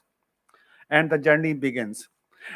Everybody knows that Ministry of Electronic and IT in 2006 launched ambitious National E-Governance Program, NEGP.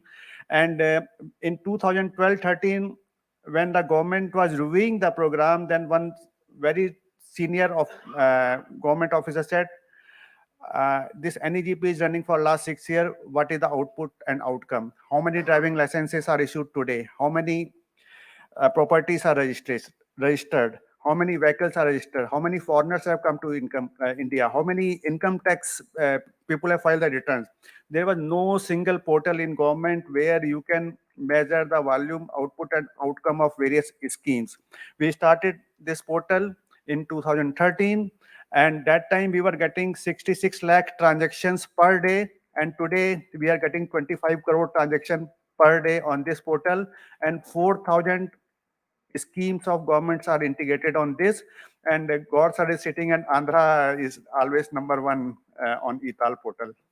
So, and we can have a very effective monitoring of various schemes, that how the flow and things are moving. And if you can see the graph, that the growth is going from 266 crore in 13 to 10,000 crores worth of, this is a volume, not amount or anything. This is just a volume of that.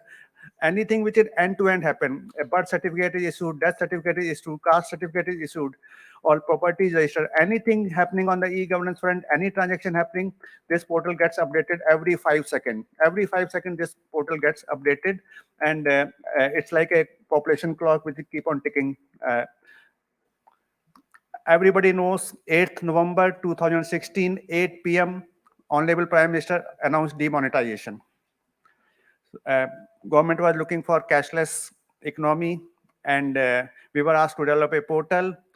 And so this portal was developed, and 16 modes of digital payment transaction. Anything and everything you are doing digitally and paying through NEFT, RTGS, credit card, debit card, UPI, USSD, BHIM, gift cards, or you are crossing through the highways on toll plazas, FASTags, you are traveling on metros, anything you are doing digitally, it's get recorded here.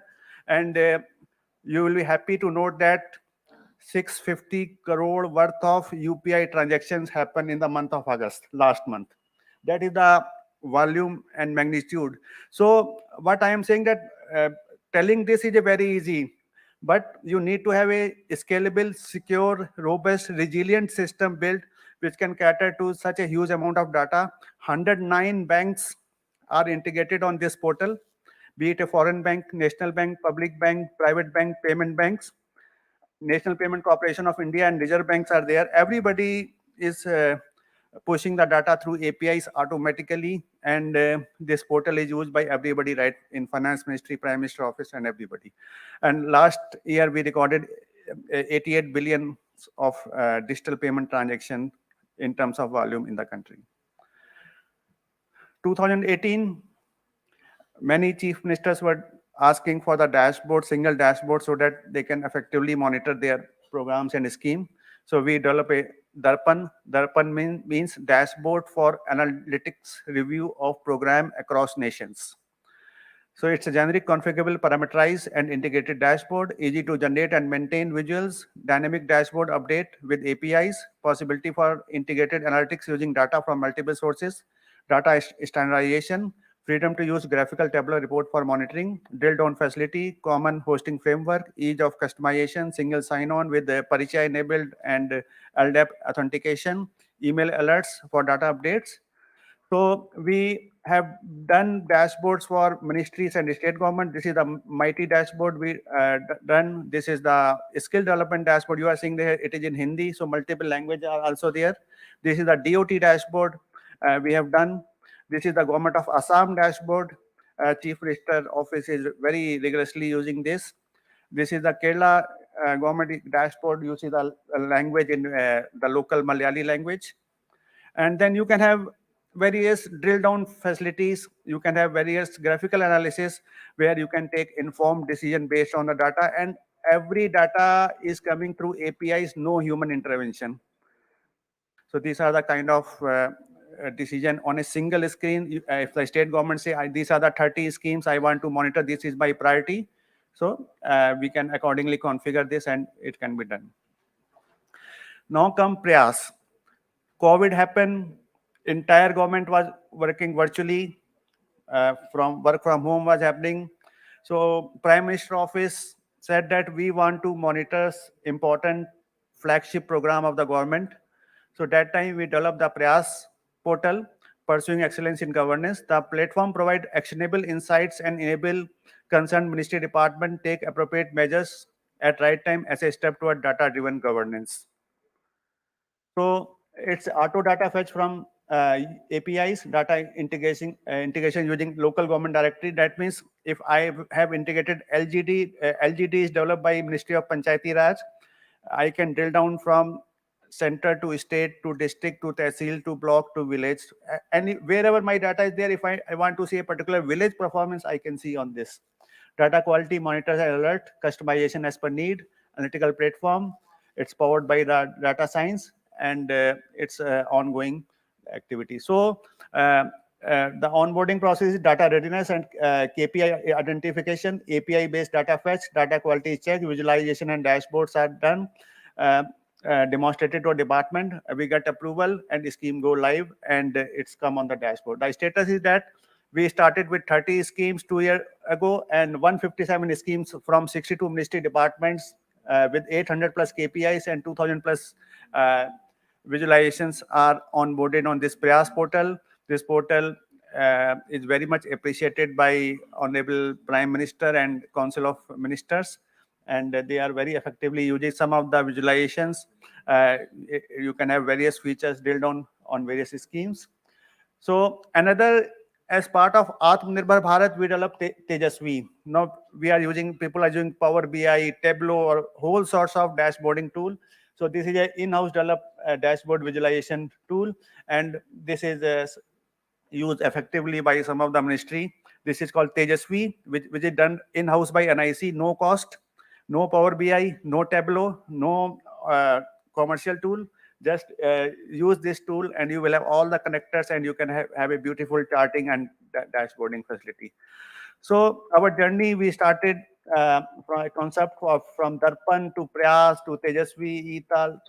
So data-driven governance can only happen that if we have a meaningful and quality information and data sources are there, and we can take very informed and quick decision based on the available data. Thank you very much. Thank you so much, Mr. IPS Sethi, DDJ NIC, for sharing with us the journey of data-driven governance in India from Etal, Darpan, remarkable, truly. I request Mr. Rajneesh, the consulting editor of APAC News Network, to come on stage and hand over the trophies, digital governance leadership trophies, to our esteemed speakers. We'll start with Dr. Rajkumar Upadhyay, Executive Director, CDOT. A huge round of applause for them, please. To Dr. Rajkumar Upadhyay.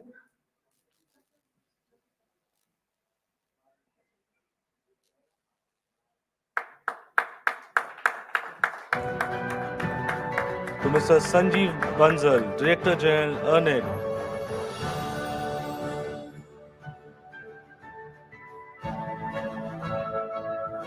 and to Mr. IPS Sethi, DDG NIC.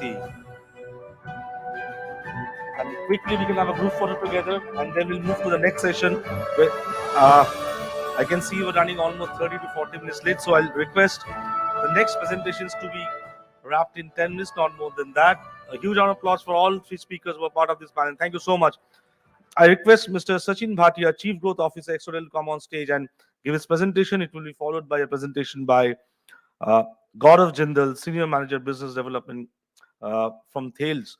And after those two presentations, we have a very exciting panel discussion before lunch. That will be on states leading in digital empowerment for citizen-centric service, challenges and opportunities. So a lot of exciting discussion will happen for sure. Over to you, Sachin. Thank you. Thank you. Observing the three gentlemen, a phrase came to my mind. I think you are the Trimurti or the Tridev of Digital India. It is mind-boggling the kind of projects that have been done. It's mind-boggling the scale that you guys are handling, and being an engineer, I'm fascinated by what is happening in the corridors of those companies. Okay, as the organizer said, I will keep it very, very short. I will not read from the slides. There are things that I want to talk about, but I just have, I think, one idea that I want all of you to leave with before we leave this session. I'm going to talk about engagement with citizens, and I'm going to draw a little bit of parallel with what's happening with us as consumers. Okay, a little bit of stats first.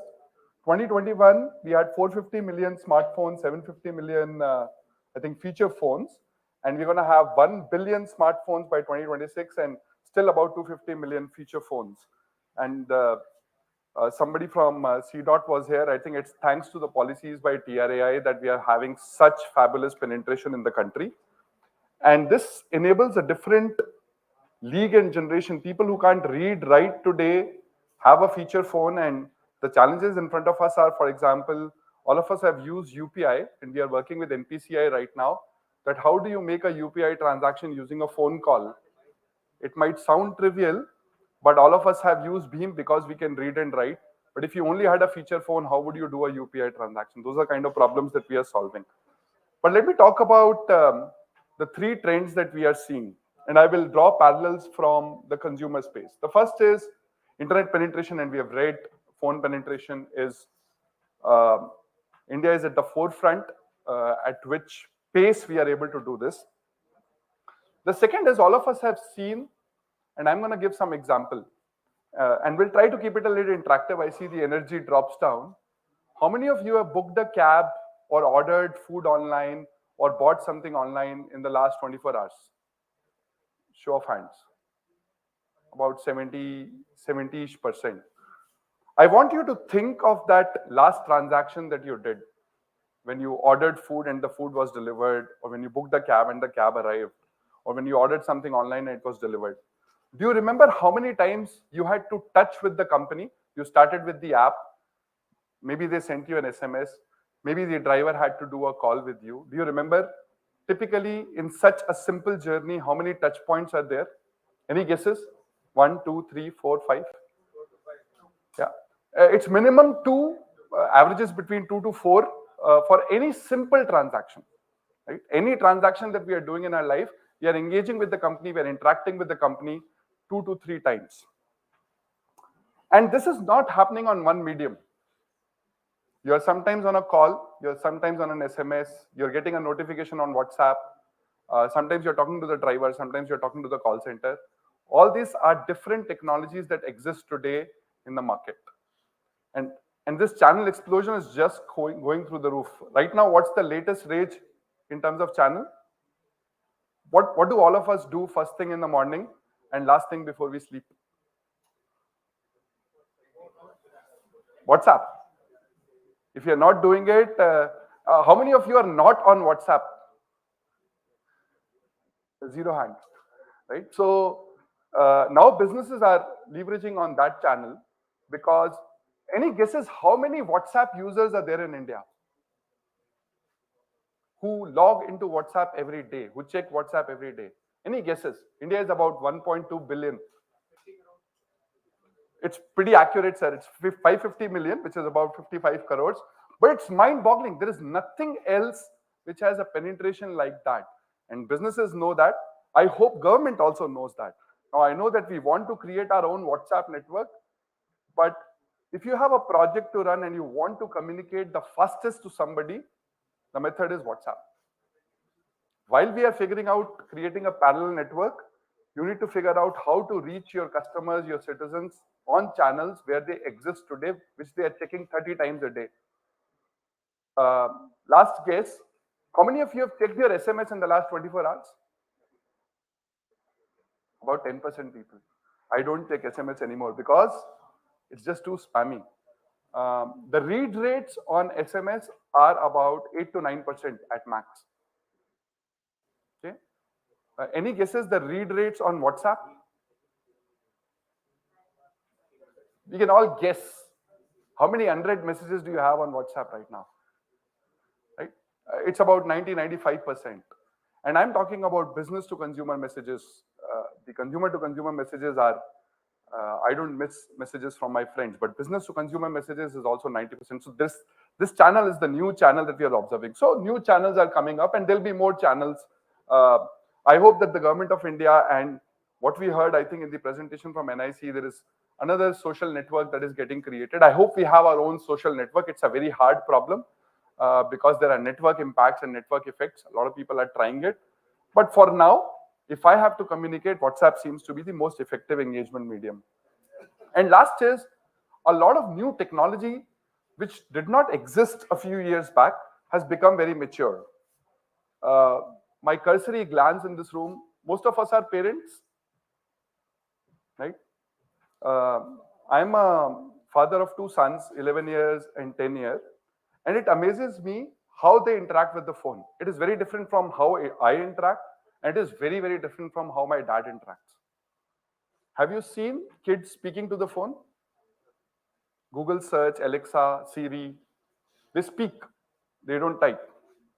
Even if they can write, but speaking is much more effective and much.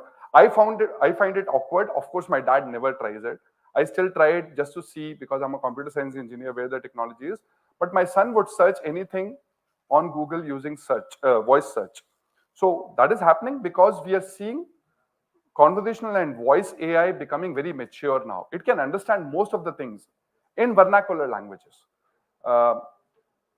You also have natural language understanding concepts.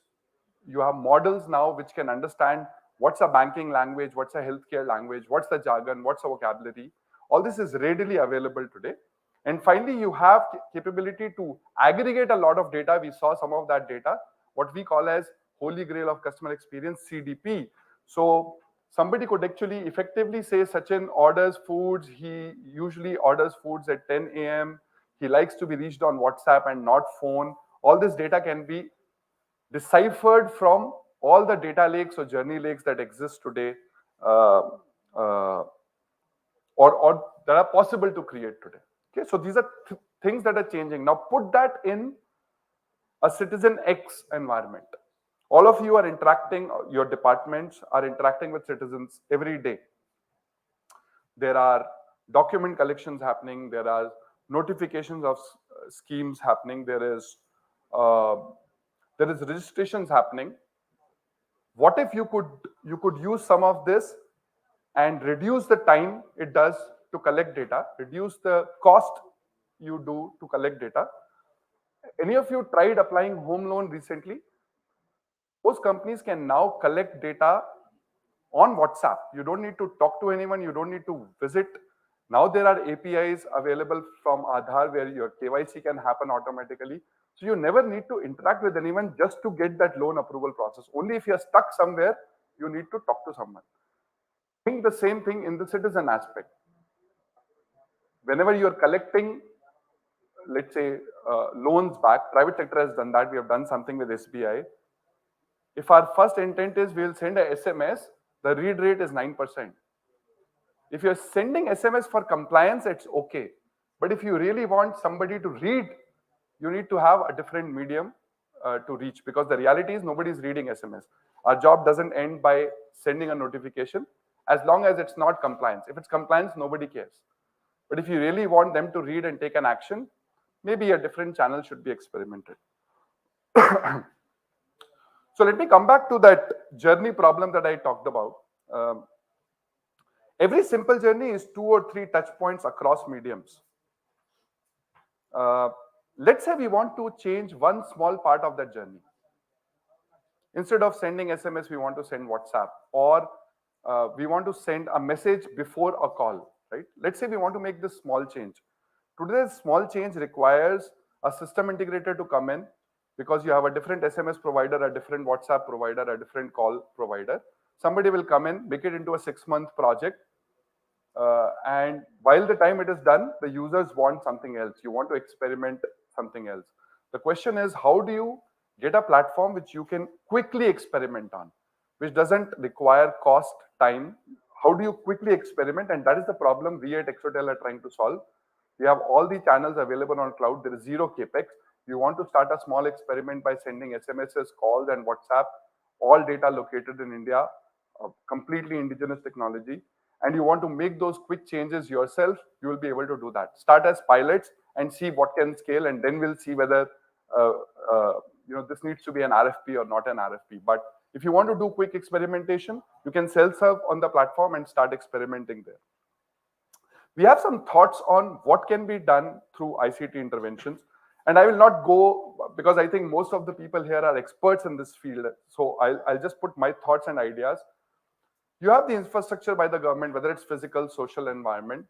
And then the ICT intervention can help you improve governance, improve operation and maintenance, improve asset management, and of course, citizen interface. Those are areas where we feel ICT intervention can really, really impact. And we have seen that getting impacted in some of the projects being discussed.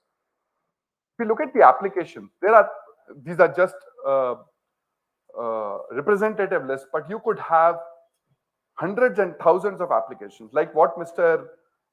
IPS Sethi was presenting. Today, the dashboard, you need to go and pull information. What if every morning the ministry gets, the most important KPIs right on their WhatsApp, so that everybody is aware? Now, that might be a priority, that might not be a priority, that could be an experiment, but more data consumed means more better decisions, right? So any area of application, engagement is extremely critical. We are beyond times when you only wanted CRM systems or ICT applications to be done where a data operator can enter and information can be stored. Information has to be dissipated, there has to be engagement. If there's no engagement, the data is useless. So think in your areas, where are you interacting? I was talking to somebody from Assam this afternoon, and this was a power generation company, not even a distribution company. Distribution is what talks to the citizens. And I said, how do you collect information from your vendors? How do you hire people? If your hiring requires resumes to come in, somebody scanning through it, why not just put a link and people can give that information on WhatsApp or whatever channel you prefer, and that would reduce the total time that you're taking. So think where engagements can happen and how much time and cost can be reduced because of that. We want to introduce the concept of command center. I think smart cities had this model very well laid out, and we have worked with a few smart cities. All of you are aware of what is command center. So you basically have all these services being dissipated or serviced through a command center in a state or a specific body. And then all those are the use cases that the command center today serves. This is part of the smart city model that exists today, right? So whether you want to collect voice of citizen, you want to run surveys, you want to run emergency services, a few projects were discussed. All this is done by what is called as the command center. And we today have a module which can help. We call it the full stack customer engagement platform, which can help you run the command center. At the very base level, you have channels as an API. So you could, somebody was talking about data as an API. You could now, today we process about 20 million calls every day. And these are all API calls. These are not somebody making a phone call. And a good example is the Uber driver call or a Ola driver call that you do. All that is done on our platform. So somebody presses a button and 2 calls are generated. The number is masked. You don't know the other side's number. and you're talking to each other, right? So the communication layer can send messages across mediums, whether it's SMS, WhatsApp, phone calls, all that is available as an API. Your systems can access it, your applications can access it. If you have applications, you want them to be communication enabled, you can use the API layer. The second layer is when you want a human intervention to happen. So if you want a set of call center agents to be connected to the citizens are coming in. Let's say there was an IVR and now you want it to be routed to a certain department. All this is handled by the contact center layer, which is running over the communication API. And finally, we have the conversational AI layer, which is the future. So what is going to happen in future is you will receive a notification. You can respond to that notification and talk to a bot. And if the bot is not able to solve your problem, you will get connected to the agent. That's the future. Nobody will straight away connect to a human being. It is not needed. It's gross misuse of human intelligence. If all you're answering is, what's my bank balance? Bank balance can be dissipated by a bot. Where is my order? That can be told by a bot. But when you are an emotionally charged situation, where is my money? Or why has the order still not come? If you want to vent out frustration, anxiety, that is when you require a human being to come in, calm you, because only human beings can support you emotionally. Machines cannot, at least till now. Right? So think of human beings as your last line of defense, and you can have conversational bots and start automating 5%, 7%, 10% of your inquiries, and all this can be done in vernacular. By the way, we are working with WhatsApp. A lot of people cannot type.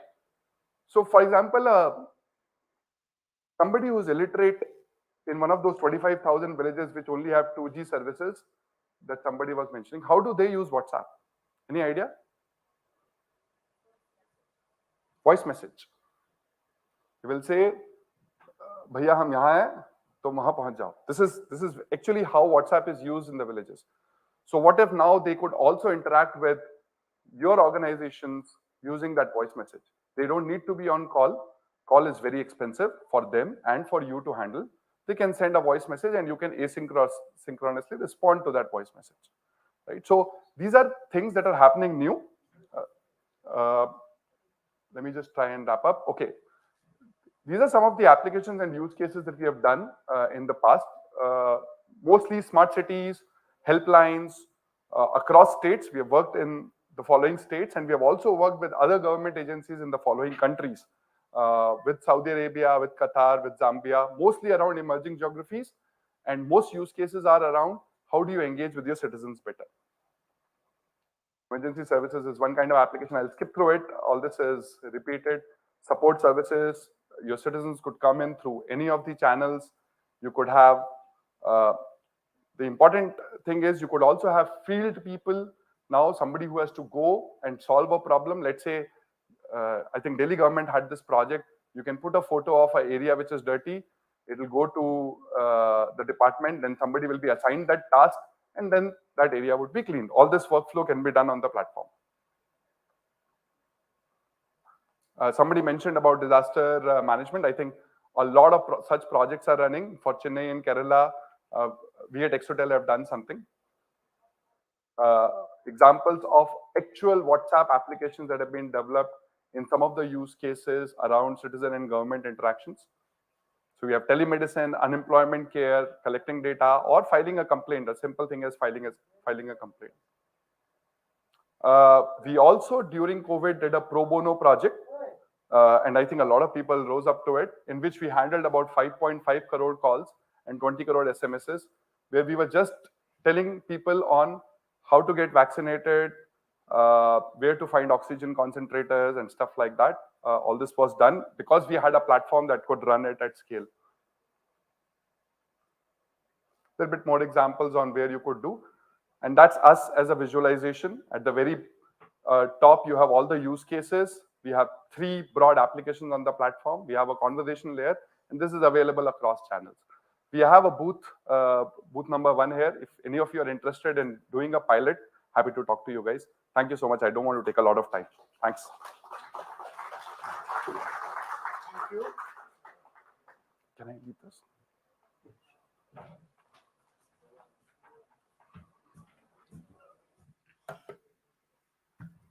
Thanks, Sachin, for that. Now we have another industry presentation and basically another pertinent area. We are talking about the applications that are on cloud, and we also talked about a lot of citizen data that is being gathered. So two important aspects, the cloud security and the privacy of that data. So for that, I would like to call on stage now Mr. Gaurav Jindal, Senior Manager, Business Development of Government Business from Thales, to talk. And may I request you to please keep your session brief? We are running behind schedule.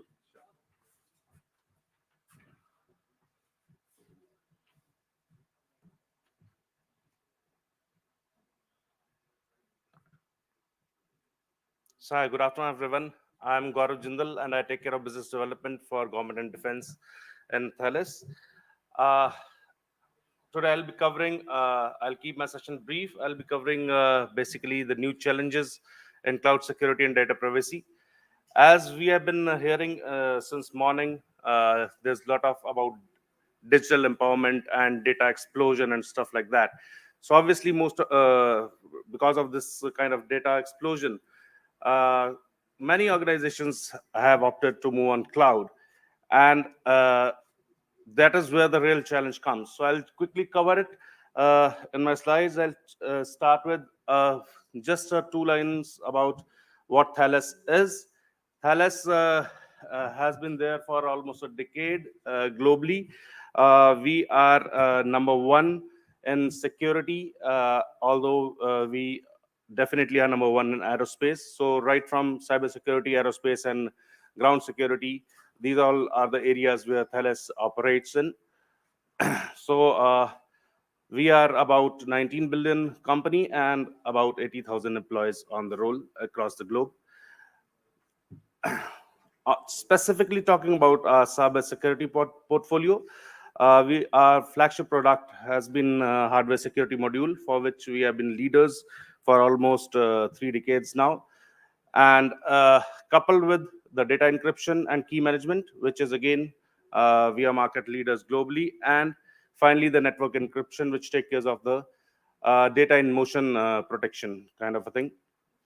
So if I were to quickly run through this, I would just highlight the point number one, where Ministry of Corporate Affairs data, which alone says that in the past 3 years, there have been about 5 lakh cases which have been hacked, documents or cases which have been hacked, and this data is only of Ministry of Corporate Affairs. Rest all organizations leave apart. So this is just to give you an idea. So these are basically, these are basically when I personally go or my team goes to and interact with the different CISOs or CTOs of different organizations. So these are real-time questions what we come across, that when you move on to cloud, then what happens to the security of the data? Because obviously you're moving your all the data points are to the cloud. So what happens to the security? Who maintains the security? Who controls your data? And how do you manage that data when it is in cloud? So basically the answer to this, all these questions, lies in if you have control over these 4 W's. That is what, where, who, and when. So when we say we can control that what keys are created, where the keys are residing, who has the access to the keys, and when the keys are basically revoked. So these 4 W's, if we take care of, then the problem of cloud security is largely addressed. And coupled with, augmented with decoupling of keys. When we say decoupling of keys, that means where the data is residing and where the keys are residing, there should be at 2 different places. That is what we call decoupling of keys. So this slide essentially talks of, and this remains common across all the cloud providers. It has, let it be AWS, Azure, or Google. So if we see in this slide, the sense of the slide is that whatever service you take from a cloud provider, it might be infrastructure as a service, platform as a service or software as a service. This first row, the responsibility of the data always lies with the customer, that is you. If you are moving to the cloud, that doesn't mean that the responsibility of data moves to the cloud provider. Definitely, it is a shared responsibility, what we call. So they would have a responsibility, but at the end of the day, all the responsibility of answering back to your customers or any legalities, these all lies with the customer. So apart from this, this slide talks about the data in motion, basically. When we move on to cloud, so what are the challenges there? When you move on to cloud, the cloud provider charges you on the amount of egress data that you consume, right? So that means the more the data, the more the moolah you have to pay. And obviously, when they have to move the data out and they encrypt the data, there are a lot of overheads. Encrypt the data with the traditional methods, I would say. So there are a lot of overheads. That means the more the overhead, lesser the data is data packet, and hence higher the egress. So that again adds on to the cost of the data that is moving out of the cloud. So top cloud security risk areas, then what we, again, the challenges are that encryption key visibility. When the data you move on to cloud, then your keys, who all can see those keys? Are the data, are the administrators in residing cloud? Are the access privileged users all can see your keys, or no, that you have no clue to? Then the data loss, as I already discussed, if there is any kind of data loss, then the responsibility lies with you as a customer. Vendor lock-in, when you move on to a cloud provider, then obviously your entire data set or is lying with the cloud provider. And in the event of any, means in case of any eventuality, then you are stuck with a single vendor or the cloud provider. Attaining compliance, this is important because when you are not aware what kind of security and how they are protecting the data. So from a compliance perspective, it is not, you would not be privy to the measures which the cloud provider is taking. And then key lifecycle management, which essentially means that how they are maintaining the key lifecycle management, because as per guidelines from different authorities like UIDAI, RBI, and stuff like that, and automated key lifecycle management is one of the essence to attain compliances and to pass on the audit. So another thing when you move into this direction is that these are another customer pain points, that when you encrypt your data bases, your sandboxes, your what I'm trying to say is that when you encrypt it in silos, then there is definitely the situation becomes very, very complex, because you need different type of skill sets, and obviously you're working in silos, so the manageability becomes an issue. So it is definitely, this kind of approach is very complex, inefficient, and expensive kind of an approach to take. So now coming to again, CSA is Cloud Security Alliance, which is a third party, which is a third party and acknowledged by all the cloud providers. This is basically a globally acknowledged a platform where the recommendations from CSA form the guidelines on security practices which the cloud providers should be following. So essentially, the encryption and key management and the CSA guidelines, they say that the keys shall not be maintained by the CSP, but maintained by the cloud consumer or trusted key management provider. So the underlying fact is that wherever you keep your data, the control of the data should lie with you, which means that the control of the keys encrypted keys should be lying with you. So, as we have already discussed, that at the end of the day, you are the one who's responsible for your data security. So then, what do you do for it? So there are different stages of data security in cloud, and the strategy you opt depends on what kind of data you have. It could be, I'll cover this better in the next slide. So basically, when you adopt the lowest strategy, which says that you take the native encryption from the cloud provider, so that is recommended for the most, I would say, most unimportant or insensitive data, wherein you decide that, okay, I am fine to take the risk. If there is a breach or a hack, let it be. So there, native encryption is recommended. When the data is a little sensitive, then the approach what has been advised is to bring your own key, wherein you use the key manager services from the cloud provider, but bring your own key and put it on the KMS of the cloud provider.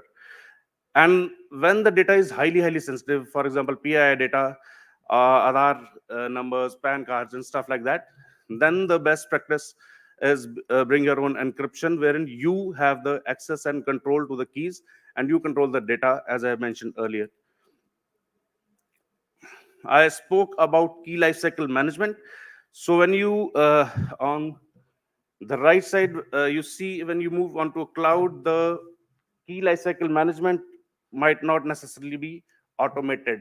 So creating and backing up of keys is done automatically, and rest all which are marked in red are done manually.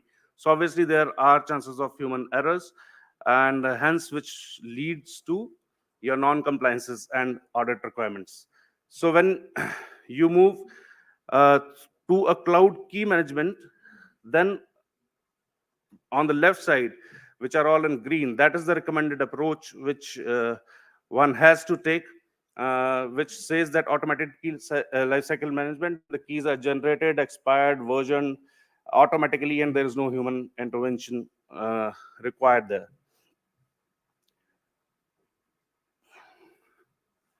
So basically, as I mentioned earlier, I would just on this slide, I have spoken almost most of this. This is just a comparison on BYOK, BYOE, and stuff like that. The only point I would like to highlight here is extreme left side, Sapuna, wherein when you move to a cloud and you don't have the control of your data or the data keys, then what kind of defense you take in the uh, uh, court of in the court, basically, because you don't have all the access to whatever breaches, who access what, and stuff like that. So in case there is a hack or your data is lost and somebody files a litigation against you, then you don't have a line of defense in the court of law.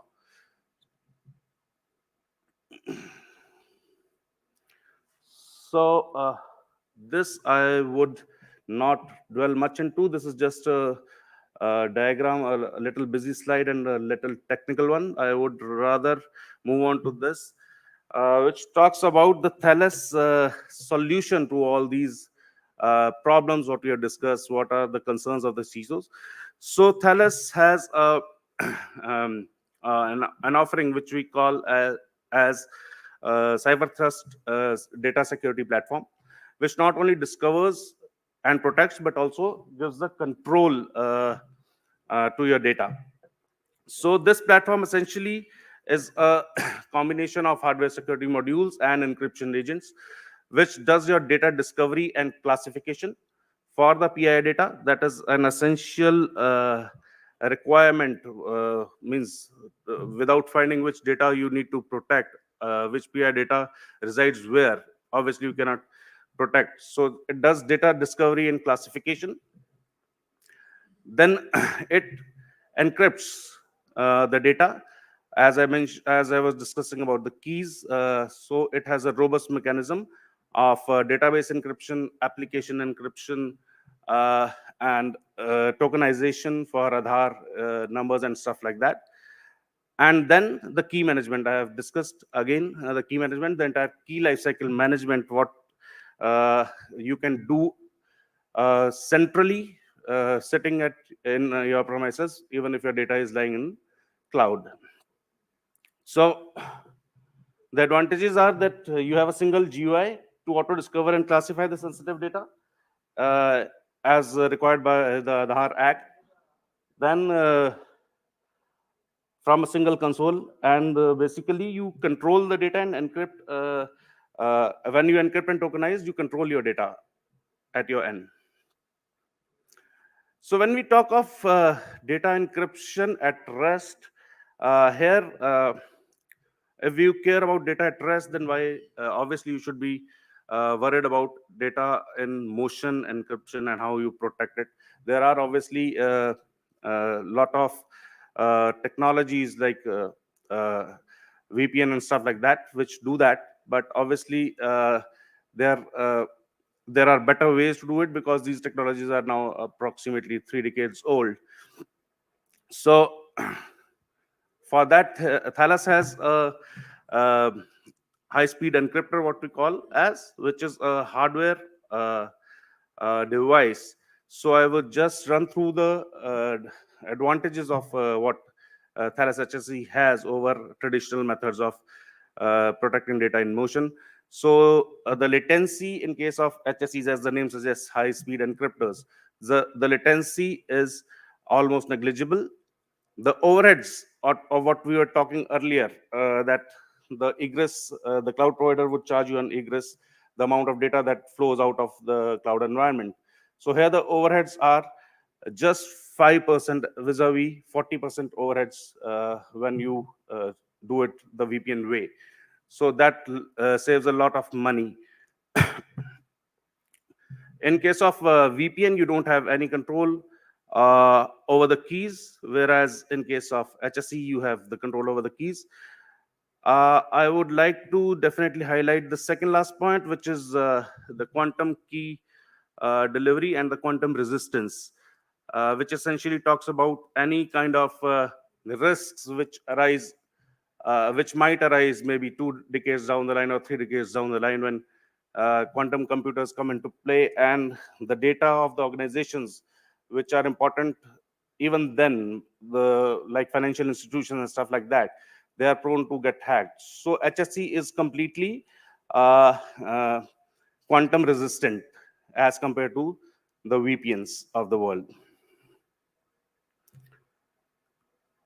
So the key takeaways are that you encrypt your data, personally identifiable data, such as Aadhaar, PAN, and stuff like that,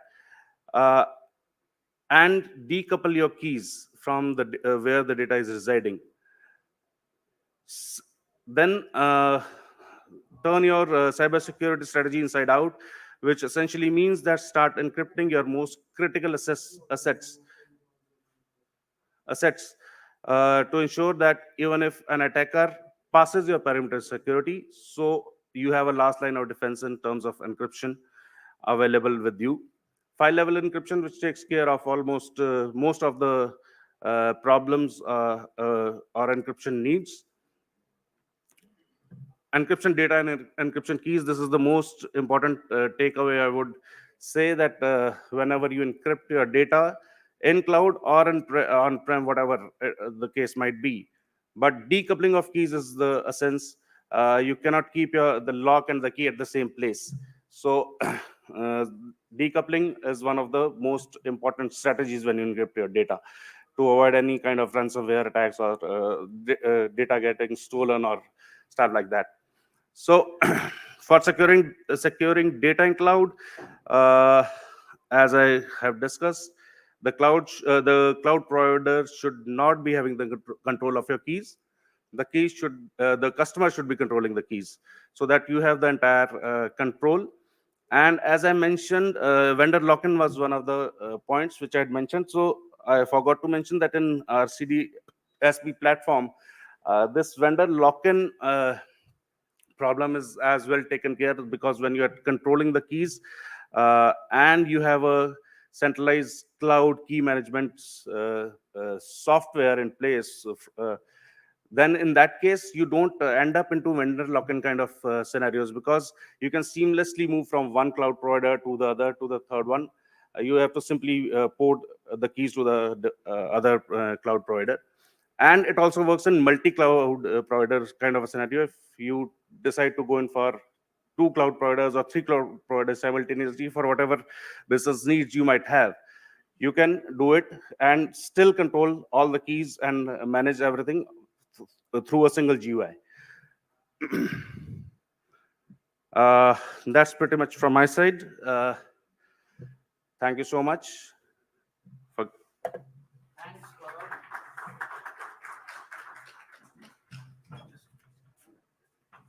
would just like to hand over a token of appreciation.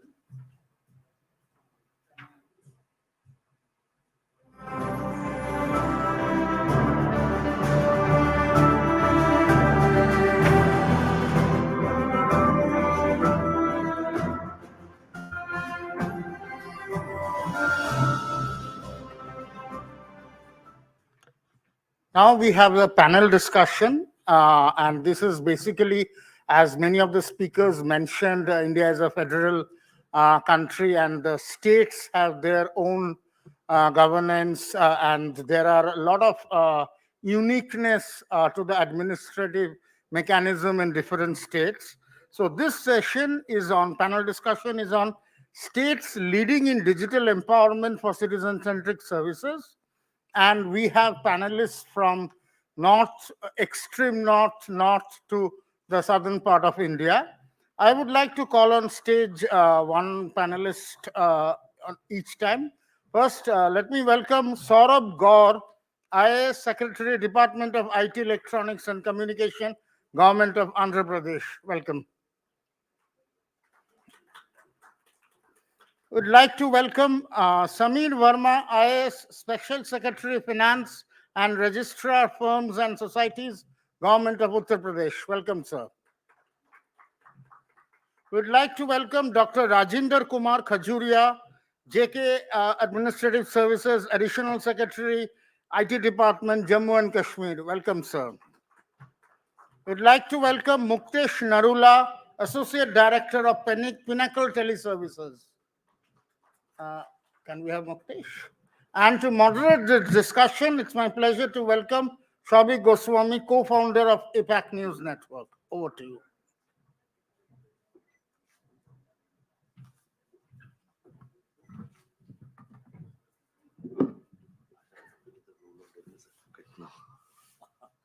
Thank you, Rajneesh. Indeed, since morning we have been hearing governance leaders across India, especially from Government of India and other allied bodies, on their vision of digital transformation. But this session is very important because here we have leaders from various states, which are leading in terms of digital empowerment, as Rajneesh was rightly said.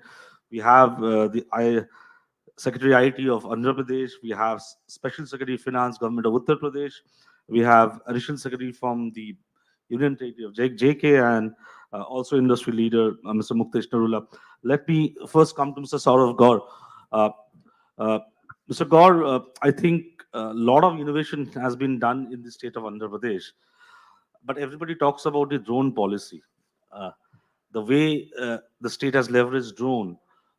Your thoughts on that, sir? Thank you so much, Tawik. First of all, I apologize for standing between you and lunch and see lot of restless souls outside, so I'll keep it really short. Andhra Pradesh has been a leading state in many digital initiatives, and that has been the case for as long as I can remember, for last 2 decades or so. And we've been blessed with the leadership that has always promoted technologies that were the flavor of the time. Andhra Pradesh was the first state to set up a drone corporation, and today we run the biggest drone-based public service delivery program in the entire country. We are looking at doing survey with 5 centimeter accuracy of almost 18,000 villages that we have in the state of Andhra Pradesh, with almost 3 lakh square kilometers area. And we have, as we speak today, we have almost 120 drones deployed doing that work. And that's for the rural areas. We are going to have a similar survey for urban properties also, where, as you can understand, the challenge is much bigger in the sense that you are looking at multi-layered identification. But not just that, we are looking at becoming a very strong state in drone manufacturing, and in the entire digital sky framework also we have come out with very strong policies for electronic manufacturing and drone manufacturing, which includes power being made available at 4 rupee 50 paisa for next 7 years, water being made available at around 55 rupees per liter per day, per liter, I'm sorry, and having the common infrastructure in terms of whether it is the common landing pods or the tools as well as assembly infrastructure. So there is a lot that is happening, and I welcome all of you to see the glorious things that are happening in the state of Andhra Pradesh. Thank you. Saurabh, I'll just ask a question. Apart from drone policy, because we know AP is known for also leveraging emerging technologies. As an IT secretary, can you just briefly tell us about how your state is leveraging emerging technologies when it comes to citizen-centric services? Maybe 2 minutes to you, sir. Yeah, thank you for asking that. So, you talked about federated architecture. Today, while Government of India does X, state governments usually do X plus, because of the fact that the local contexts are different. So, for example, we run our citizen service delivery platform. It is called Gram Sachivalaya, Vard Sachivalaya, where almost 400 odd services are delivered through these 15,000 odd Sachivalayas, and then there is digital footprint also available for all these services. Now what that is leading to is huge amount of data that is coming up, and that data, we've seen Mr. Sethi describe dashboards and evidence-based decision making. So today when we look at our scholarship program, while we are disbursing scholarships through direct benefit transfer, we are also looking at what are the colleges doing, what kind of courses are becoming popular, what kind of developments can be done in the education sector, and so on and so forth. We are going to run among the biggest facial recognition programs also. Obviously, we believe in privacy first and securing the rights of individuals, but with consent artifacts built in, we are looking at building facial recognition, computer vision systems for all the program deliveries that we do. Right, right. So from the southern part of the country, let's move to the northern part of the country, not to JNK, but first via Uttar Pradesh. We have with us Mr. Sameer Verma, Special Secretary Finance, Government of Uttar Pradesh. I remember Sameerji joining us in the first edition of this IDM in 2021 virtually. There he said a very interesting thing. He said in the state of Uttar Pradesh, because of the digital interventions and the way we are using fintech, number of ATMs have gone down, if I'm not wrong. So that's a remarkable thing, that because that's what we want for good governance, that people don't go to government offices or don't go to bank, but the governance should be there. So Sameerji, your thoughts on how the state of UP is leveraging innovation, especially when it comes to citizen-centric services? Maybe 5 minutes to you, sir. I know I'm playing a very bad role today because we are standing in between lunch and this, but even in 5 minutes, we can share with us what you want, sir. Yeah. Thank you so much for having me here. And my previous speaker before this session was speaking about some interesting facts regarding WhatsApp. So let me start from there only. And around 10 years back, my friend came back from a very exciting exotic location and he wanted to share some pictures and videos with me. And I thought, please mail it to me. So he's advised me, why don't you join WhatsApp? And that's how I downloaded WhatsApp. And now WhatsApp has become a part of our life. And every day before going to bed, we have to make it sure that if you have in your group some nasty friends and some everlasting friends on digital media saying good morning and good night every day, so every night before you go to bed, you have to clean it up. So first thing is that. Second thing is that just before the previous session, when Mr. Bansal was speaking about the mind-boggling data regarding banking transactions and all, let me share some figures with you where UP is standing right now. I'm very happy to say that as far as the number of digital transactions are concerned, we stand at number 7 in the country. And of course, Andhra Pradesh is ahead of us, and 6 more other states. 3 of them are these union territories, Chandigarh being the number 1. And why we say that we are satisfied and we want to improve our position further in the future, because so-called industrial states like Tamil Nadu, Karnataka, Punjab, Haryana, and Karnataka, they are not in these top 7 lists. So the story tells it all, that how we are moving forward. And there was also some description, discussion about some various schemes launched by the government of India. Let me share it with you. Like in Jan Dhan Yojana, we are standing at number 1 in the country with the account opening of 8.11 crore. In Pradhan Mantri Suraksha Bima Yojana, we are number 1 in the country. In Atal Pension Yojana, we are number 1 in the country. And as far as the digital transaction which took place during the last one financial year itself, the number is mind-boggling: 519 crore transactions in UP alone. So it shows that UP, which always has been counted among the Bimaru states along with Madhya Pradesh and all other states, how we are marching ahead on the digital path. That's an interesting story to see, and why we want to achieve that. See, whenever we say that let's go digital, so what is the objective we want to achieve? First thing is speed, transparency, and this non-discriminatory nature in the decision making. So in UP, what we are doing, apart from e-governance, we are also focusing on e-government. That is a structural reform which is required in the government, enabling every officer with required IT tools, requiring required manpower, trained manpower, hardware, and investment in that. Our IT department lately has become one of the most important departments in the state. And you must have heard in the news that we have distributed tablets and smartphones to the young students who have just passed out class 10th and 12th, class 12th. And during COVID, as the previous speakers have been saying in the previous session, the COVID, it really has come to us as a state as an opportunity to move ahead in the field of digital finance and digital government. Now, because I'm from the finance background, so in UP, when you want to connect with the government, what forces you to connect to the government? Only in two situations. One, if you want a service from the government; other, if you have a complaint with the government. So in any state, like in UP itself, uh, I think we have the most robust public grievance complaint and redressal system, that is IGRS, Integrated Grievance Redressal System. And you must be happy to know that around 4 crore applications in last 3 years have landed on that platform, and more than 90% are the disposal level, around 90% to be precise.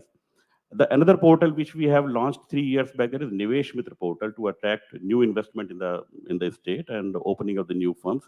And on the same line, in the Union Budget 22-23, there was an announcement of Parivesh portal. That is similarly on the line of Nivesh Mitra portal. And on Nivesh Mitra portal, let me inform the House that the unsatisfactory percentage regarding the consumer is less than 5%. And in last 3 years, we have been able to grant licenses to more than 8 lakh firms in state of Uttar Pradesh itself. So these are the stories, and because of our sheer number of population, we account for around 18% of the population of the country, with the 23 crore people in UP. Whatever we do, that makes a news, of course. So, and lately, you see, whenever there is a talk of digital governance or e-governance, there are 4, major steps. The first thing is that your presence, how you are present in the digital world. Second thing is that how do you interact with the employees, interact with the public, interact with the other stakeholders. The third thing is that transaction. When somebody lands on your portal with some service or with some grievance request, how do you transact that? And then the overall landscape changes, and that we call as transformation. So state of UP is also delivering on all 4 fronts. We are doing government to citizen services in the form of this IGRS and all the services which are available through our digital platforms. We are doing from government to business services also. GEM portal is one of the excellent examples, and the Nivesh Mitra portal, which has been developed by state of Uttar Pradesh. Then government to employee portal, where all the services which are related to government employees, like in Uttar Pradesh, all the annual confidential reports of the employees, they're all online. You're not supposed to fill up your forms, the confidential reports physically. Secondly, just 2 months back, 3 months back, we have launched a portal, e-pension portal, right? In state of Uttar Pradesh, we have more than 2.8 million government employees. And it was a problem with them that even after their retirement, it took usually 5 to 6 months for their first pension to get credited into their account. So we have made a portal, and the portal believes on 3 parameters. It works on 3 parameters. That is trust. We believe on our government employee that whatever information he is furnishing to us, that is correct. Third is time, and second is time, and third is transparency. So within 1 month after the retirement, we are now able to transfer his pension into his account seamlessly. And the another service which we give, that is government to government service. So on all four fronts, the government of UP is performing, and we are marching ahead. And we have this target that we have to be at least in top 3 positions as far as the digital transaction is concerned. Right. Right. Thank you, Mr. Samir Verma, for sharing with us the kind of work being done in the state of Uttar Pradesh. And you have a chief secretary who himself is a technology enthusiast. I think that must be also a guiding force for your state. Let's have a perspective from Dr. Rajinder Kumar Khajuria. He's the additional secretary, IT department, Jammu Kashmir. Mr. Khajuria, can you share with us the kind of technological interventions being done in J&K, especially when it comes to citizen-centric services?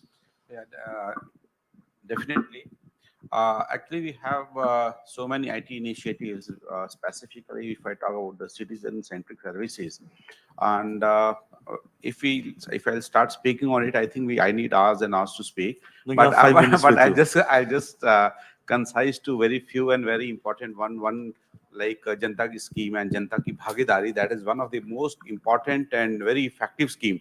That was, in other words, we can call it as a beam and empowerment. They are two different interlinked schemes. If we talk about the empowerment and beams, first I'll talk about the empowerment. In this empowerment, what happens is all the works which are to be executed on ground, those works needs to have first of all proper technical sanction, administrative approvals, and subject to the availability of funds. They are very, very important things. And only once those works gets approved, and if the funds are available, then only the tender can be called. Once the tenders are being called, and the work simultaneously, the pre, during, and post photographs of those works, they have to be loaded on the portal. Simultaneously, all the funds are being released through the beams directly to the DDO level. And even in the treasuries, the funds cannot be released until or unless all the development stages are being uploaded. Simultaneously, through the empowerment portal, every citizen can see the development work in their respective areas, in whole of the UTs, without using any password, any user ID. And in case he is not satisfied, he can give immediately feedback to the government through the rapid assessment system, that is the other feedback mechanism. That is the very, very important beam and empowerment. And why after starting with these two important beam and empowerment, what happened is, number one is the total cost of the work has reduced to about 20 to 30%. Total cost of the work. Simultaneously, the number of works with the same cost have increased many folds. If we compare it from 2018 and 19 to 2021, there was approximately 100% increase in the development works. And if we compare with the last year and this year, again another 100%. And we are anticipating that in the coming year, right, 2022-23, we will be able to have more than 40,000 works.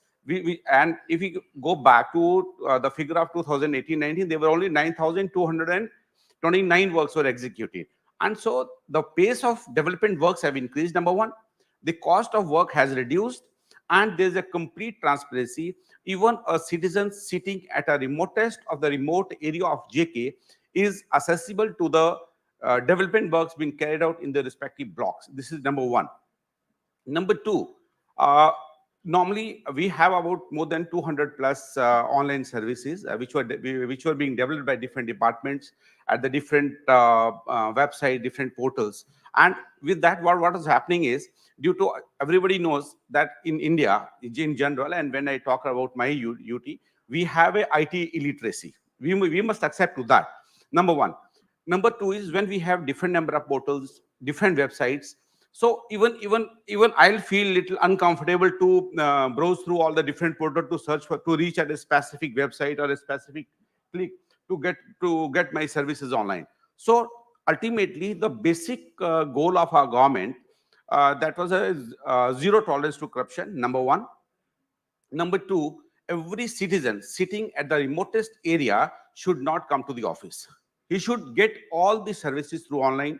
He should get all the documents while sitting at their respective homes, in their respective offices. So these important goal of our government, it was getting defeated. So ultimately, the government of UT, under the definitely able guidance of our honorable Lieutenant Governor, our Chief Secretary of JK, and because they were very enthusiastic with that. So we came out with another portal. We call it as a e-Unnat. E-Unnat is nothing but it is a unified portal. All the 219 online services were integrated on that portal. Number one, all the services were integrated with the RAS integration, that is rapid assessment system. So that, and number three, we gave a proper URL, which is very easy to remember. One URL, eunat.gov.in. Anybody can just go and access to that. And recently, about 80 services are directly now, they have already been uploaded and they are working with that. Out of that, 33 services, they are G2C and the rest are for G2B services are there. Now, with this e-Unnat, now what we are getting feedback is that the people are getting their so many certificates, for example, domicile certificate, birth certificate while sitting at their homes. And simultaneously, these services have been integrated with the Umang, with the DigiLocker, and simultaneously, through their SMS, the alerts are being sent to the public that your application is at this particular stage. Now, simultaneously, they can assess their application, and if they're not satisfied, they can immediately give a feedback to the government, and immediately government intervenes into that. Simultaneously, because keeping in view the topography of our UT, mostly and one is topography, other is the IT illiteracy, and third is the lethargy in browsing and all that. But and simultaneously we have so many areas where we have very poor connectivity also. That might be due to topographical errors, topographical reasons, and simultaneously we are as UT is a bordering district, UT. So keeping in those things, now we are integrating all the services on e-Unnat also. That is Aapka Mobile, Hamara Daftar, because more than 88% of our population, they have access to the mobiles, smartphones. So at least they can use their smartphone to avail all these services while sitting at their homes. This is another important thing which we are going to do. We are just going to integrate everything with a single motto, that is zero tolerance to corruption, and no citizen should come to offices to avail any of the services or any of the certificate. Another important thing is aapki zameen, aapki nigarani. Means it is your land and you have to monitor that. Aapki zameen, aapki nigarani, under that thing, even the citizens can have the scanned copies of their jamabandis, their musaways, and all the other revenue document while sitting at their homes. Then third question was with regard to the ownership, proprietorship of their lands. That because the lot of gabalabas going on in the underfield in the revenues. Then we came for just to safeguard that area, we came with the land passbooks. That is very much available online. And once you have a land passbook, it is just like your bank account. If anybody tries, only thing is you have to give your number, integrate your telephone number with this particular scheme. If anybody wants to get tries to grab your land, immediately once that Jamabandi gets illegal Jamabandi gets issued, immediately you will get a SMS. Somebody is playing with your land. Please contact the revenue authorities immediately. So this is again very important thing. More than that, our honorable Lieutenant Governor of UT, he has started Aam Ki Awaaz. Then LG Mulakat. There are two important aspects where all the grievances, which I told you, that all the services are, number one, they're integrated with the rapid assessment system to get the feedback. Simultaneously, or LG in the central level, one grievances cell have been started. We call it as a JKI grant. Those grievances are being monitored directly by the General Administration Department, by our Chief Secretary of UT, as well as our honorable LG. So randomly, those aggrieved people, they'll have a direct access to the Honorable Lieutenant Governor during that LG Mulakat. So that is again a very important, and we are getting a very positive feedback from the public. That's very important. Likewise, of course, now I think he is giving me hint to stop. We have so many things to say. Right, Anyway. but I think we can surely discuss this offline also. For the paucity of time, let me have a perspective from Mr. Muktesh Narula, Associate Director, Pinnacle Teleservice Private Limited. Muktesh, you heard the leaders from various state governments expressing what kind of work being done in those states. Uh, how Pinnacle Teleservices, an organization like Pinnacle, can help government leverage technology innovation when it comes to citizen-centric services? Your thoughts on that? But again, you have to be very crisp in 5 minutes. Yes, I'll be very brief. So, I was reading a report by EY. They said that Indian people in one of their surveys have said that Indian government, 80% of them are happy with the way the government leveraged during the pandemic, the technology. And whatever learning has been here in this event, it sounds like a miracle to me because numbers are amazing. So that's one thing. And I'm very happy that, learning the UP numbers especially. I mean, I'm really amazed. As for Pinnacle to contribute, so we are a messaging company primarily, and it was good to hear from the gentleman that messages are being used for various reasons there. And so we have all the channel available for messaging, and that's how we contribute to the government's efforts to, digitalize communication with the citizens there. Right. Quickly, I'll give 20 seconds to all of you and then we'll wrap the session. I'll start with Mr. Saurav Gaur.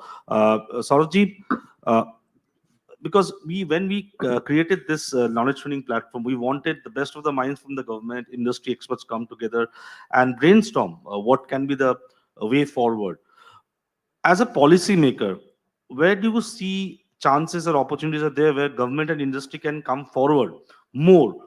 Apart from other subjects, where do you see there are still a lot of areas where government and industry can come together? As a policymaker who is driving the IT in the state of AP, your thoughts on that? 30 seconds, the same question to all of you, sir. Yeah.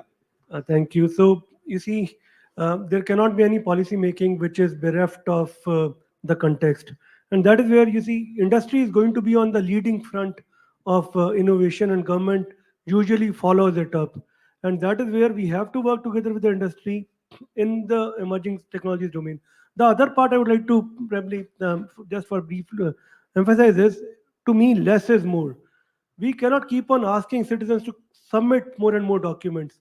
So in Andhra Pradesh, what we believe in is, if you have given a certificate once, why should we keep on asking that again?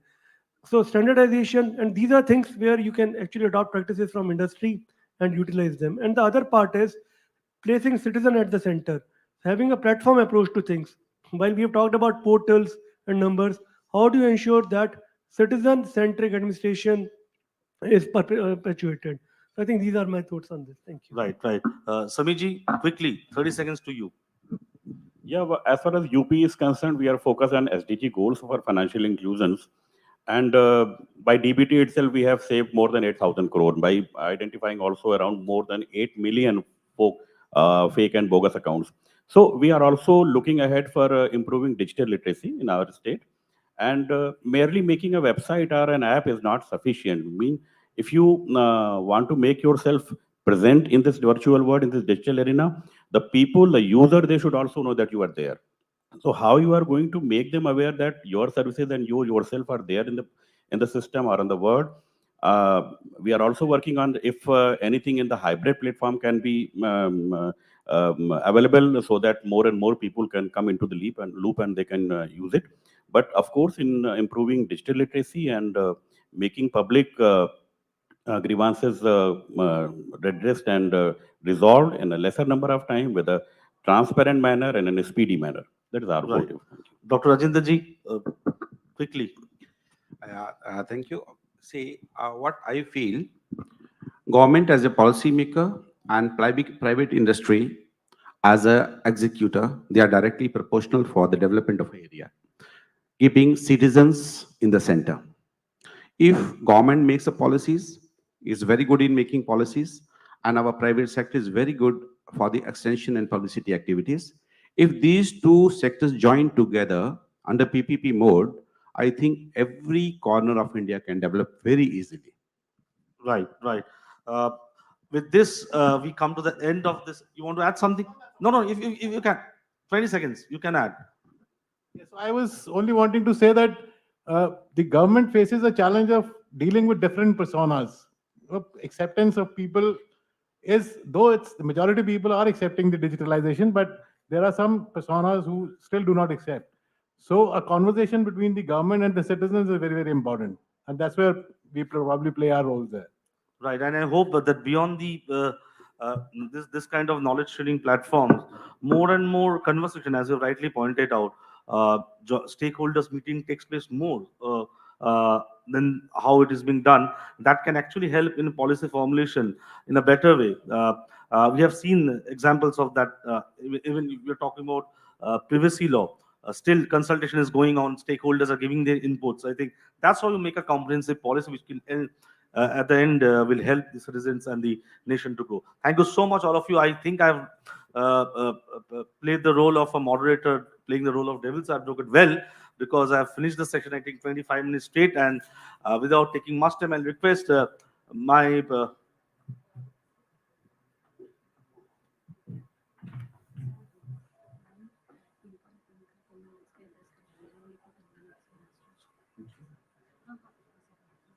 Okay.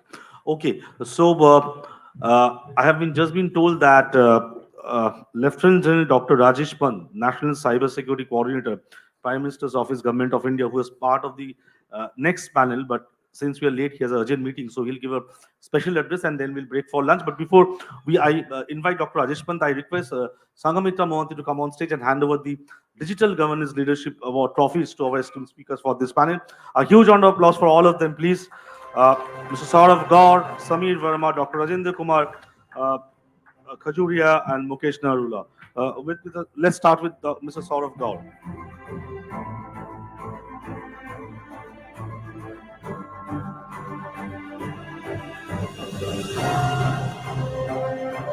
To Mr. Samir Verma, Special Secretary Finance, Government of Uttar Pradesh.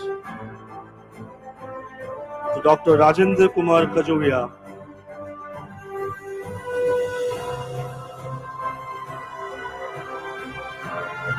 To Mr. Mukesh Narula.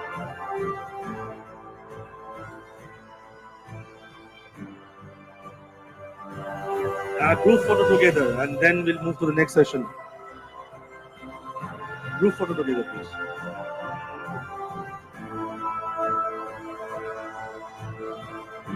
Thank you so much, all of you. That was an exciting session. That was a short and crisp session, but a lot of words of wisdom were told in that session. Thank you so much, all of you. That was a session on states leading in digital empowerment for citizen-centric services, challenges and opportunities. Now I request Lieutenant General Dr. Rajesh Pant, National Cyber Security Coordinator, Prime Minister's Office, Government of India, to come on stage and give a special address on securing cyber world in digital age. A huge round of applause for him, please.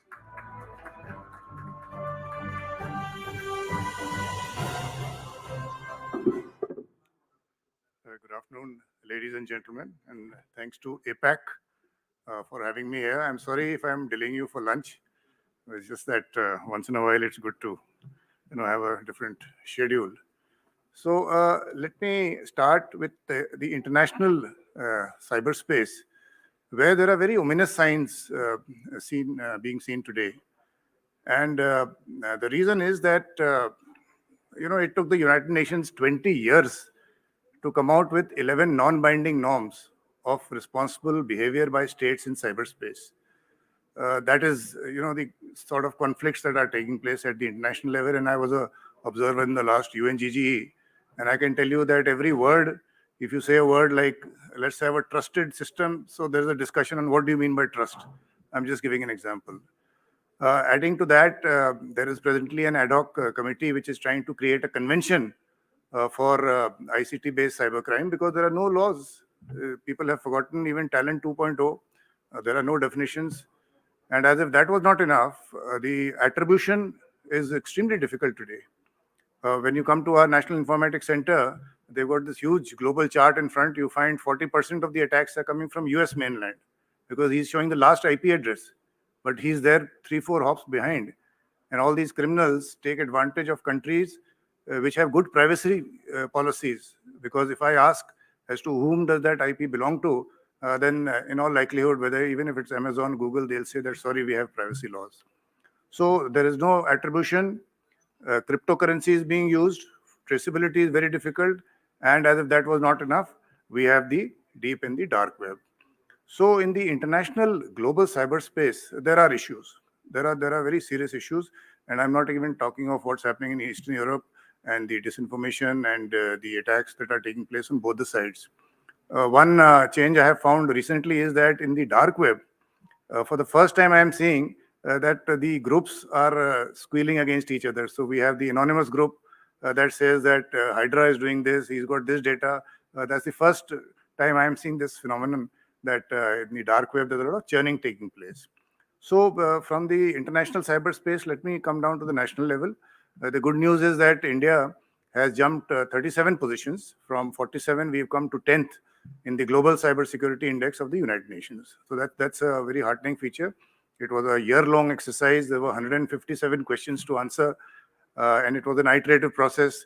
So every question that you answer, you have to give the proof in terms of the digital link and the portal, etc. That has been a successful exercise. But it's not that it was for nothing. If you see things that have happened on ground, we have taken massive actions to ensure that our national cyberspace remains safe, secure, trusted, and resilient. And the actions I'm talking of are the Information Security Education and Awareness Program. It's a huge program of the Ministry of Electronics and IT. We have created an organization called the National Cyber Coordination Center, which gives you the threat prediction. So it is monitoring the metadata of all the packets that are coming, and from that it is trying to discern whether in a particular port the number of packets are rising. So it tells that particular IP address that it's likely you're coming under a DDoS attack, etc. So threat prediction is taking place at that level. For the cybercrime, number of actions have taken place. We've created the Indian Cybercrime Coordination Center, I4C, where, of course, unfortunately, there are 3,500 reports every day reported of people losing money on that portal. So that is one area which pains me a lot, because not because of the system that is not working, but because of the conviction rate that is not happening. The prosecution is not happening. And the reasons for that are many. Those who understand how our system works, you'll find that when we go to the SIM, you find it's a fraud SIM. Account is a fraud account or a mule account. There are multiple addresses, fraud addresses. It's very difficult to trace. The interstate police matters are there. So this is an area of concern as to how do we address the cyber crime and the frauds. And what I keep advising people is that at the end of the day, it is the human being who's clicking on that link which is starting the whole process. So please, please, please improve your cyber hygiene. Don't fall for that phishing, smishing, wishing, which is happening as we speak. So from the cyber crime point of view, this has happened. We've created a National Forensic Science University in Gandhinagar because digital forensics is also very important. And you heard the Home Minister 3 days back who said that a large number of these forensic cases will be taken up. And in the Ministry of External Affairs also, we've created a cyber diplomacy wing. So at the national level, a number of actions have taken place. Out of all our sectors, 2 sectors we've tackled, which we call as supercritical sectors. At the national level, we've got 7 critical sectors like transportation, banking, finance, insurance, etc. But out of all these 7, 2 are supercritical, that is power and telecom. And the reasons are obvious. If there's no power, then there are no lights. If there's no telecom, then there is no info flow, and everything suffers from governance to business.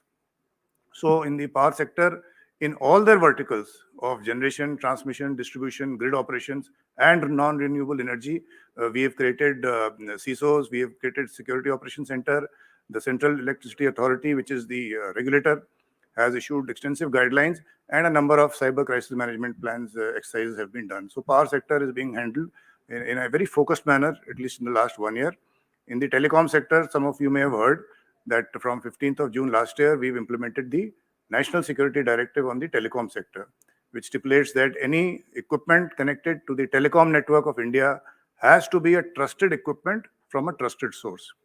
And what is a trusted source? What is a trusted equipment? We are going right to the grandfather of that company as to who's the ultimate beneficiary. Have they got any links with the military of that particular country, intelligence agencies of that country? So a lot of exercise goes behind vetting that particular company. And once it is a trusted source, then we see its product. And even in the product, we are going down to the level of active programmable semiconductors. And we are seeing where the silicon or where the chips are coming from. So it's a huge exercise that is done in my office. But at the end of the day, we are ensuring that at least our telecom sector remains safe and secure. So national level, sectoral level, finally at the citizen level, and this is what is the, as I said, the weakest chain in the entire chain of cyber defense, where today's mantra for survival in the new age is that personal hygiene and cyber hygiene. These are the two most important things that a person has to inculcate. You have to develop these habits for creating your good personal hygiene with what we have seen in the pandemic, and creating good cyber hygiene. So whether it is what you do on social media, whether it is that clicking that I mentioned and the clickbaiting, or whether it is your password policies and your updating of software, all those actions of cyber hygiene that we do, they are very important. Because out of all the domains today that are around us, land, sea, air, space, and cyber, I think every day, every individual is at least spending some time in cyber. You may not be in space, sea, air, etc. So that is the importance of this domain. So I thought I'll just express my views on the dangers at the international level of the global cyberspace, but the fact that at least within the nation, we have a very clear roadmap as to how we are addressing the national cyberspace, the sectors, the states, the enterprises, as well as the individuals. Now let's look forward to a positive digital future. Thank you very much. Jai Hind.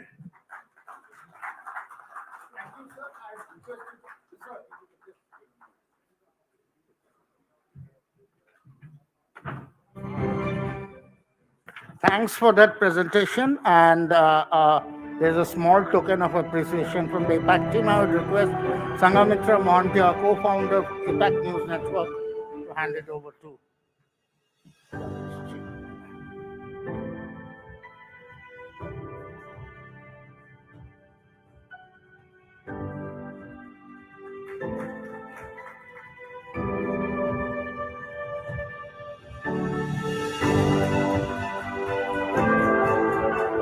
Thank you. And now we will break for lunch. As you're all aware, we are running way behind schedule. So may I request all of you, we will have a short lunch break of 15 to 20 minutes. After lunch, we have a couple of interesting sessions, one panel discussion on cybersecurity and an industry presentation from ScoreMe talking about digitization in the future. So please requesting all of you to reassemble in the hall in 15 to 20 minutes time. Thank you.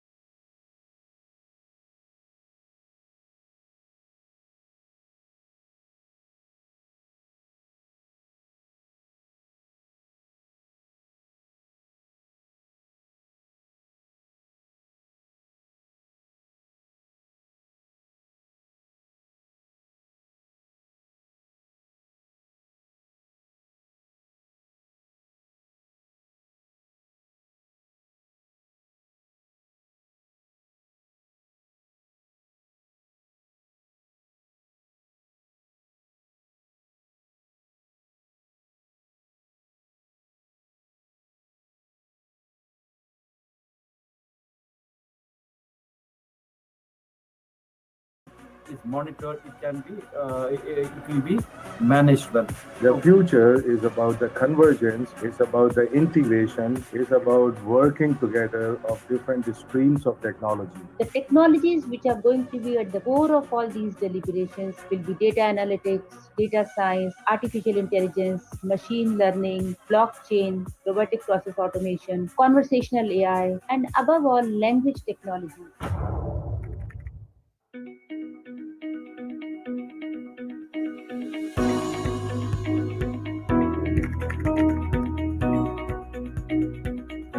India is all set to realize its $5 trillion economy.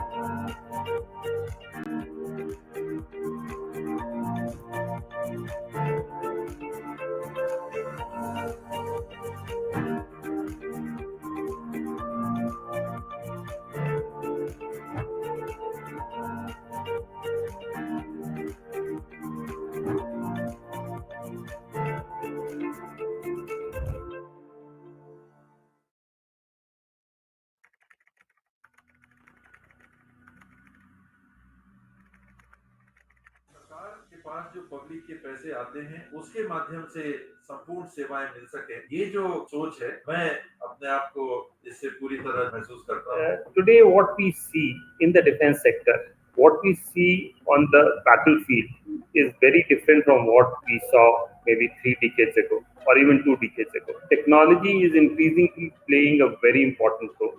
In fact, my ministry is one of the highest users of the digital transformation this country has been experiencing over the last 6 to 7 years. Water and digital may not have any direct link, but we have over the years found that digital media, digital platform as a monitoring tool is very important.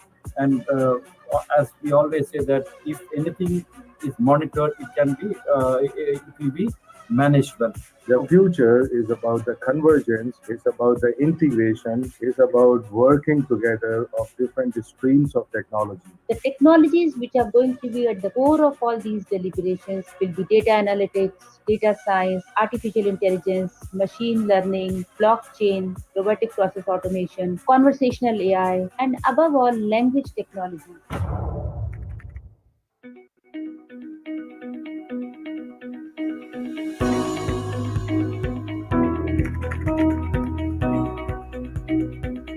India is all set to realize its $5 trillion economy.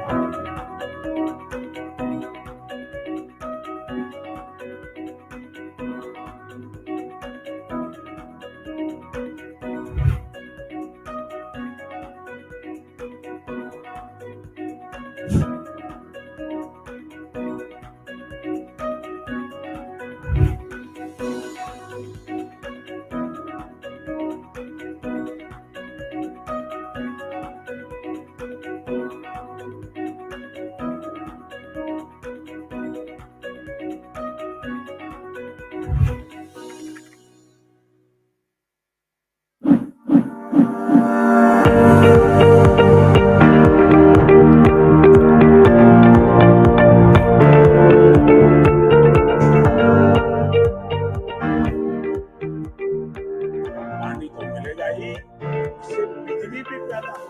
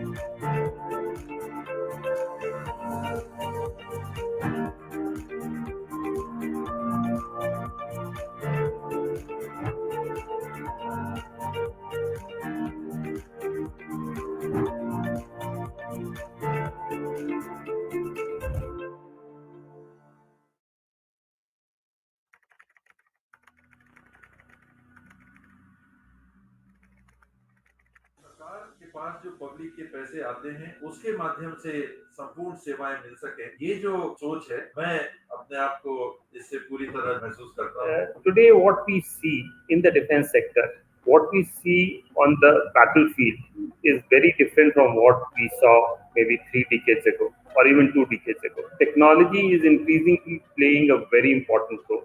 In fact, my ministry is one of the highest users of the digital transformation this has been experiencing over the last 6 to 7 years. Water and digital may not have any direct link, but we have over the years found that digital media, digital platform as a monitoring tool is very important.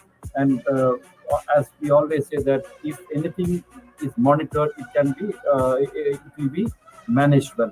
The future is about the convergence, it's about the integration, it's about working together of different streams of technology. The technologies which are going to be at the core of all these deliberations will be data analytics, data science, artificial intelligence, machine learning, blockchain, robotic process automation, conversational AI, and above all, language technology.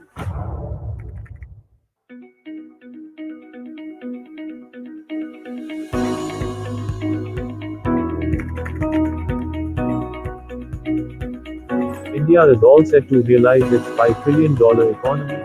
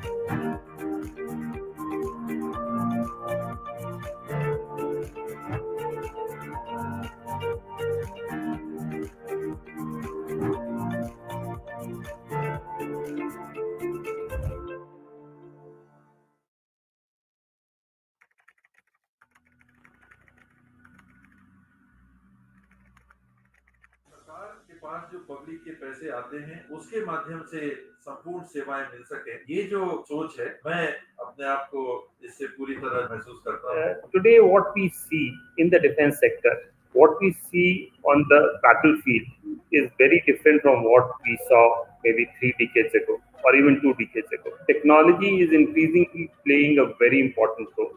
In fact, my ministry is one of the highest users of the digital transformation this has been experiencing over the last 6 to 7 years. Water and digital may not have any direct link, but over the years found that digital media, digital platform as a monitoring tool is very important. And as we always say that if anything is monitored, it will be managed well. The future is about the convergence, it's about the integration, it's about working together of different streams of technology. The technologies which are going to be at the core of all these deliberations will be data analytics, data science, artificial intelligence, machine learning, blockchain, robotic process automation, conversational AI, and above all, language technology.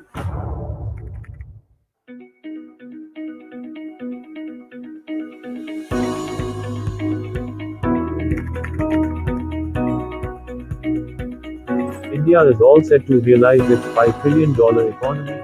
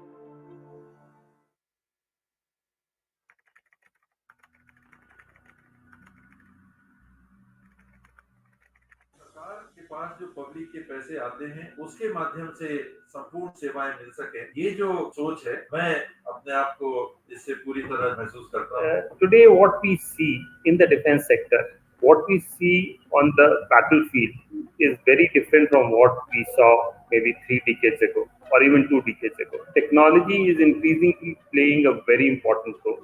In fact, my ministry is one of the highest users of the digital transformation this has been experiencing over the last 6 to 7 years. Water and digital may not have any direct link, but over the years found that digital media, digital platform as a monitoring tool is very important. And as we always say that if anything is monitored, it can be it will be managed well. The future is about the convergence, it's about the integration, it's about working together of different streams of technology. The technologies which are going to be at the core of all these deliberations will be data analytics, data science, artificial intelligence, machine learning, blockchain, robotic process automation, conversational AI, and above all, language technology.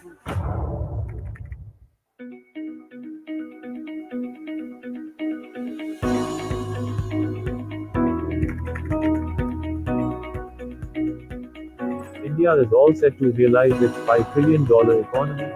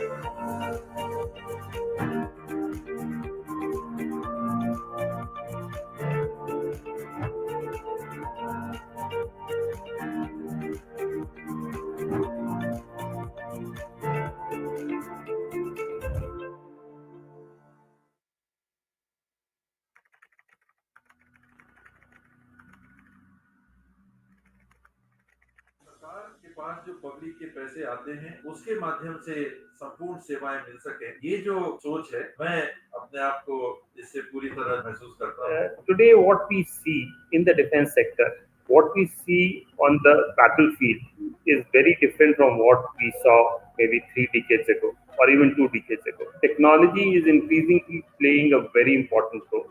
In fact, my ministry is one of the highest users of the digital transformation this country has been experiencing over the last 6 to 7 years. Water and digital may not have any direct link, but we have over the years found that digital media, digital platform as a monitoring tool is very important. And as we always say that if anything is monitored, it can be it will be managed well. The future is about the convergence, it's about the integration, it's about working together of different streams of technology. The technologies which are going to be at the core of all these deliberations will be data analytics, data science, artificial intelligence, machine learning, blockchain, robotic process automation, conversational AI, and above all, language technology.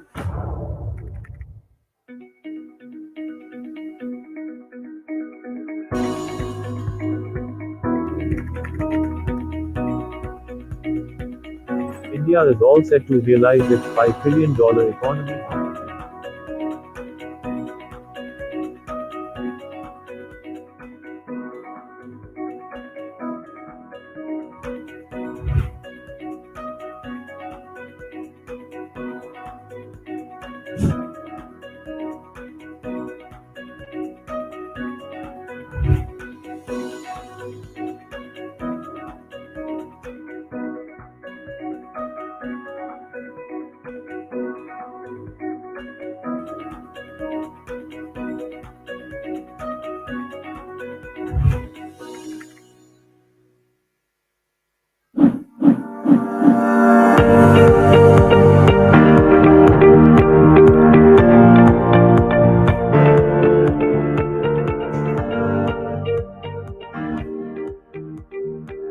पानी तो मिलेगा ही, इससे बिजली भी पैदा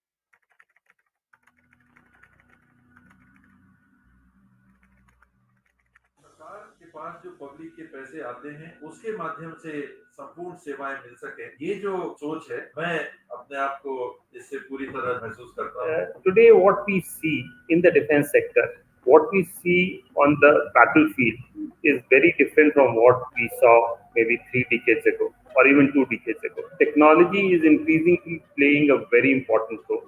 In fact, my ministry is one of the highest users of the digital transformation this has been experiencing over the last 6 to 7 years. Water and digital may not have any direct link, but we have over the years found that digital media, digital platform as a monitoring tool is very important.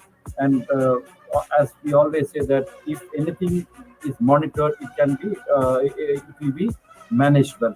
The future is about the convergence, it's about the integration, it's about working together of different streams of technology. The technologies which are going to be at the core of all these deliberations will be data analytics, data science, artificial intelligence, machine learning, blockchain, robotic process automation, conversational AI, and above all, language technology.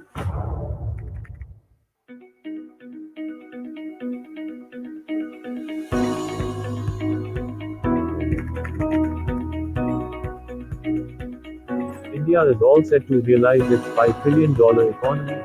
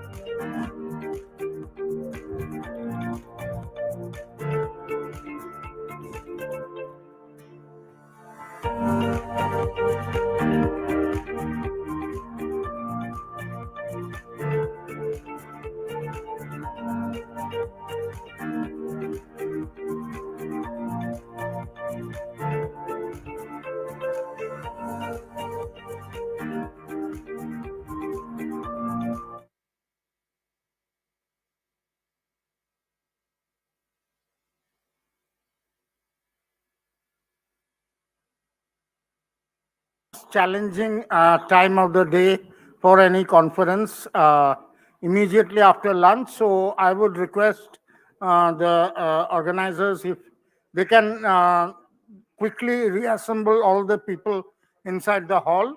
We have very interesting sessions now.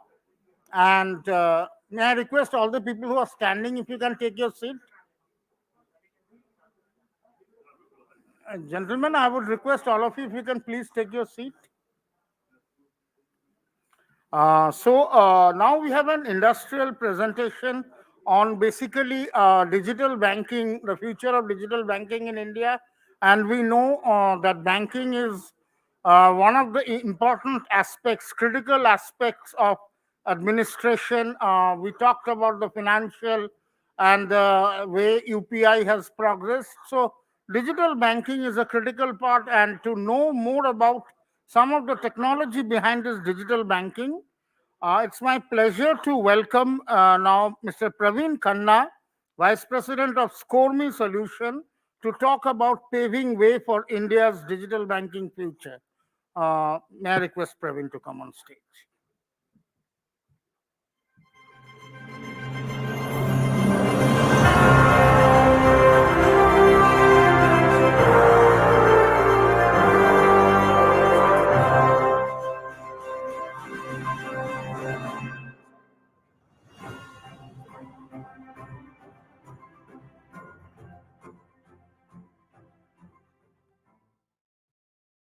All right. Thank you for giving me this opportunity for sharing my views on how fintechs are enabling use of financial statements in the area of paperless credit and digital lending. I'm here on behalf of an organization, a fintech called ScoreMe, and we are essentially in the area of paperless credit. So I wanted to take this opportunity on sharing how the role of fintechs and how they're playing a role in partnering with banks and NBFCs in analyzing credit and reducing systemic risk from a lending standpoint.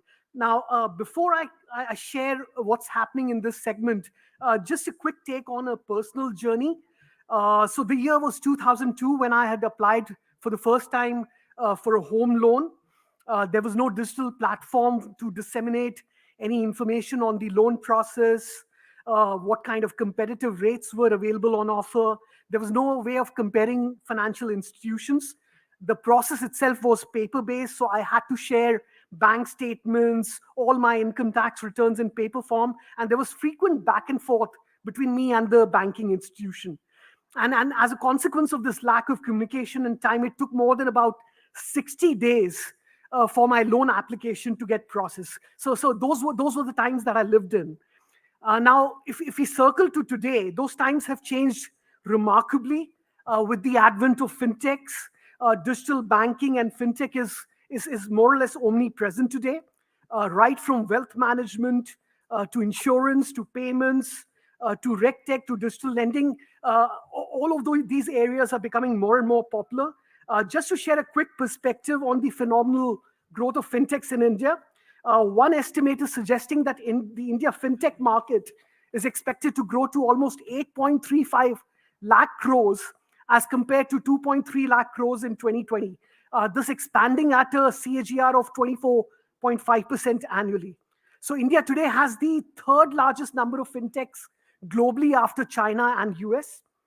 We have the highest adoption rate of fintechs. So given our demographics, we have an adoption rate of almost 87% as compared to a global average of 64%. The number of digital transactions is expected to rise to almost 72% by 2025 and is going to exceed the paper-based transactions in banking terms. So paper-based transactions in India will be only 28% by 2025, whereas the digital transactions will be 72%. Now, in my view, there have been three phases of digital financial services in India. The first phase was from 2014 to 2016 with the growth of Jan Dhan accounts and payment wallets and with the advent of UPI. The second phase from 2017 to 2021, driven largely by UPI. There are now nearly 250 million UPI users in India. This is expected to grow to almost 750 million in the next 5 years. Even on the merchant side, this number is expected to double from 50 to 100 million. So there's an expected 10x growth over the next 5 years. The third phase, which I believe we are now in, that's being led by fintechs, digital banks, and neobanks. And what's being called as the account aggregator model. So this new model that's emerging, where you have financial information providers and then financial information users at one end, and there'll be this pipe that will connect the two sides. It's being called the account aggregator. So the next phase of financial inclusion is going to be led and driven by this model. Now, customization is clearly key from an India standpoint. My view is what works in India is the phygital approach. So banks will be acquiring customers digitally and servicing them physically. At the same time, the reverse is also true. Acquiring physically and servicing the customers digitally. Therefore, digitization will help alleviate costs both around the acquisition of customers, the credit underwriting process, and finally on the monitoring and the collection side. So there are several new models that are emerging. There's the new model called as the buy now, pay later. That's being now used both for SME lending and also for retail lending. The existing BNPL market in India is worth about $3.5 billion and is expected to grow to almost $50 billion by 2026. So the expected number of BNPL users itself in India, that may rise to almost 100 million from the 10 to 15 million currently. So we are literally living in the digital age. And as I said, the new model that's being proposed, and the government's been very, very supportive in this segment. It's called OCEN. It stands for the Open Credit Enablement Network. So data, as they say, is the new oil. And therefore, for loan service providers and essentially all the non-financial entities who have substantial information, they will now become the agents for the borrowers. So for instance, let's say you have a Kirana tech app, or if you are a Swiggy or a Zomato, you have all the information about all the restaurants in India. So players like us who basically do analytics will work with players like Zomato or Swiggy. They have all the information on the restaurants. We will do the cash flow based analysis. And so a cash flow based lending model will be emerging. Basis this network that's being called as the Open Credit Enablement Network. So just a quick word about ScoreMe. I basically work for a fintech called ScoreMe Solutions. We are essentially in the area of paperless credit. We are parented by a tier 1 merchant bank, the banking firm. And so we are essentially a banking firm that has adopted fintech. We have a team of about 150 odd members based across 6 cities in India. And we work with about 200 plus financial institutions in India. Most of these banks and NBFCs. So our model essentially is to enable digitization across borrower identity validation, eligibility checks for SMEs, corporates, and retail borrowers, document e-processing using e-sign, e-mandate, e-stamp. And then what we are also doing is we're building end-to-end digital lending platforms. Our algorithms allow for automation of the risk underwriting. And then post the loan dispersal, we can also do the monitoring so as to check for any potential NPAs. So there are multiple multiple financial statements that we analyze and that we use to make the process paperless. So there's bank statements, which are basically used to understand what are the to get insights into the credit and debit transactions, what are the kind of in-house related party transactions that are happening, what's the cash flow, what are the existing loans, EMIs that the potential borrower is already serving. So it gives a complete in-depth view from a cash flow based perspective. There's company information report. So basis the MCA data, we can do a complete analysis from a balance sheet, a P&L standpoint. We can do ratio analysis. There's GST-based lending that is now emerging. So along with analysis of sales and purchase data, this report can help analyze and identify what is the concentration risk on customers, what's the concentration risk on suppliers, what's the geographic concentration risk, what's the seasonality of the business. all of that analysis can now emerge via GST information. And then we also do data aggregation. So any KYC checks, checks across utility bills, Shop and Establishment Act, checks for any manufacturers via the Udyam portal, all of that can be analyzed. Finally, to give you a quick perspective, this is a typical example of how we would automate the process of SME lending.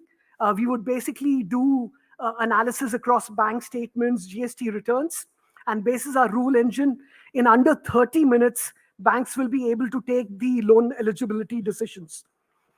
We've also recently built a very interesting offering called as Simpan.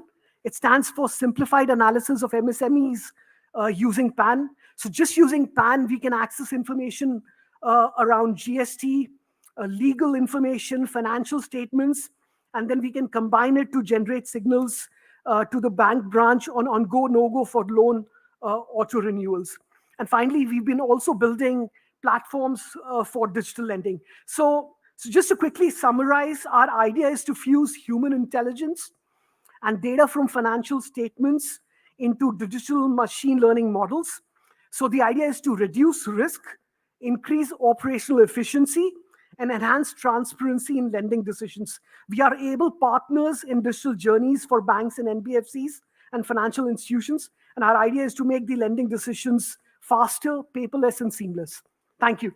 Thank you.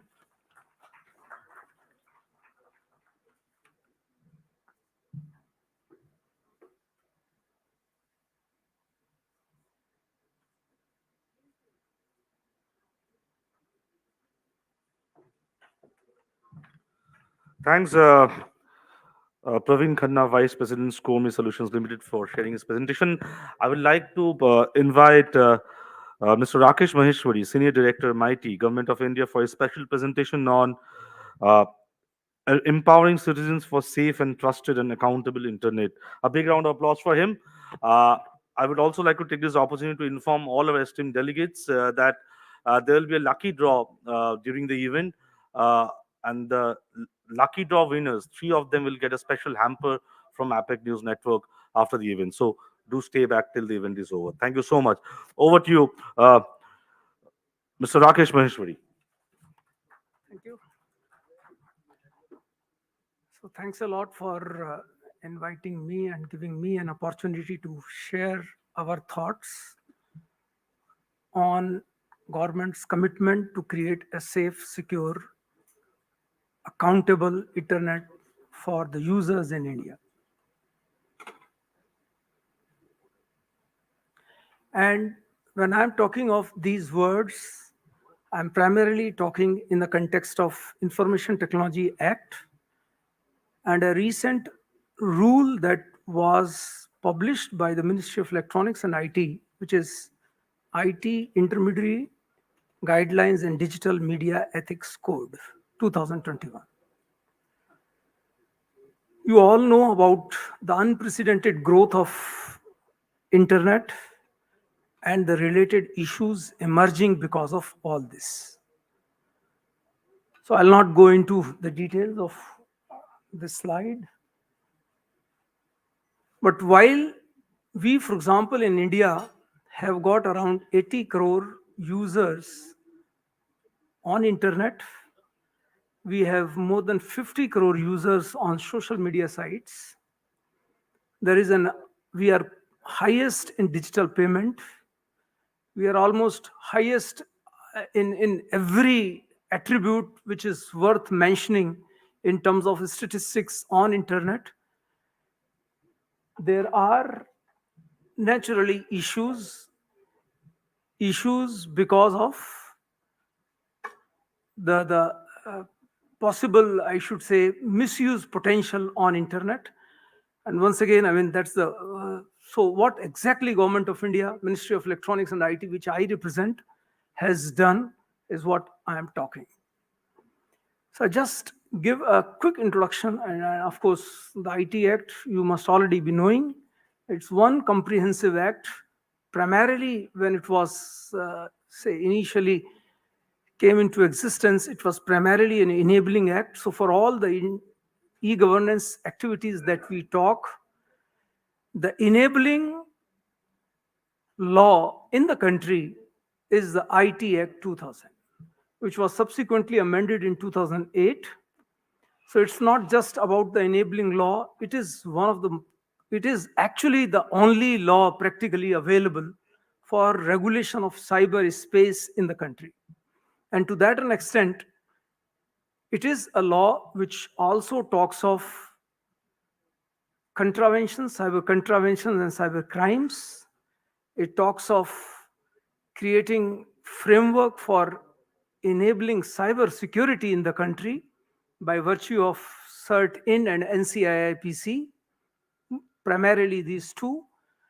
It empowers government to particularly, do certain activities, including, if required, blocking of certain information on internet. You must have heard of Section 69A in the recent times, because that's how it has become very popular, though ministry had been doing this activity for, in fact, last 10 years, but because of controversies, things do get popular. So 69A section as of today is popular. Many of apps recently, in fact, starting from 2020, were blocked. Of course, recently there has also been a case by Twitter against Government of India, wherein they are talking of disproportionate blocking by the ministry, and we have just submitted our affidavit yesterday only. So it also, of course, it also actually started with giving a parity of electronic records with the physical records. So it is enabling, it is facilitating, it is regulating. It comprises of all the components which are necessary for the regulation of cyberspace. In fact, in the absence of a data protection bill as of today, it is the IT Act which provides the basic elements of personal data protection in the form of sensitive personal data protection.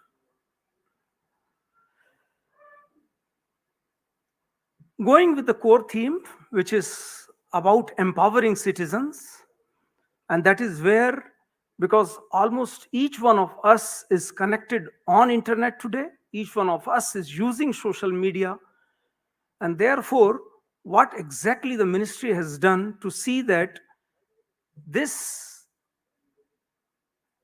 I should say, ecosystem is safe, secure, trusted. And that is where we already had the intermediary rules 2011, since 2011, which provided for certain due diligence. So in the IT Act, intermediaries, online intermediaries have been given, in fact, the exemptions from liability subject to certain due diligence. And that is where, because of the evolving ecosystem, we introduced these 2021 rules, not only talking of regulation of the intermediaries, but through the same rule, we also talked of creating due diligence for the online audio video platforms, for the online news platforms. So in a way, this one rule covers almost all, not almost, in fact, all online intermediaries, including significant social media intermediaries, including online news platforms, including any audio, video, online, on-demand platforms. A detailed FAQ was published both by Ministry of Electronics and IT and Ministry of I&B, which is also partnering because of VOD platforms or because of online news platforms, for which an AOBR was specially created in the year 2020. Now, when I talk of empowering citizens, first of all, any intermediary for that reason is required to publish a privacy policy, is required to publish terms and conditions of their usage, is required to disable any unlawful content as and when brought to their knowledge by an appropriate government or by an order of the court, are expected to provide support law enforcement agencies by providing information in a timely manner, which is 36 hours. In fact, the rules also provided for the first time that in case there is a revenge porn or there is a first party sexual content or impersonification which is derogatory in nature, then the individual concerned directly or through any of their representatives, which can be parents, which can be law enforcement agencies, which can be NGOs, can approach the concerned intermediary platform and ask for removal of such content within a time frame of 24 hours. Our experience had been that the social media platforms, while they have grown up too large in a short span of time, the fact remains that Google India and Google Inc., Facebook India and Facebook Inc., Twitter India and Twitter Inc., and WhatsApp India and WhatsApp Inc. turned out to be different, legally different. And every service which is being provided by them is provided by the so-called, I should say, not so-called once again, it is by the Inc. And the representatives which were there in the country for the legal purposes always disassociated themselves from the actual services being provided. That means we were at the mercy of, I should say, someone who we can't see. We can only interact through mails. And therefore, in order to increase the accountability of such social media, in fact, significant social media platforms, we asked them to have an office here in India. We asked them to have a grievance officer here in India, a nodal contact person for liaison with the law enforcement agencies and the government agencies, and a chief compliance officer to ensure the overall level of compliance. We asked them to publish a monthly compliance reports, particularly with respect to the grievances and particularly with respect to the contents that they remove. And since June 2021, all these platforms are publishing their reports every month on their platforms, so publicly available information. We have also asked for a voluntary verification. So those users who want a verification of their accounts, so of course, everybody may not be able to, that lucky to have a blue tick, but everybody is entitled to, whoever wants is entitled for a verification on internet, on these social media platforms, and barring one of them, today, all of them are providing a verification mark, of course, different from a blue tick mark, but a verification mark which is available. There are other, I should say, due diligence also which have been created, which in a way have created for the first time the accountability of these platforms to the citizens. And because the space continues to grow, so this is just maybe a representation of what kind of reports are therefore being published by them, what kind of grievances and the number of grievances and the content which are being removed by them. In fact, we also asked these platforms, particularly if it is a repeat content, particularly if it is a content relating to rape, gang rape, and child sexual abuse material, it is their own responsibility. So by definition of intermediary, they are not supposed to be modulating, they are not supposed to be touching the content. But on these type of contents, the rules provide due diligence to be done by them, an effort to be done by them to be able to identify and possibly remove such material before it actually gets published or as soon as gets published on their sites. As I said, because of the evolving nature of internet and the issues around it, we have also gone in for further amendment of these IT rules 2021. We wanted that if we were getting a lot of grievances wherein there was clear arbitrariness of the platforms. Few accounts were getting deleted, and when intervened or when approached through the grievance officer mechanism or the appellate mechanism, whichever they had created, maybe they were partially getting restored. Many of them have already gone to the courts, and therefore the matter is, while the matter is sub judice, the problem remains, particularly when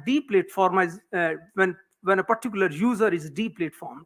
The voice is completely muted, and the way, as I said, the way we are using these platforms have already become part of our life. It is like a denial of our fundamental rights on the platform as soon as we are taken down. And to that an extent, we are talking of creating a grievance appellate mechanism. We are empowering citizen also, partially touching or borderline touching the Shreya Singhal case, wherein we are also empowering the users to be able to approach the platforms and ask for removal, particularly of such contents which is considered unlawful, which is considered maybe a clear fake news, misinformation. So some aspects, the platforms accountability should be increased, not just by publishing the terms and condition privacy policy, but also ensuring that those terms and conditions are actually adhered to. Public consultation has already been over, and the ministry is working on maybe finalizing this amendment of 2022 for the IT rules 2021. Of course, recently, as part of enhancing the security in the organization, organizations across the country, including government organizations, and that's very important. So while most of the act is providing enablement for government services, it does not actually create any obligation for government organizations for the sensitive personal data, for example, that the government organizations may be collecting. So in the name of we doing a sovereign function, which we do, but because of app ecosystem, the government has also started collecting a lot of, I should say, metadata. So the rules have to be equally applicable to the government and are going to become equally applicable to the government in time to come, unless, of course, they are clearly exempted for the specific purposes that they do. And therefore, certain guidelines, as of today, have been stated, have been conveyed. Not guidelines, they are the directions. They are the additional directions in addition to the Rule 2013, which have already become applicable to all government organizations as well. I'm not going into the details. They are available on certain sites, including an FAQ, which was subsequently published by certain in June 2022. Lastly, the journey never ends, and therefore the ministry is already working on possibly looking for amendments to the IT rules. Unfortunately, the data protection bill was withdrawn because of, I should say, reasons. Many of them are already, many of which are already there in the public domain. I'll not like to go into, but we are committed to come up with a data protection bill as soon as possible, and we are looking for a comprehensive amendment in the IT Act, particularly in the line of empowering citizens, that their rights are taken care of, that the accountability of the platform is further increased, that it is not just about online harms, that online unlawful content which should be removed. It is actually all sorts of online harms which must be acted and acted expeditiously. And of course, coming up with a comprehensive security framework. So all these things are there in the pipeline as of today, including decriminalization and therefore ease of doing business. In fact, those of you who are aware in terms of IT Act Schedule 1, we are in the process of amending Schedule 1 as well, thereby increasing the scope of valid electronic records. So this is the developments which are there. I thought I should be sharing with you. Thank you very much.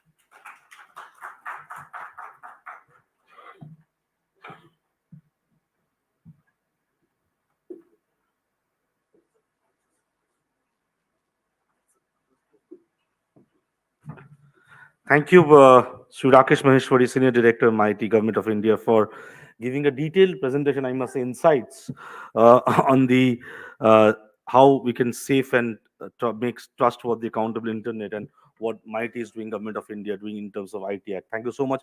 I request Mr. Rajneesh De, Consulting Editor of APAC News Network, to come on stage and hand over the Leadership Trophy, Digital Governance Leadership Trophy, to Mr. Maheshwari. A huge round of applause for him, please.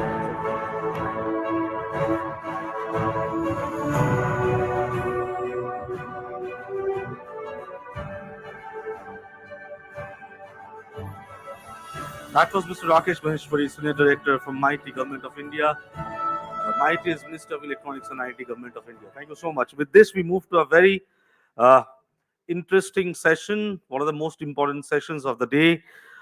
We are living in a digital age, and to live in a digital age, we have to secure the digital data, digital world as well, especially when we talk about governments. And this session is all about securing cyber world in a digital age. And we have with us eminent speakers from the various parts of the country, law enforcement officers, PSU leaders, and experts. We have with us Mr. Harmeet Singh, Commissioner of Police, Guwahati, and Special DGP Assam. A huge round of applause for him. We have with us Mr. Jaspal Singh, Director General of Police, Goa. Huge round of applause for him as well.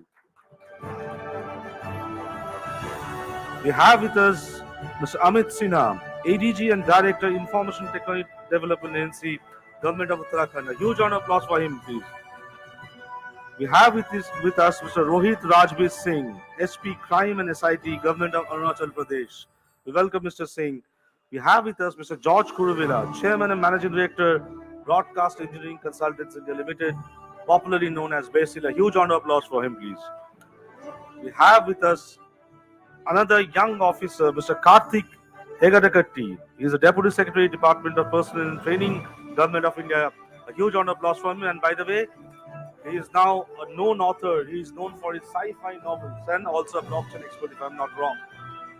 And with this, I request Mr. Rajneesh, the consulting editor, will be playing the role of moderator of this session to come on stage, please. Over to you, Rajneesh. Thank you so much.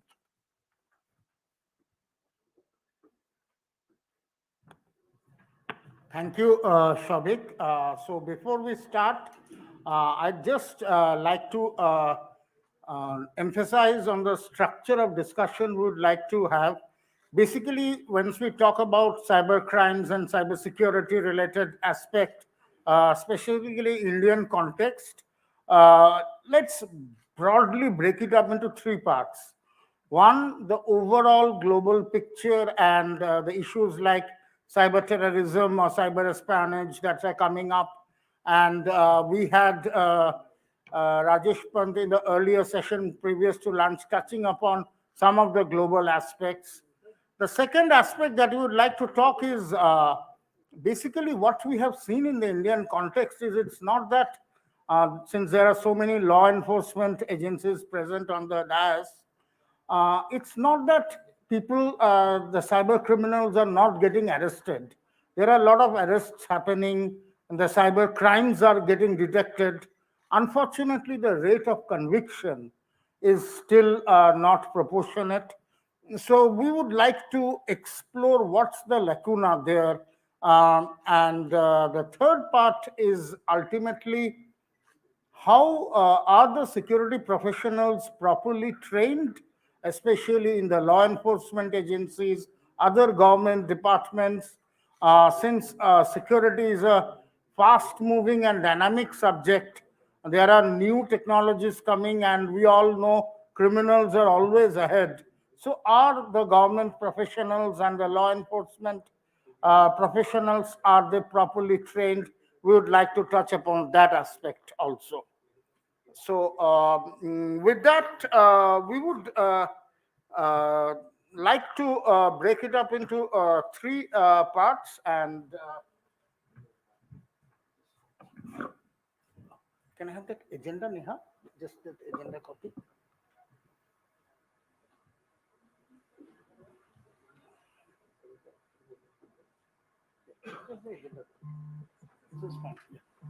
So my first question will be, I will start with Assam, Harmeet Singh, one where we talked about that there is still a gap in the rate of conviction.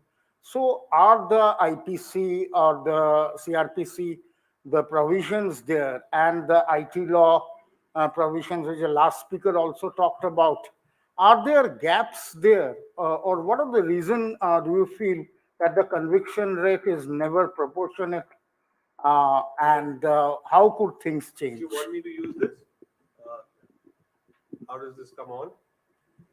Do I need to use this or can you hear me? It's working, cool. So let me first start by turning this whole session around a little bit. Because when I was approached to talk over here, I had mentioned this to your people, but apparently it never traveled up the food chain.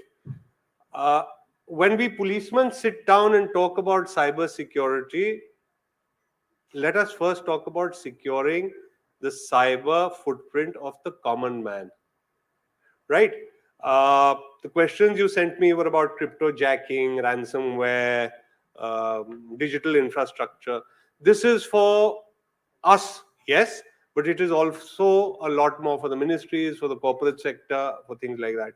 So before I start answering your question on convictions and conviction rates, I first want to talk about the basic issue, which is ransomware, cryptojacking, big identity theft, hacking into banks, the big buzzwords in all tech companies, in all tech seminars, is all about what people talk about. But 10,000 rupees gone on an OTP fraud from a daily wage earner, 1 lakh rupees gone from a pensioner is what hurts the common man. And I am yet to come across a seminar which talks about the common man. I'm sorry. I hope I'm not being offensive.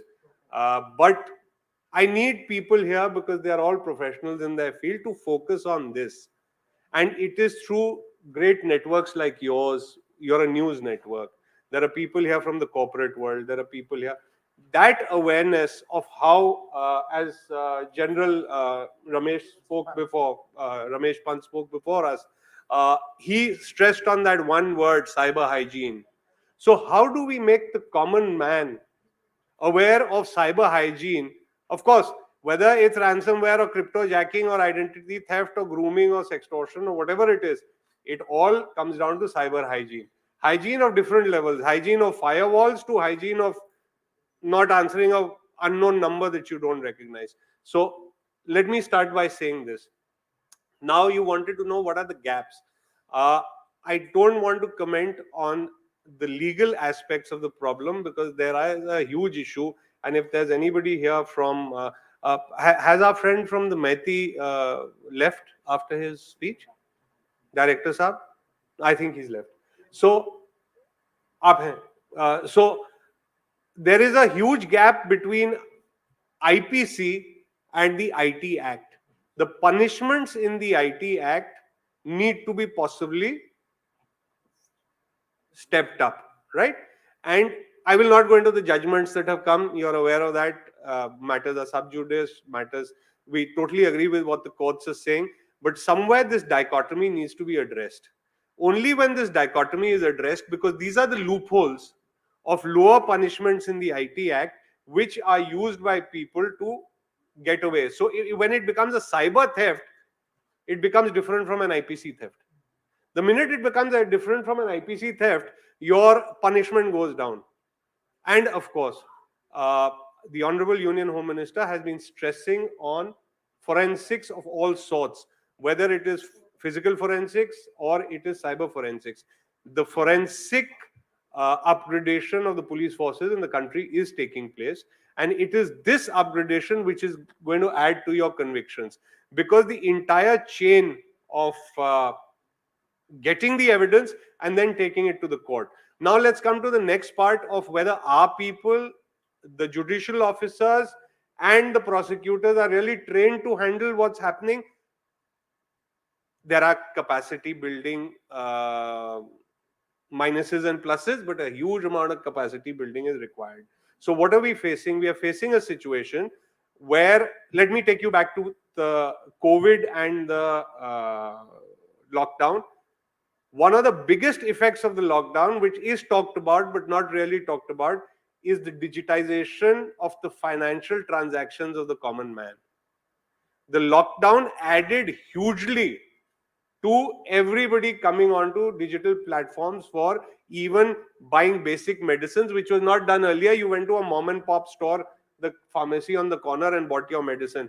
Everybody went on to online shopping. Online shopping created its own vulnerabilities.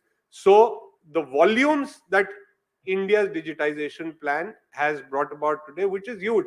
One of the speakers, when I had just walked in, I think he was from the corporate world, was, I think I'm taking too much time, but I will not speak after this, was talking about the fact that 80% of Indians are happy with how the government handled digitization at the time of COVID, right? At the pandemic.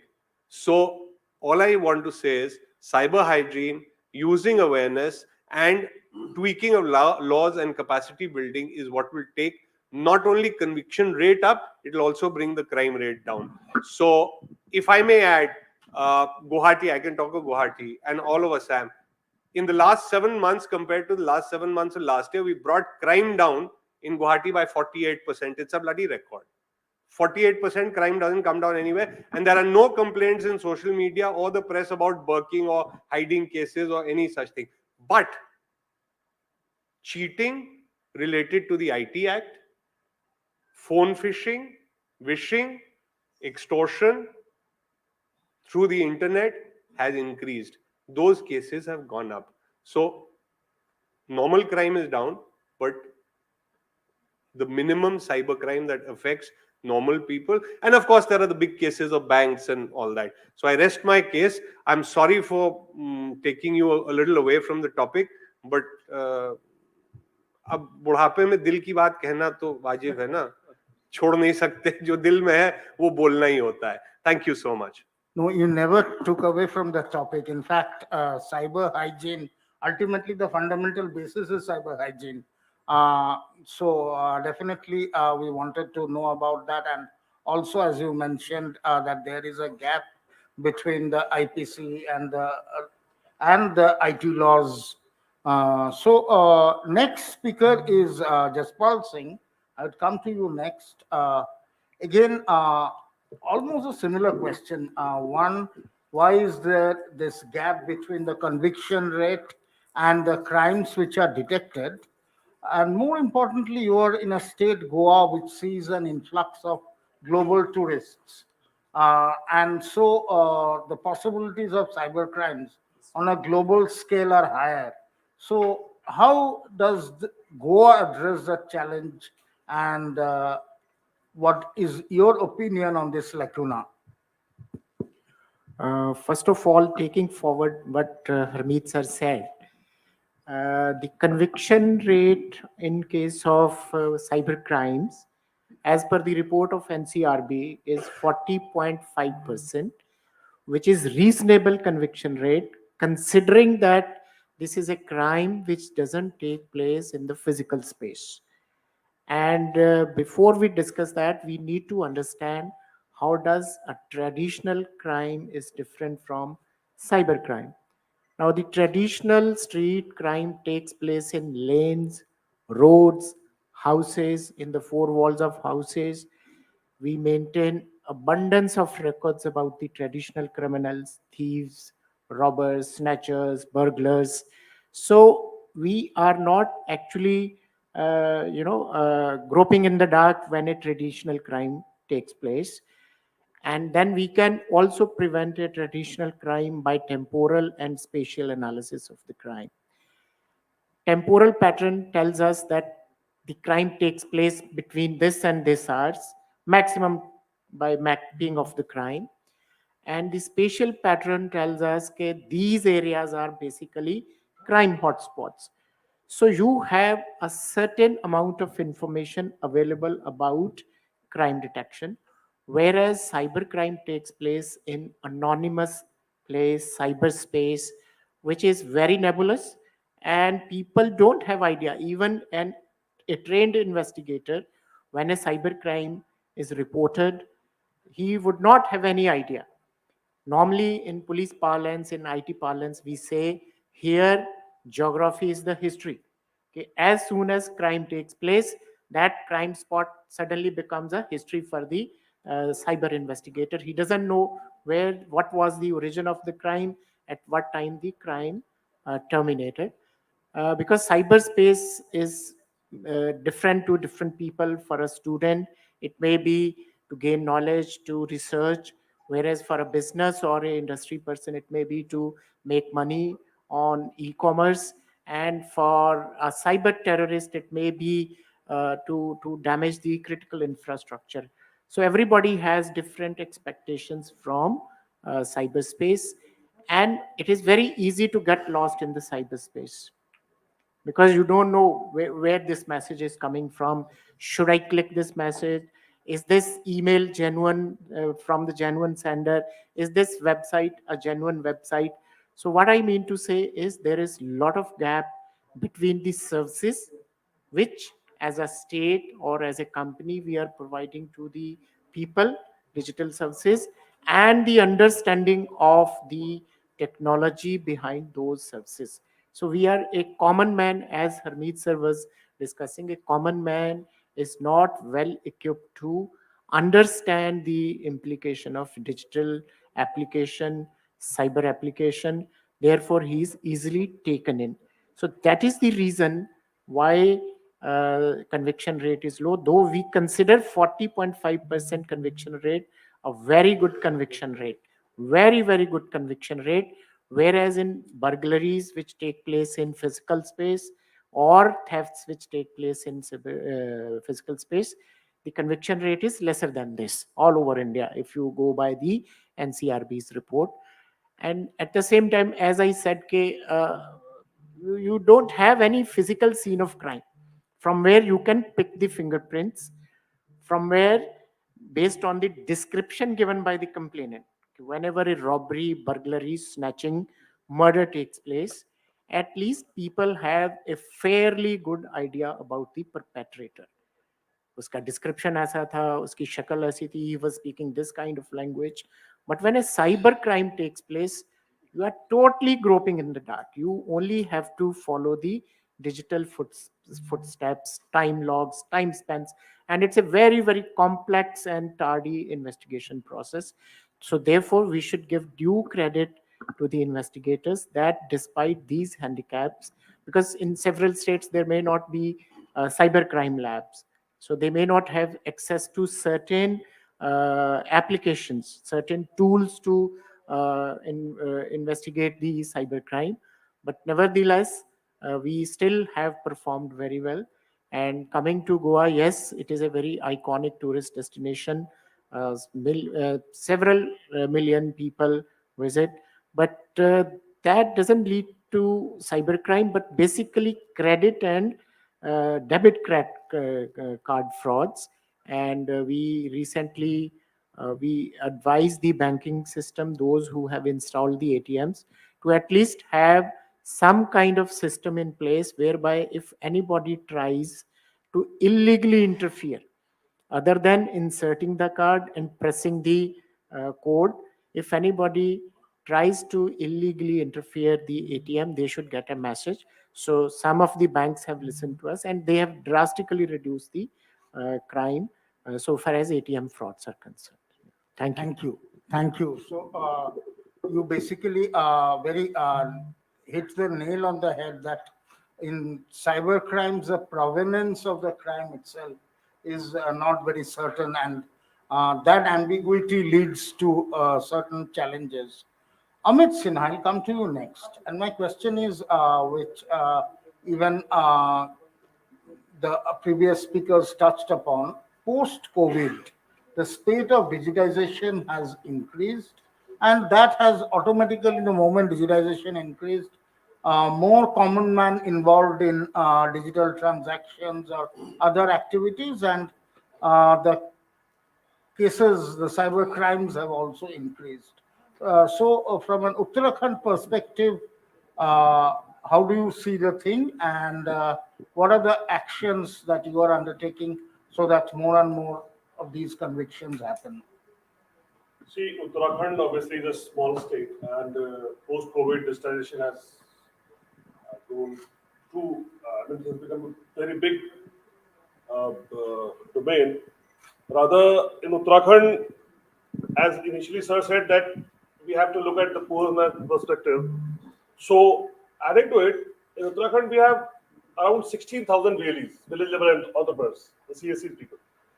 And our plan is to make them cyber warriors, because at least they are the ones who can reach upon to the villagers. They are the only person who can actually talk to the villagers. Whatever type of, even we go to channels, we do a lot of cyber hygiene posters, we spend a lot of money on this, on these things, but we don't actually try to tell them how to become a proper cyber hygiene monitor. So they are the best persons.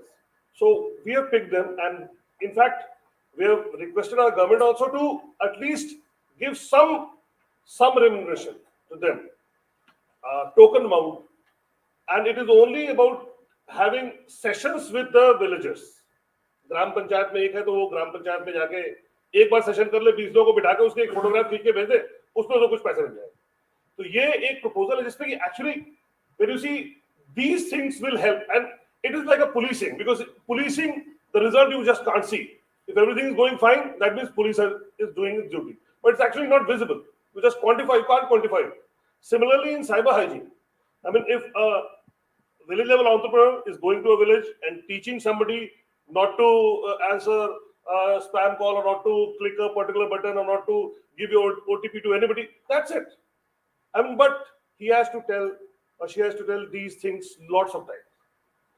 So this will create awareness, and that is the basic thing. Because see, this cyber world is divided between two things: hacking versus cyber frauds. Hacking is a big thing, and maybe it's actually important, but it's a different vertical. Exactly. And there are people, and mostly we spend our time, as Sir said, mostly we spend our time on countering cyber hacking things rather than dealing with the cyber fraud.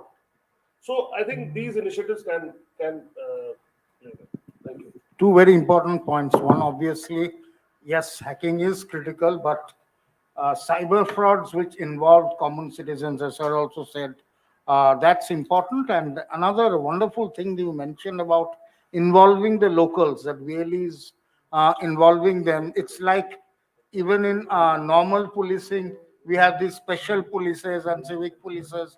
So it's like that involving the VLEs. Great initiative. We will come next to Rohit Rajveer Singh, Arunachal Pradesh, another small state, but very sensitive in terms of location, being in an international border and always in the news. So what is your experience in terms of the extent of cyber crimes that are happening in Arunachal, and as a law enforcer, what are you doing to counter those challenges? Rohit, if I can butt in, you have a very big case, and you know where the VPN was. So in fact, why don't you tell everybody about what it's not just groping in the dark. The VPN comes from a fifth country, not even a third country. What do you do about it? So Rohit can maybe, without going into the details of the personalities involved, mention some of that. He did a very big case recently. Thank you, sir. Thank you for this opportunity. And so in the Arunachal Pradesh perspective, I think I'll definitely come to Sir's point in a bit, just to give a bit of a background. So you'll be very surprised to know that the extent of cyber frauds in Arunachal Pradesh is way too much that you can probably imagine sitting in a discussion or in a chamber. There are multifarious reasons for it. The most important reason, what I feel, is that, so just to give you a perspective, that in right about 2.5 years, we've received around 550 registered complaints of cyber frauds in the order of cyber financial frauds, then sextortion, and then impersonation, in this order. And so it may not seem like much, but you see that in a populace of around 11 to 12 lakhs people and all over the state, and 550 registered complaints. Why I'm saying registered? Because we still live in an age in Arunachal Pradesh where people do not have digital connectivity, um, let alone mobile signals. Like there are some places which have infrastructural deficits also, so road connectivity is also not there, and place 4G, 3G, these technologies are not even heard of in some parts. So basic 2G connectivity is also not there in some places. So consider that as one of the factors, and then considering this fact, also try to understand that 550 registered complaints is why is it such a big number? Because you know, I'll just give you a small example. If a person goes from place A to B, now at place A he has no connectivity, and then he travels to place B, and he suddenly receives a call because obviously there's some signal in place B. He receives a call, and a simple minor OTP fraud happens with him. He will not be able to react to it at all. So we all talk about cyber hygiene and cyber awareness also, and through multiple awareness campaigns, we've got this in the minds of the people that never share your OTPs. So he will, if you ask him, he may be able to tell you that yes, I've heard this thing that never share your OTP, but he'll not be able to tell you what an OTP is. So that is the kind of populace that we deal with, and so that is why awareness, yes, it's very important, but it holds a very limited advantage as far as Arunachal Pradesh is concerned. Second thing, coming to what Sir just mentioned, so we are investigating. We've made some breakthroughs in a case that we were handling, in which I don't think that any part of the country is not affected by that crime. It's impersonation of even constitutional authorities, institution and major institutional heads, political leaders, and even some industry leaders, police enforcement agencies, top hierarchy, and administrative officers. So this is a fraud that we're dealing with. I think all the states are dealing with. What we made a breakthrough is that we've so these frauds are not originating from our country per se. So there are VPNs used, and these are originating from, as Sir said, not a third but a fifth country, some nondescript areas in the continent of Africa, uh, without going into the details. So these are the kinds of frauds that we deal with. These are the kinds of multi-level fraudulent actors that are present in the country. So one of their components will be in in the country. For example, I'll just state one of the leads that we followed. Sir is also aware of the same.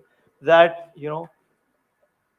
a WhatsApp account of let's say a senior officer or a political leader was impersonated, and that number was a real number from which messages were flowing through. I also got a message. Many people in our hierarchy got the message. He was impersonating one of our officers only. We traced that back. It was a real number, and it belonged to one of an auto rickshaw drivers in Dimapur in Nagaland. Similar numbers were also traced, and they got traced back to a nondescript small village in Rajasthan, a place in Vizag, and a small town, not even town, I mean a small shanty maybe in Kanpur. So these are the major four actors that we were able to uh, involved in this case as the first level of fraudulent activity. After interrogation, what we came to know was that they were not aware of this number, that this number was on their names, their KYCs were used, they were not aware of that. So, by use of fake KYCs, those numbers were taken by some other actor. So, that is the second level. Now, we reached to that level also. And what we got to know was that these people are also not the ones that are using these numbers to propagate these fraudulent activities. There's a third level, that is present not in our country, in some other country, who are using VPNs to forward these messages, and via these actors that are here, they are propagating the impersonation fraud. So I'm just trying to tell you that the levels involved in in an investigation, as Sir Jaspal sir also stated before, that it's a very complex investigation. More than that, it's a young man's investigation. Like for us, like for supervisory officers, talking about these things makes sense here. But for investigators, if you give this investigation to an ASI rank officer who spent around 25 to 20 to 28 years in the investigative field, he'll be a top-notch investigator if traditional crimes are concerned. But for investigations in the cyber world, he's not that cut out. And we have realized this through times, but uh, I just feel that we are very slow in making this insight as a part of our DNA. That the law also says that investigators in cyber frauds, as of now, have to be inspector ranked officers. So in some states, you can get inspectors of, if they're recruited from sub inspectors, then you can get inspectors after 10 years of service, after 12 years of service. Some small states like us, maybe in 4 to 5 years of service. But even then, those form only some part of our hierarchy. There is a part wherein the people who get uh, recruited at the constable rank, they give exams, they become head constables, and then ASIs, and then sub inspectors. Later on, inspectors also. Those are not at all cut out for investigations. So we have to recognize that we have to train our young officers, even young constables who are coming in, especially Arunachal Pradesh. Like I must tell you, I find that, so I run a small unit called the Cybercrimes Unit, also as SP Cybercrime in Arunachal Pradesh. What I've realized is that more than the inspectors, which are entrusted to do the investigative work, and who do, whose names are there on the case files, right about 5 to 8% of work is done by them. Mostly the newer age, the newly recruited constables, Exactly. head constables who are there, they are the ones doing all the OSINT mapping. They're the ones who are interacting with major industry leaders, with grievance officers of major social networking portals, also getting the data. Also, this is one part, interacting with the complainants, making them aware that we are doing this, making them understand that this is a process that we are going through. Even the cyber financial frauds portal in my state is run by a head constable, because he is able to correctly state what he will be able to do, and also correctly state what he will not be able to do. True. So I That's think these are some of the things that we're working on, and that we need to discuss, and even at whatever levels it is required, bring this in the national consciousness that it is required as of now. Thank you. great. So in fact, you touched upon the important, the story that sounds like I shouldn't mention this story. It sounds like sci-fi, really. But the important part is the training part. And with the next speaker, I'll come to George with that part only. Training, yes, true. While the newer generation, younger generation, they are more cyber savvy, so they will be more attuned to training. But end of the day, uh, for higher conviction, we need to have overall sense of training. Otherwise, how would you inculcate those cyber hygiene things among citizens? So, as an organization which helps in providing cybersecurity training to government departments and law enforcement agencies, how are you looking at this? Yeah, um, so let me introduce myself. I'm George Kurvala. I'm CMD of Basel Broadcast Engineering Consultant India Limited.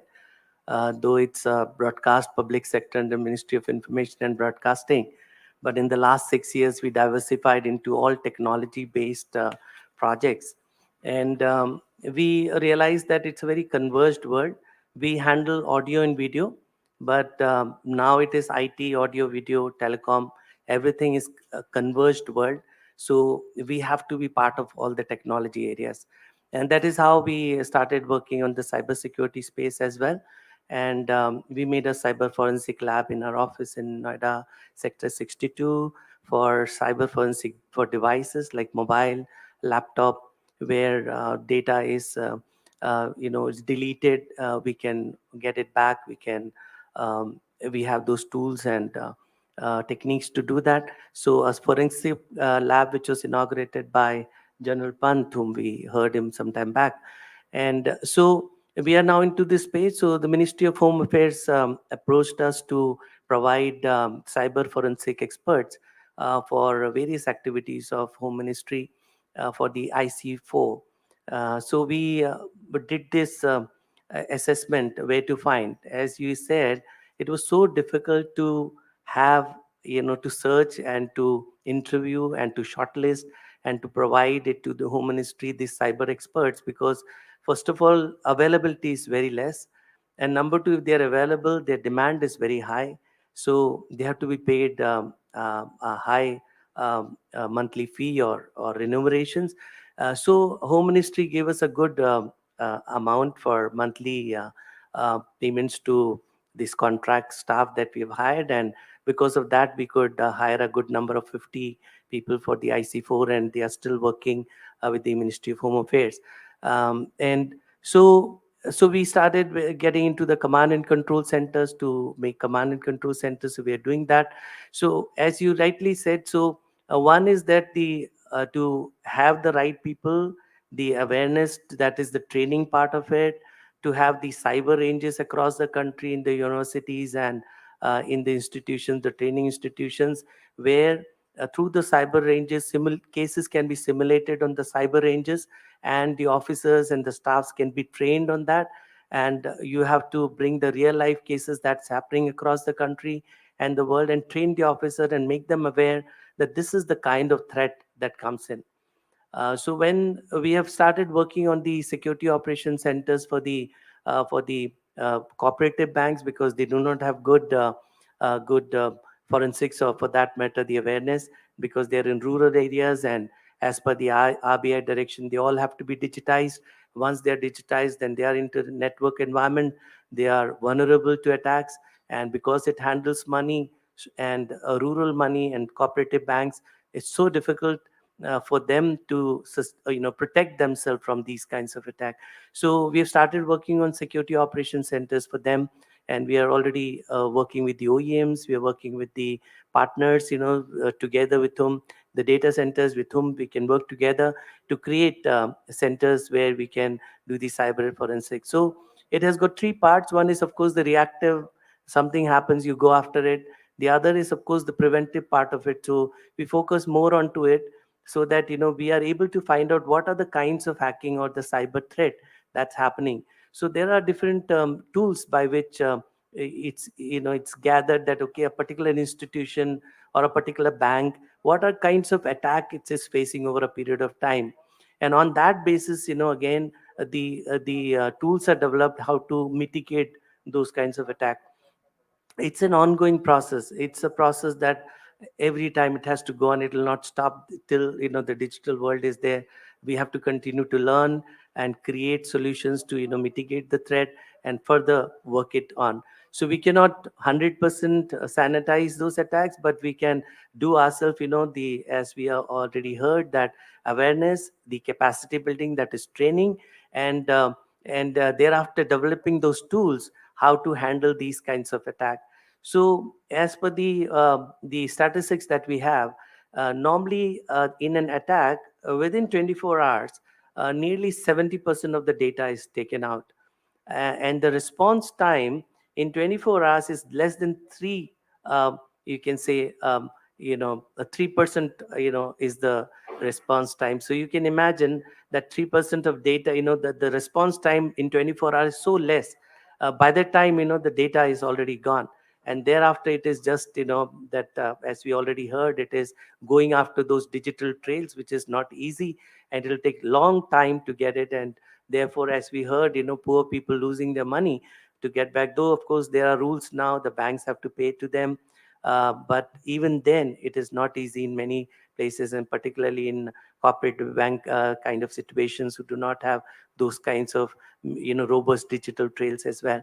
So this task we have taken, and we are available as a government company, that wherever we can be of help, and if a problem statement is there, if you are invited, we can try to work out with various OEM vendors. Our job is basically to become an interface between a pure government organization or department and the technology partners that are available in the country and across the world, who have got the tools and wherewithals, and to also stitch 3-4 different kinds of technologies together to bring out a solution as required by a particular situation.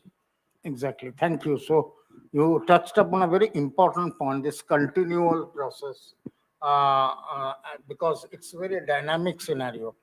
Karthik Hegadegati, I'll come to you, and very interesting when we are talking about technologies like blockchain and those now being used by law enforcement agencies. We have moved a long way from the time. I remember about 2 decades back when I think it was in Chhattisgarh or some other state, when the courts asked the police to attach the evidence, and there were those cyber floppies. So someone tried to staple a cyber floppy and then present those documents in court. From there to blockchain. So how are these emerging technologies being leveraged in cybersecurity by law enforcement agencies, and how is the training part of them? How the personnel are trained properly in these emerging technologies? Yeah. First of all, I thank APAC for giving this wonderful opportunity to discuss with this esteemed panel. The question that you asked, I think, is very pertinent in the present day. Let me give you a small anecdote to just illustrate this point.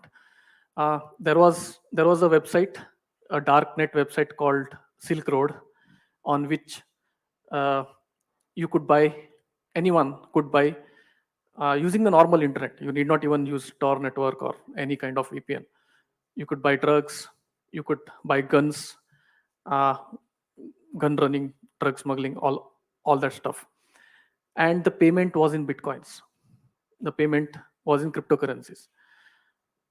Then, to a great extent, Bitcoin and cryptocurrencies got this bad reputation that they are used for all of these illegal things, and payments can be done across the borders without getting caught. But strangely, blockchain provided a solution where hard currency could not. Now, if a payment is done in hard currency, you can never trace it. You can never ever trace it unless the payer or the payee themselves, they turn themselves in. What happened was, there was a guy called Walter Ulbricht who used to run this Silk Road website.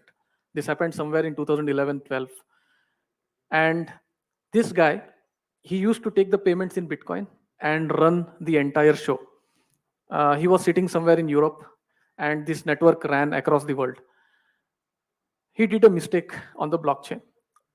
What he did was, there was another guy who was trying to set up a similar such website, and this Walter Ulbricht wanted him killed. So he hired an assassin, okay, and he paid the assassin in Bitcoins. Now this assassin, he went to kill the opponent and got caught.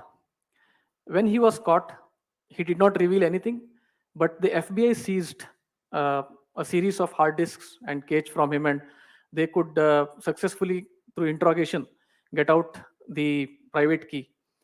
And they traced that private key. Now, let me give you one clincher, that IP addresses are not recorded on the blockchain. All of you have heard of Bitcoin. All of you have heard of blockchain. To keep it simple, let me state that IP addresses are not recorded on the blockchain. But they could map the public address, the wallet address, to this guy, Ulbricht. And they could succeed in getting a conviction for him. And even today, he's in jail. So now the question arises, is blockchain or Bitcoin a good thing or a bad thing? There are papers written on it. I myself have done research on this. And it has been shown in many simulations that blockchain provides a better chance of traceability than normal hard cash. Next to banking transactions. Of course, banking transactions are conducted in a very secure environment. So it's totally black and white. But here in this case, it provides a better chance of traceability. So when it comes to blockchain, it has several applications. This was the background I wanted to give about the application of blockchain in law enforcement and cybersecurity. Now, the unique thing about blockchain is that the records are immutable. You cannot change or tamper the records, you can only view them. This provides a very unique innovation in the world of jurisprudence. There is a new kind of innovation called as proof of existence. You mentioned, I mean, a very pertinent example that in the earlier days, they used to staple floppy disks to the evidence. You can do exactly this on the blockchain, but without the data getting affected. Let me give you an example. A crime has occurred, maybe a murder, and the object of the crime, that is the knife or the revolver, the forensic team will tag it, and they will give it a particular identity on the blockchain. Just like me and you have a bank account, me and you can have a wallet address on the blockchain, very unique to us. Not only us, even this bottle can have a wallet address to its name. I can enlist a wallet address attached to the identity of this bottle in some way. I will some barcode or something, and I will rent this bottle to someone, and they will pay me, and that will go to the wallet address of this bottle. This is possible. So a unique identity of the object of crime can be created on the blockchain, and once it is registered on the blockchain, it is immutable evidence that that object of crime was there. Now, many a times we have seen in the films also, and it will be true, our seniors here will watch for it, that the object of crime has disappeared at the time of presentation in the court. This can never happen if the proof of existence, this is called the proof of existence. So this is one innovation. Then there are several such innovations in the blockchain world. So a lot of innovations are possible. We are going towards Web 3.0. Metaverse is already here. The first crime on the metaverse has already happened. There was a molestation case that happened on the metaverse, and it was also the complaint was given, and the UK police did not know what action to take. So this is the world we are going in, and I think blockchain will have a very big role to play in this, with a lot of innovations coming in. Great, thanks. So you talked about the future, basically where, as you mentioned, blockchain provides immutable evidence. But however, I think there is still time for the law, the jurisdiction to sort of recognize some of these evidences. So before we conclude, I'll come to each panelist now. 1 minute to each, and please stick to that 1 minute. One critical thing which you feel should happen in the cybersecurity and the cybercrime roadmap India should follow in the immediate future. One critical suggestion that you would like to give, and I'll start with you, Harmeet sir. I already actually said it in the couple of things that I said in my little opening kind of thing. Simple. We have to look at the laws from the perspective of the future. Our laws are still attuned to what Jaspal called the physical world of crime. So one is that. Second, of course, is hygiene, and third is capacity building. Because the government is doing. You want me to use this? Yeah, sorry. You want me to start all over again? No. So, as I said, one is rejigging, calibrating the laws in such a way that we are looking at the future, because at the speed at which the cyber world is growing and the digital footprint is going, the legal world, the legal aspects have to match up to that. Then comes capacity building, which we've spoken about. And of course, let me say that the cyber swachhta, the IC4 which you're working on, the security agencies have a safe platform. There's a lot happening in the central government which is percolating down to us. So alongside, we need the capacity building for what Rohit said, our guys at the cutting edge level to be able to use those technologies and the help that they can get. So hygiene, capacity, and laws.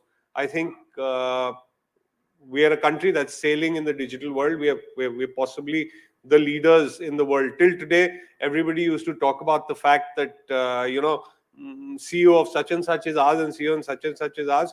They forget that down to the last man, the guy is an Indian, and the digital users in India are the maximum in the world. Exactly. So we are a leader in digital technology today, and we've started at a green field. We didn't have to recreate what somebody set up in the 70s. So we are going great guns. So these three things, and I think we are sailing.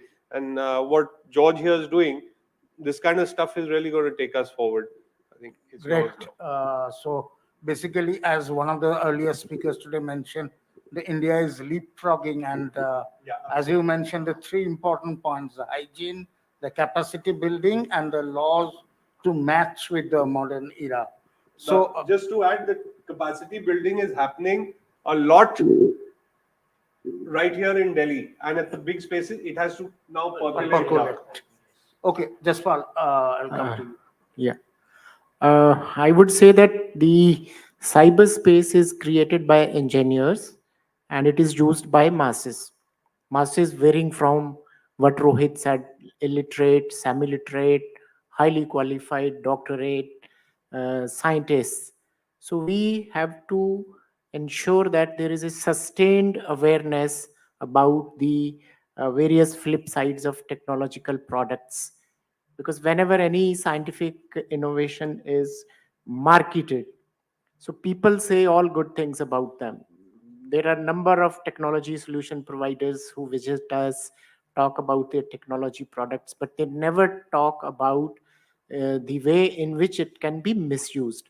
So this is the time, like we said, jago grahak jago. So this is a time to say jago netizens jago. So therefore, sustained awareness is the key to ensure that cybercrime is contained.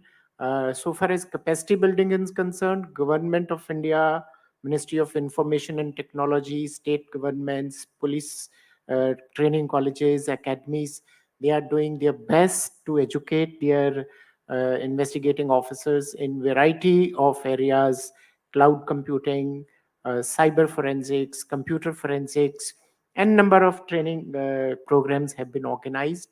And IC4 is also doing a yeoman's service. And similarly, the BPRND has set up a National Cyber Crime Research Center and Innovation Center, which have conducted a number of webinars for our investigating officer, where experts from the industry and the academic institutions, they come and discuss.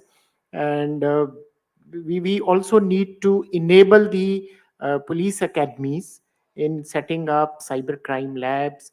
And though police modernization is doing its bit, but the state governments also need to urgently attend to this problem, because as of now, the maximum funds are coming from the central government.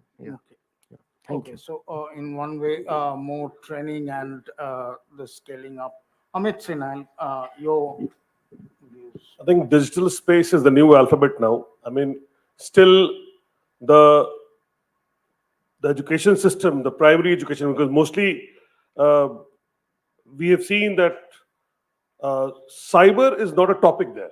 So everybody is using WhatsApp since its beginning. I mean, 6 years, 7 years, kid, they're using it. But how to use it properly is never taught in the schools. So I think this should be somewhere taken into account. Thanks. Rohit. Sir, I think in my opinion, we need to inculcate a behavioral change. We should stop victimizing the victim. I think that is one thing that we should do. any cyber fraud, it's a very scary fraud, I would say.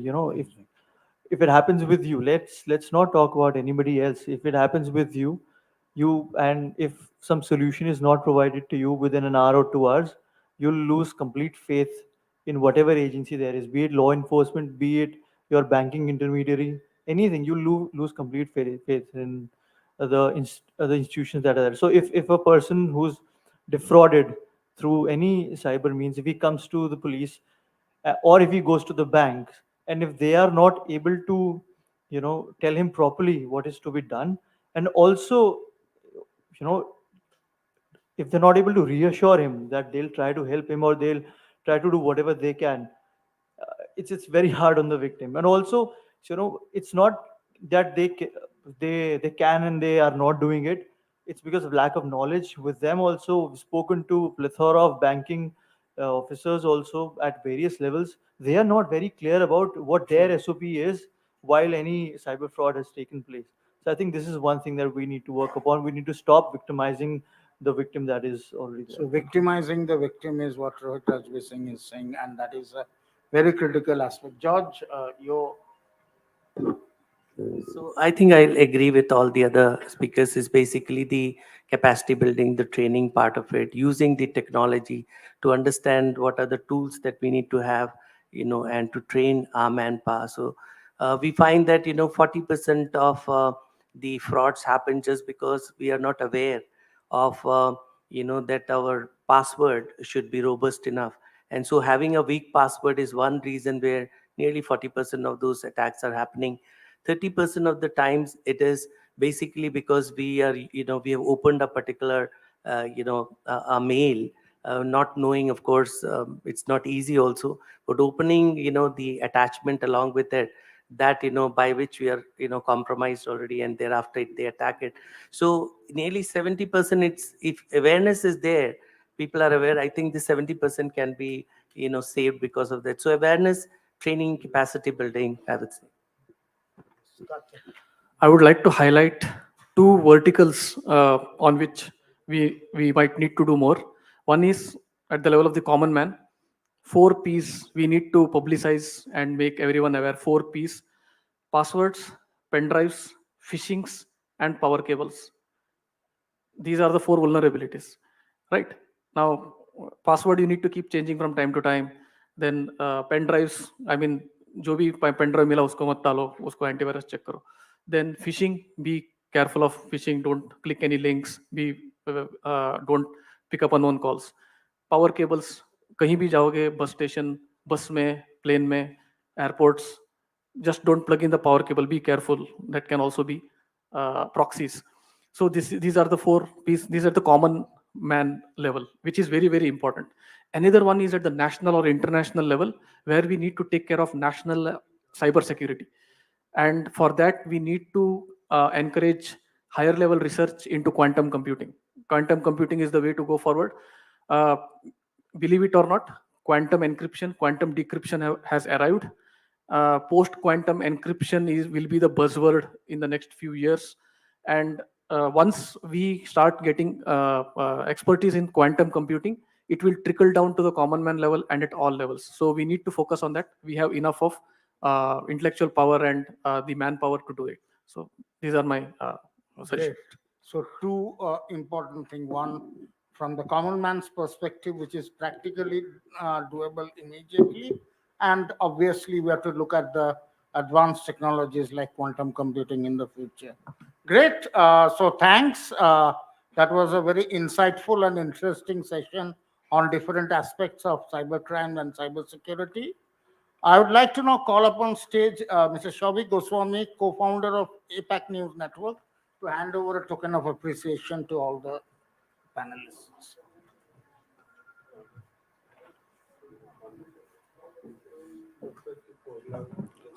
To yes, Harmeet Singh, sir. Thank you.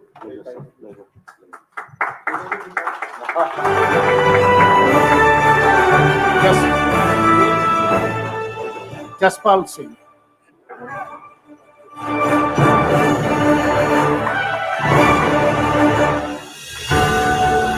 Amit Sinha.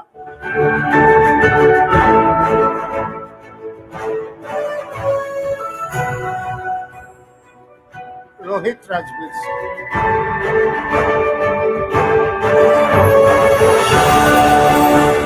George Kuruvilla.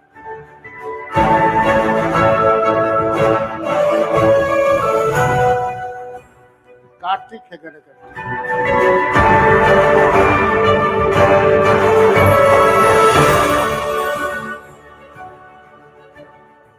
Can I request all the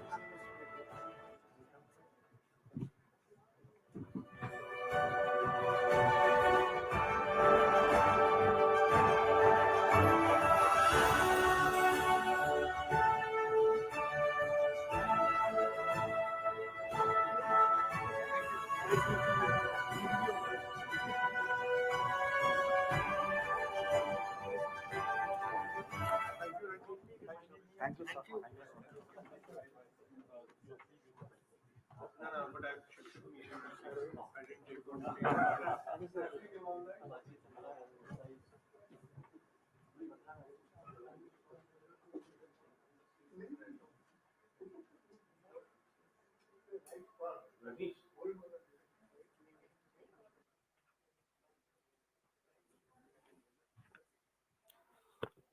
That was indeed exciting and insightful session on cybersecurity, and they were all leaders from various parts of the country, from law enforcement agencies as well. Now we have two special address. I'll request both of them to quickly wrap your special address, because after that we have a very interesting session on smart cities. Because without a discussion on smart cities, no event on digital governance can be successful. Um, may I request our guest from the state of Assam, Mr. Bibhu Bhuya, Managing Director, Assam Power Generation Corporation Limited, to come on stage and give a special address on sustainable energy through technology and innovation, which will be followed by a presentation on digital innovation to foster partnership between government and NGO sectors, an important part, which will be given by Nazreen Midlaj, Dr. Nazreen Midlaj, founder, Innova Trainings. I request Mr. Bibhu Bhuya to come on stage, please.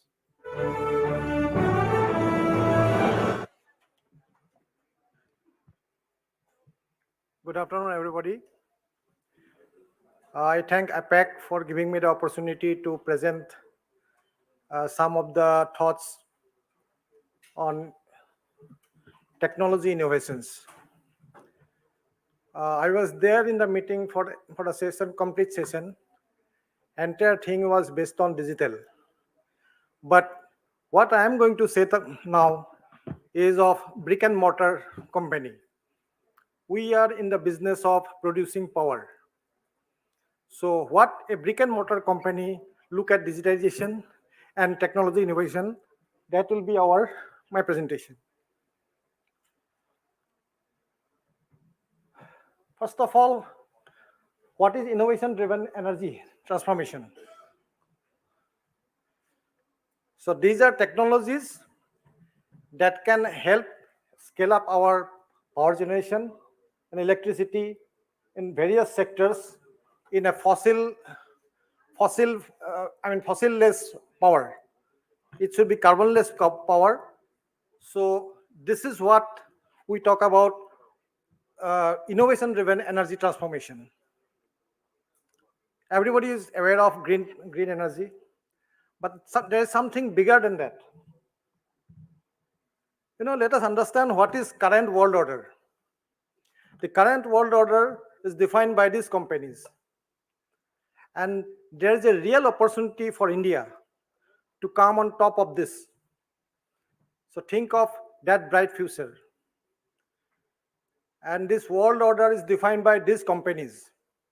They are all mostly governed by petrol-driven energy, petrol-driven economy. The big companies, they are the specialists in energy. So what is the new order?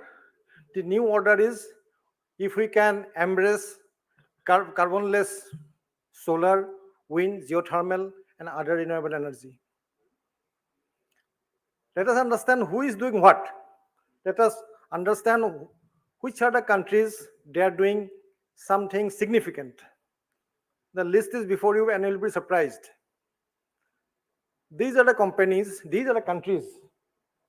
They have taken things to a different level. This is their target.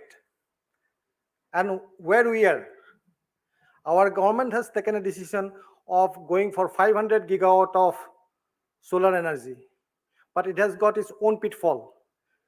Only solar will not do. There has to be backed up by real baseload generation. So those are the issues that has to be taken up, and technology has a great role to play on those areas. So let us find out the technologies. There are 11 technologies. This is one of the new technologies that is going on. That is in floating solar, floating wind. Floating solar is already there. This is floating wind. There are different developments that is going on. Solar PV. There are new developments are there. There is floating wind turbines are there. So what does floating wind turbine means? So you need not to waste your general land. Land space is precious. So you can use your whatever is there, solar, whatever is your riverine area as well as your sea area. And another energy source is waste to fuel. This is a very interesting technology. Already you have seen in some of the pockets it is there, but it has got a big potential to grow. There's one more thing, energy transportation, energy that is required in transportation, storage and distribution. You see, when we produce carbon-free power, that is like green hydrogen, etc., that will not go through the general pipelines. So basically low carbon gases will have different pipelines. So there is technology innovations required on those pipelines. Energy infrastructure with nanomaterial. Then massed HVDC grid. New battery technology. So India has developed, at least in pockets, different institutions are doing different battery technology. So pipeline for low carbon gases. Low carbon gases means your mass is not there, so your volume is very high. That much volume you cannot compress it. Your no pipeline is there as of now which can carry this kind of low carbon gases. So this is one area where technology innovation is required. Energy infrastructure and nanomaterials. There are so many nanomaterials are there, innovations, whereby we can go into the development of energy. And this is called HVDC grids.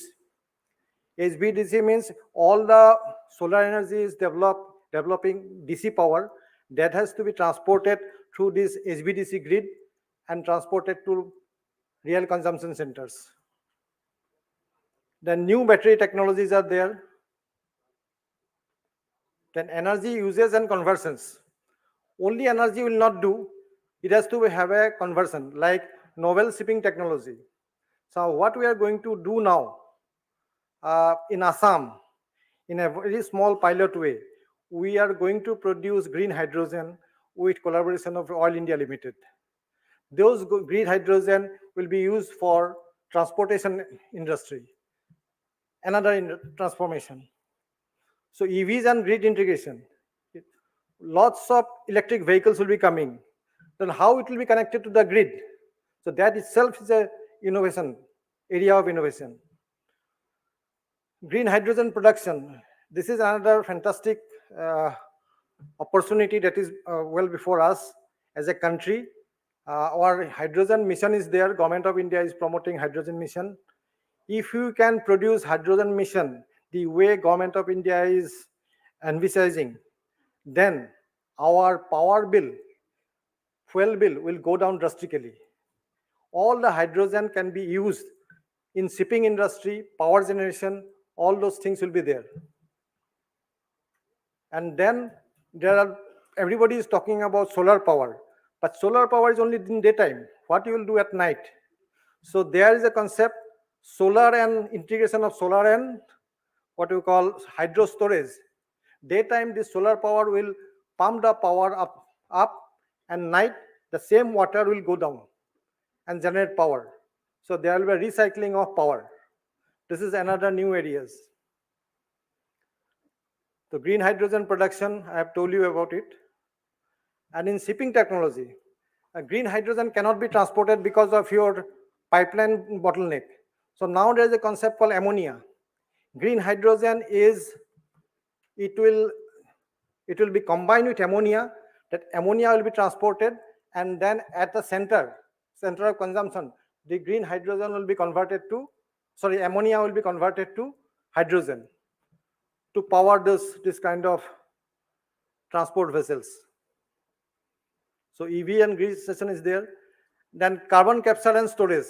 This is everybody knows, but then simplest way of carbon capture is generally go for what you call your green cover. If you increase your green cover, then your carbon capture is maximum. And we in Assam, all our hydroelectric project, the amount of trees we have cut, we are putting double the trees there, thereby creating a wonderful carbon sink. So this is another innovation we are doing, pump hydro storage with solar. So scenario of renewables in India, that is given there. Since time is not there, so I'm not going into details. This is the scene of renewables in India. 10 states. This is the story of renewables state-wise. So my company, what is role in technology transformation and what we have gone so far. So we are doing project in Sonbil. This will be a floating solar. And then we have got Golaghat also, ground mounted solar power. Namrup solar power is there. Then Sadia solar power is there. These are the areas we are going for solar projects. And then one more interesting thing, we are making the highest, biggest capacity in agrovoltaic. This is an area, a new area where we are venturing. As of now in India, in agrovoltaic, only 12 megawatt capacity is there. That is in Cochin. We are in Assam making the 100 megawatt agrovoltaic. And what is agrovoltaic? Agrovoltaic is nothing but agriculture below the solar panels. So more and more solar powers will be there.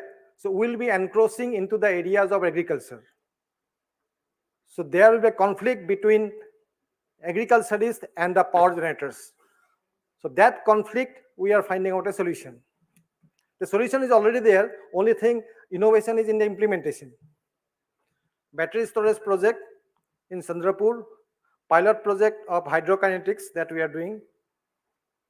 So one of the interesting thing is going on is IoT in power sector. These are the asset performance management. All our machines are there, how they are going, how they are operating, what is their maintenance schedule. All those things can be generated through IoT intelligent machines. Then comprehensive customer service. Then we can reduce minimum energy production, because energy is not produced on the machines from wellhead, which is done by some explorer, like suppose Oil India or ONGC. They are exploring the gas. How much gas they will produce, and then how much conversion will be there, and how much demand is there in a grid. These all things are as of now is done in an independent way, separate way. So gas producers are producing gas, energy producers are doing their energy production, and demand is their grid of different level. So all these things can be integrated. So everybody knows how much to produce and how much to produce at their thing. And that will minimize, and this is the technology innovation in true IoTs. And that's all from my side on this subject. Thank you.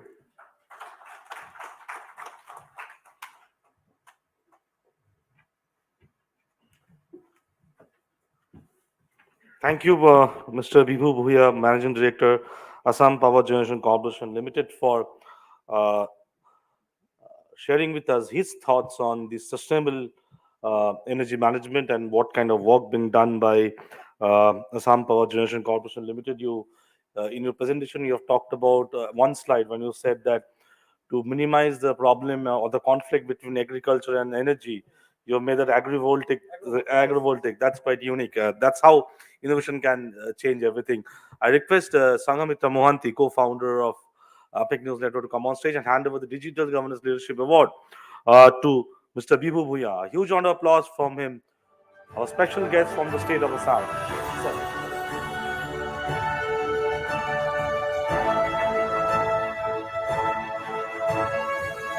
Thank you so much. With this, I request Dr. Nazreen Midlaj, founder of Innova Trainings, to come on stage and give a special address on digital innovation to foster partnership between government and NGO sectors.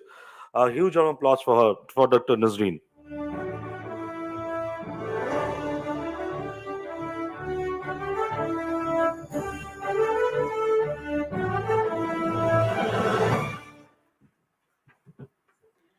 Good evening, everyone. First of all, let me take this opportunity to thank APAC and the organizers of this program for giving an opportunity for me to speak on this platform among eminent dignitaries. I am here today primarily to learn from industry leaders and their experiences with tech innovations. Almost all important aspects have been covered by previous speakers. I'm glad I got some awareness on how technology has been leveraged by various governments, industries, and companies to solve some large issues we all have been facing in our society. Let me share a little on what I do. I'm the founder of a company, Innova, where we focus on trainings at multiple levels to help people do best at whatever they do and pursue their potential. But today I would speak more on my role as a partnership and implementation lead of an educational initiative named Entrepreneurial Mindset Development Program in 10 states of India in collaboration with 5 different NGOs. Udhyam Learning Foundation being the lead implementer. This is a program where we run with students of all government schools and colleges in the state by providing mindsets and skill sets training through experiential learning in the school curriculum during school hours. We partnered with the education departments of respective state governments to implement this program. Objective of this program is to make the students of India entrepreneurial and also to make them pursue their potential fearlessly. And let's also hope that after our program, some of these students may come up with best technological solutions for tomorrow. I will share my experience on how digital innovations has helped us in partnership, implementation, and monitoring and evaluation process of our program. Cross-sector collaboration has been modeled by our Honorable Prime Minister, Prime Minister's government, in using a collaborative approach for Digital India initiative, partnering with the country's world-class technology companies in the process. It is a massive cross-sector partnership that aligns business and social goals so that many groups share in the success, the risk, and the risks of the program. Like mentioned by our chief guest in the morning, Dr. Sharma, PM asks us to use digital innovations in various domains, and we are exploring this with the education department. Like any other sector, to bring about a change in the educational system of our country at a large scale, collaboration at multiple levels is required. And of course, for NGO, government becomes a key stakeholder. As we all know, achieving impact through the public sector at scale requires building bi-directional partnership. Although NGOs and governments work towards similar goals, we have different mandates and different constraints. However, we do need one another. There are always risks associated with trying something new, but securing buy-in from multiple levels with a system of hierarchy can minimize those risks for individual actors. Let me share an example of a beautiful collaboration between Kerala government and our NGO in the month of March 2020, when COVID brought a complex array of challenges which had mental health repercussions for everyone, including for our students.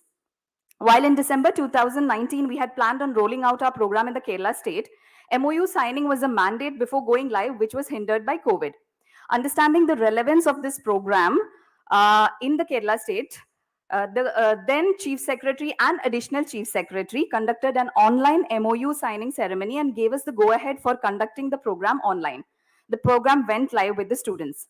Working with multiple government departments, I have realized at times the speed at which approvals come our way is not that great, unfortunately. So this incident was a huge motivator for us. Now to implement our program with 6,000 schools in Andhra Pradesh, we have 4 Indian NGOs and 1 international NGO. And it goes without saying, our international partner coordinates and contributes to this project, leveraging technology. Today, our program reaches around 30 lakhs students across India. Next, I would like to talk about trainings and implementation. We follow a cascading model of training where master trainers train teachers and at a district and mandal level, and the program is delivered to the students statewide. One of the challenges we faced in this model was the time it took to get approvals for training costs.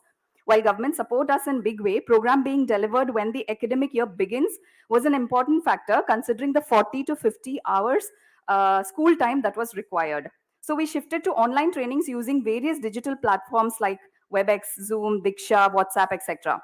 A time-saving and cost-effective method of training. Education department would connect us to IT departments to come up with solutions together. And we were overwhelmed with how receptive they were to our suggestions and welcome tech partners outside the government system. While many states have a dedicated channel for students, a TV channel, we are yet to find a possible way to track viewership. Hence, some of these channels have shifted to YouTube. In Kerala, Victor's Edutainment channel has more than 3 million subscribers, and we have 10 episodes uploaded there, which acts as a supplement to our in-class curriculum. The last bit that I want to talk about is the monitoring and evaluation process and how technology helps us in that. The process of transferring ownership from NGOs to government requires a transition, of course. Given the risks associated with new or innovative ideas, it is understandable that government officials want to be convinced of the program feasibility and effectiveness before they are willing to take the reins. So having a robust monitoring and evaluation process is mandatory to measure the effectiveness of the program and submit the impact report to the government. Our work in 10 states of India is a perfect example of how other innovations are also helping to ease the internal process by offering tools for data collection, management, and resource availability.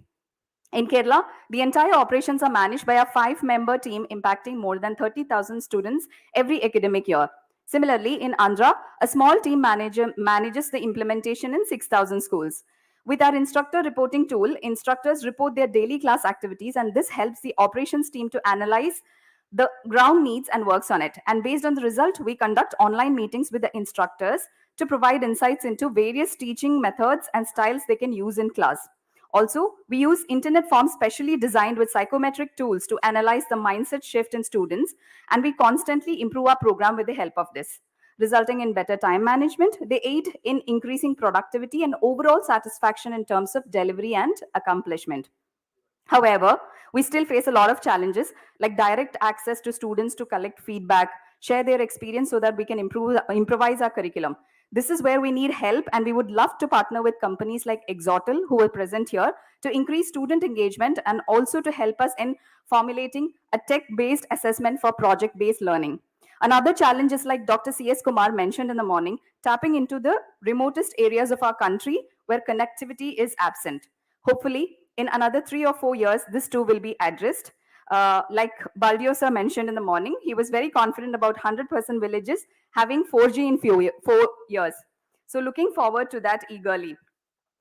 I would like to close by sharing a term that I came across recently, tech non-profit. It's an emerging term that refers to a tech startup that is building software or web applications using a non-profit model for social impact. Efforts are being made by startups to provide services completely dedicated to the unique needs of the NGOs. This shows that the market is actively looking for opportunities that the NGOs need great help with and is willing to hugely invest many of its important resources towards them. This journey of helping youth pursue their potential has led me in starting Innova. Even though 71% of youth critically think about their future employment, over 93% of Indian schools do not have dedicated career counselors. Innova is bridging a technology-driven solution for this by introducing our career guidance and personality development coaches in Indian schools. These coaches will personally help students in understanding their potential and developing their careers. They'll be constantly supported through curated contents on career development and various courses on their developing skills. With that, I would like to conclude by once again thanking APAC team to giving me this opportunity. Thank you.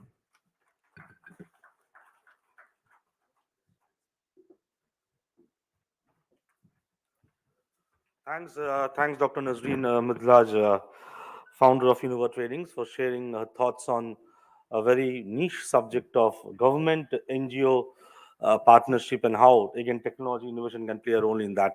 I request Sanghamitra Mohanty to come on stage and hand over the speaker memento to Dr. Nazir. And with this, we'll move to the next session. Again, a very important session of the day. Since morning, we have had various sessions on cybersecurity, best practices of states, journey of digital governance in India. But this session is all about the urban transformation which is happening in India. A session on leveraging digital transformation for building smart and resilient cities of tomorrow. And for that, again, we have eminent speakers from Government of India as well as various smart cities across the country. May I invite session chair, Mr. Rahul Kapoor, Director, Smart Cities Mission, Minister of Housing and Urban Affairs, Government of India, to come on stage, please. Mr. Rahul Kapoor, a huge round of applause for him, please.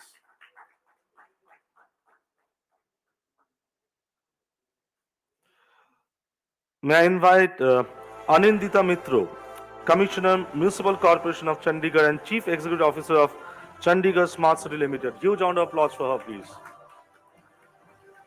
We have with us Dr. Sanjay Kolte, CEO Pune Smart City Limited. A huge round of applause for him as well. He has been listening to all the sessions since morning that I have noticed. We have with us Prashasti Parekh, CEO Dahod Smart City Limited. A huge round of applause for her as well. We have with us Mr. Parag Singh, Director of NDMC. A huge round of applause for him. I would also like to invite Mr. Zaidi, Executive Engineer of Ghaziabad Municipal Corporation, to come on stage, and Mr. Ashish Agarwal, Director, Resurgent India Limited, to come on stage, please.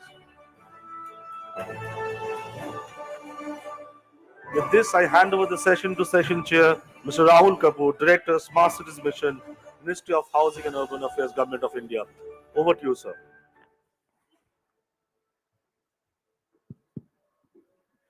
Thank you so much. Indeed, a wonderful opportunity here to talk a bit about the Smart Cities mission and all the wonderful officials who have been doing all the hard work on the ground. A mission that was started in 2015, and over the years, a lot of learning that has taken place. We have all gone through the learning curve, experimented with numerous kind of technology and non-technology interventions, and learned from that. And today we are at a stage where this mission is becoming a movement. And to take this movement forward, the city leaders who have had several experiences and documented that very well, I think that's what we would like to talk about today, some of the good work that some of the smart cities have done. From the Ministry of Housing and Urban Affairs, when the mission was started, it was considered a very, very different and unique mission. For the first time, it was a very multi-sectoral kind of a mission. With the idea of doing more from less, with the principles of affordable excellence, sustainability and resilience being built into it, and with the spirit of cooperative and competitive federalism, wherein the states competed with each other at multiple rounds of selection, and also cooperated by the way of the kind of engagement that took place with the citizens. So it was a very bottom-up kind of an approach. So for the first time, this was not a mission that was happening top-down, wherein the central government would decide on what projects the cities need to undertake, but it was actually decided in active consultation with the people, with nearly more than 12.5 million people who were consulted during these early stages. And from that, this mission culminated. And the whole idea of convergence, the whole idea of implementation of projects through the special purpose vehicle companies. So I think that was fairly unique when the mission started. It was not very easy in the sense that here we were beginning to talk about technology wherein there were very limited capacities and a lot of challenges with the urban local bodies.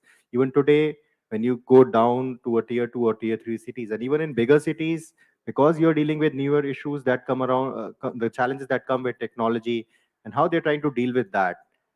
So those learnings have been very, very important for us. So we are probably at a stage where these 100 cities that were part of the Smart Cities mission can become lighthouses and show how these demonstrable, replicable models can be scaled up and implemented in other cities as well. We have in the panel today, of course, the Smart City of Ghaziabad, which is not part of the original Smart Cities mission, but of course is replicating some of these wonderful initiatives. We have representatives from the industry who will be talking about some of their experiences in dealing with the government and in the views of and the financing of such projects. So without much ado, I think I'm sure we would like to hear more from the real action that is taking place in the cities. So I'd like to just introduce the panelists today. So we have Ms. Anandita Mitra, of course, who's the CEO of Chandigarh Smart City Limited and also the Municipal Commissioner of the corporation. Dr. Sanjay Kolte, who's looking after the smart cities of Pune. He's the CEO. Mr. Parag Singh, who's the director in the NDMC and also associated with the smart city implementation work. Ms. Prashasti Parikh, who is, of course, the CEO of Dahod Smart City. Mr. Zaidi, who's an executive engineer in the Ghaziabad Municipal Corporation, who's present with us. And I'm sorry, Mr. Ashish Agarwal, who's representing the industry here with us today.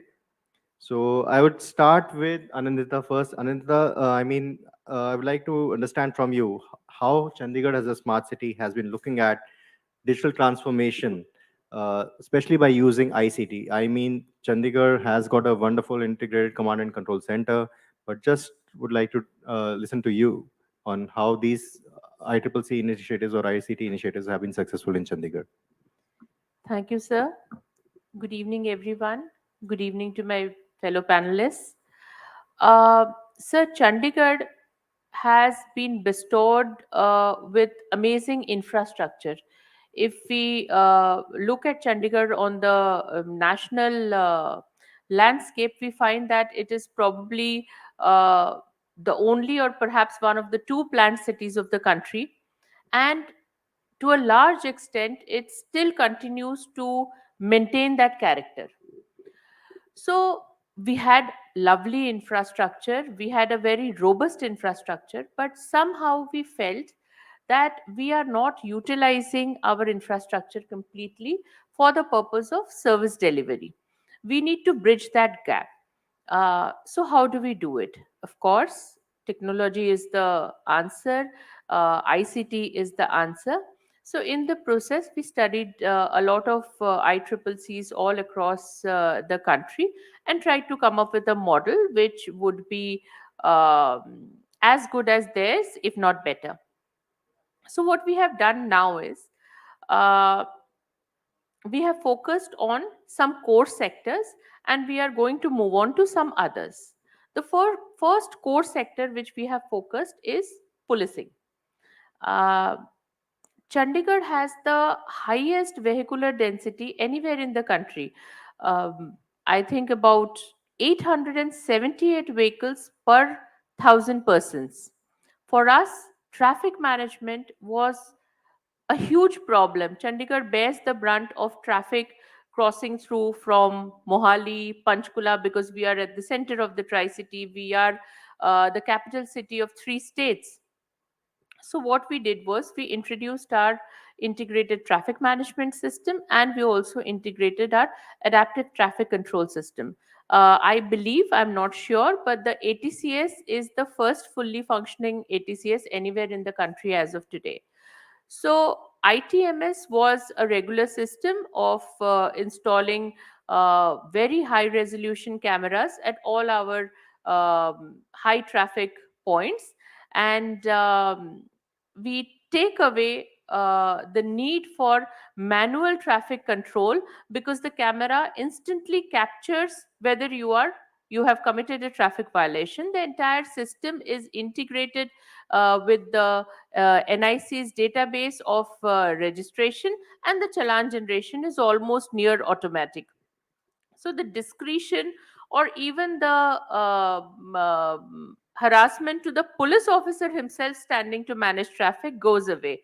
And as a result, we have found that people in Chandigarh and also who are moving through Chandigarh have become extremely conscious of the fact, and they have become more law abiding as far as at least the traffic systems are concerned. So that is a major improvement in the systems which we have.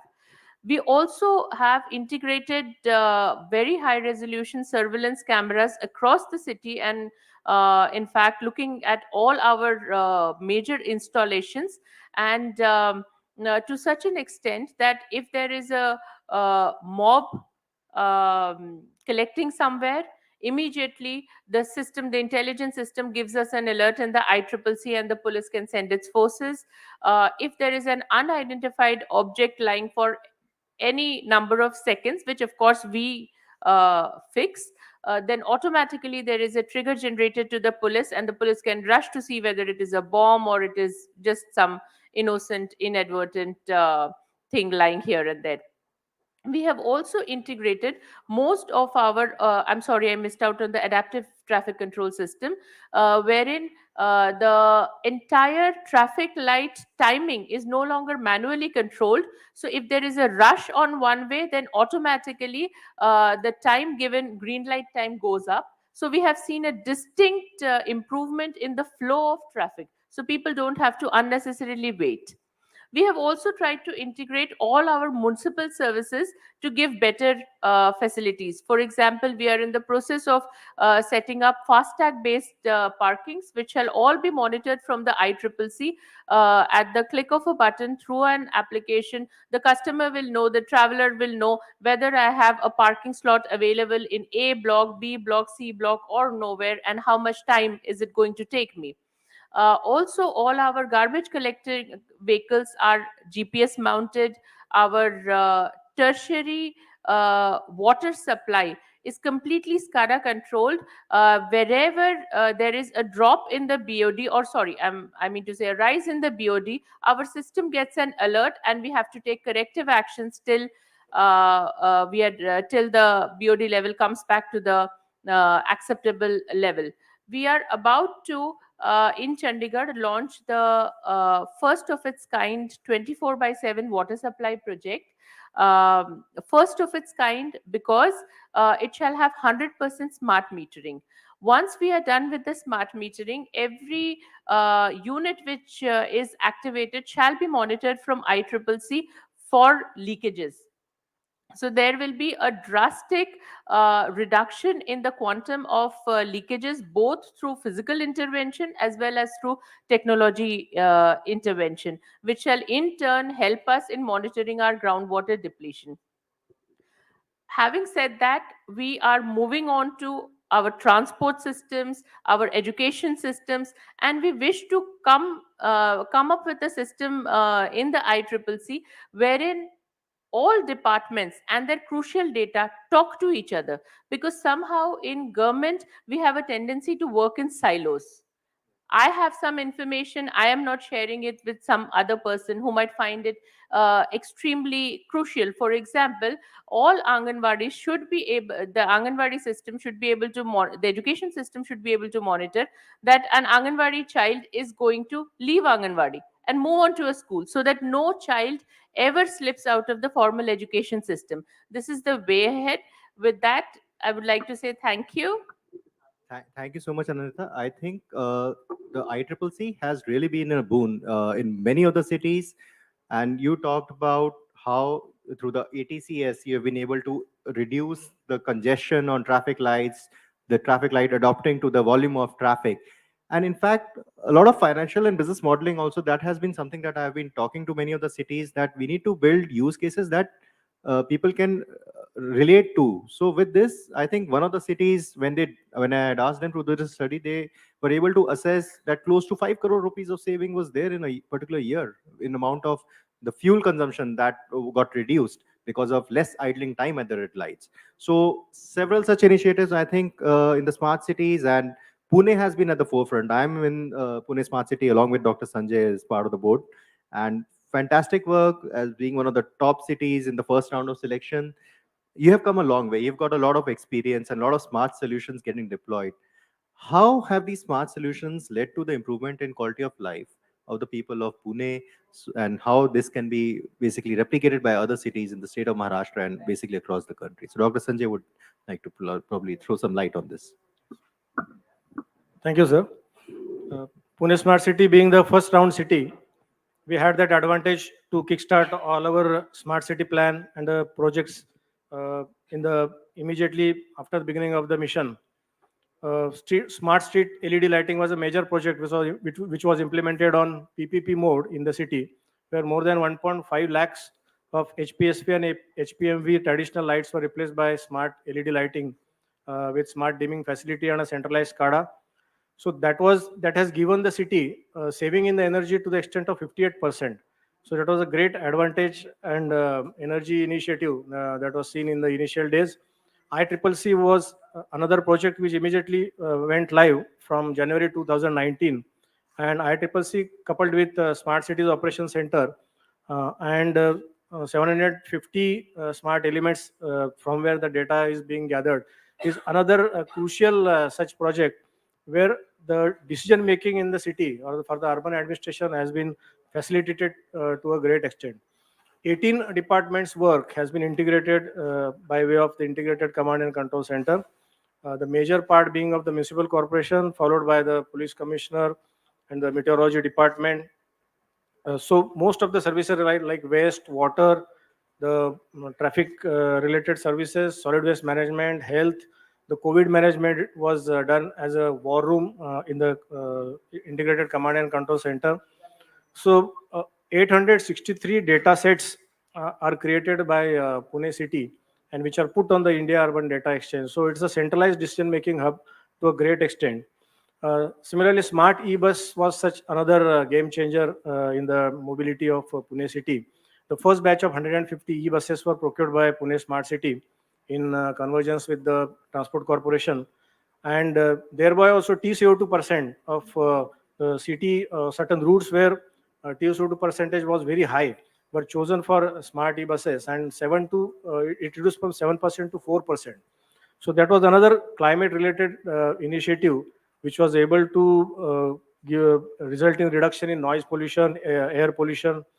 So that's one another project where which I would like to mention here. Then smart 24/7 water supply 24/7 is another project where, as ma'am mentioned, for Chandigarh, we are also implementing the same with smart metering and pipelines and centralized SCADA, which will be able to take care of the timely management and rectification of the defects in water supply wherever it takes place.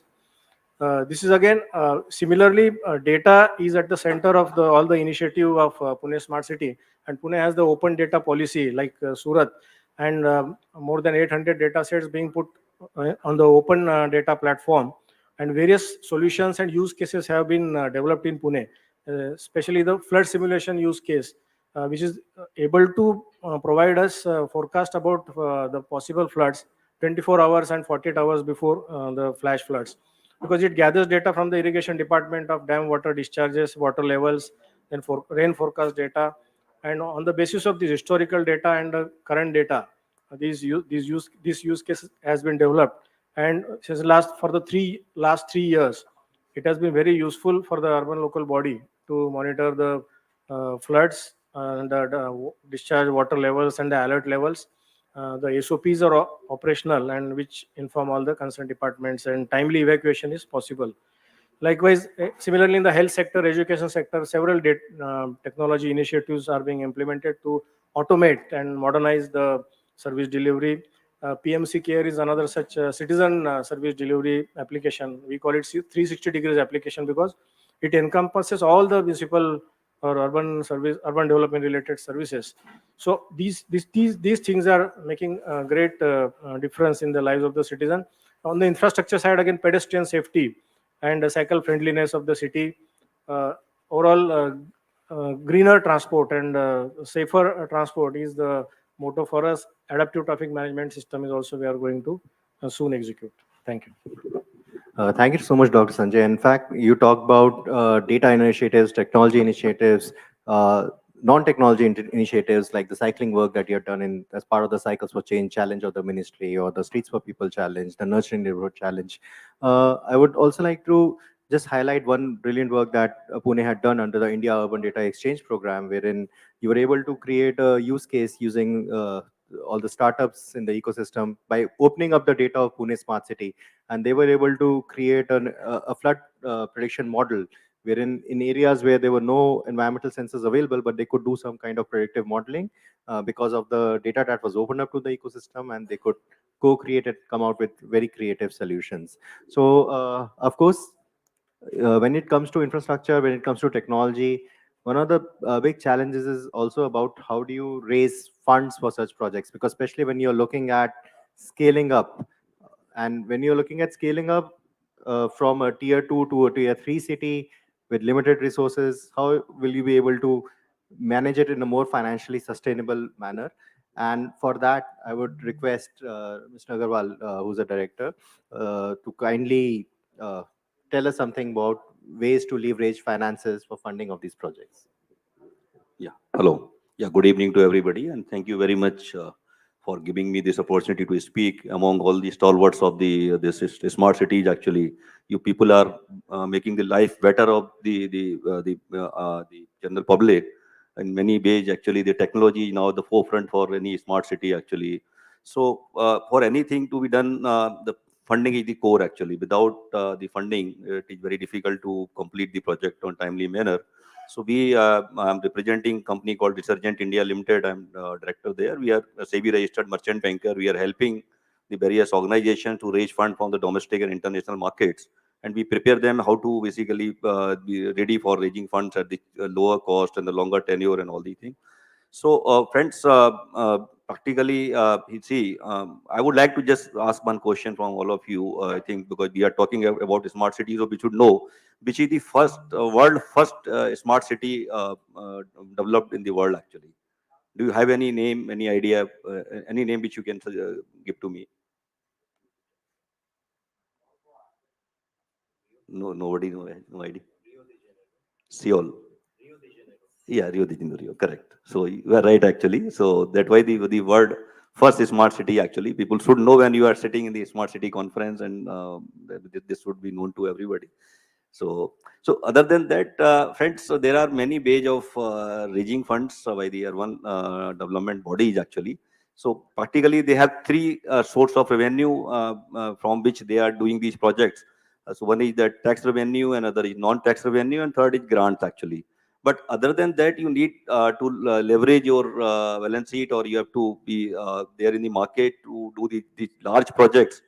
But before raising funding or for going to market, I think the one major thing is the entire process is the credit rating, actually, because you see that credit rating is the barometer for any funding agency.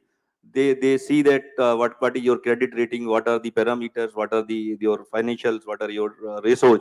So I think everybody in terms of in urban development bodies or the smart city mission, whenever they're looking to raise fund from the outside, other than the internal funds or the grants from the government, uh, they should work hard on the credit rating agency. There are 6 7 credit rating agencies are there for domestic market, and if we want to go for raising fund from the international market, then we have to have the dialogue with the credit rating agency which are in the other market, and we have to see that how they are rate, what are the parameters which they are seeing whenever they are rating the any municipal body, municipal corporation, or any urban development body. Because you see, in the rating, there are many things which they consider, actually. Your revenue model, your whatever the expenses you have, whatever the project duration is there, all these things are very very important. So this is one aspect which need to be keep in mind, and we should be ready with that, the rating which is acceptable to the funding agencies, actually.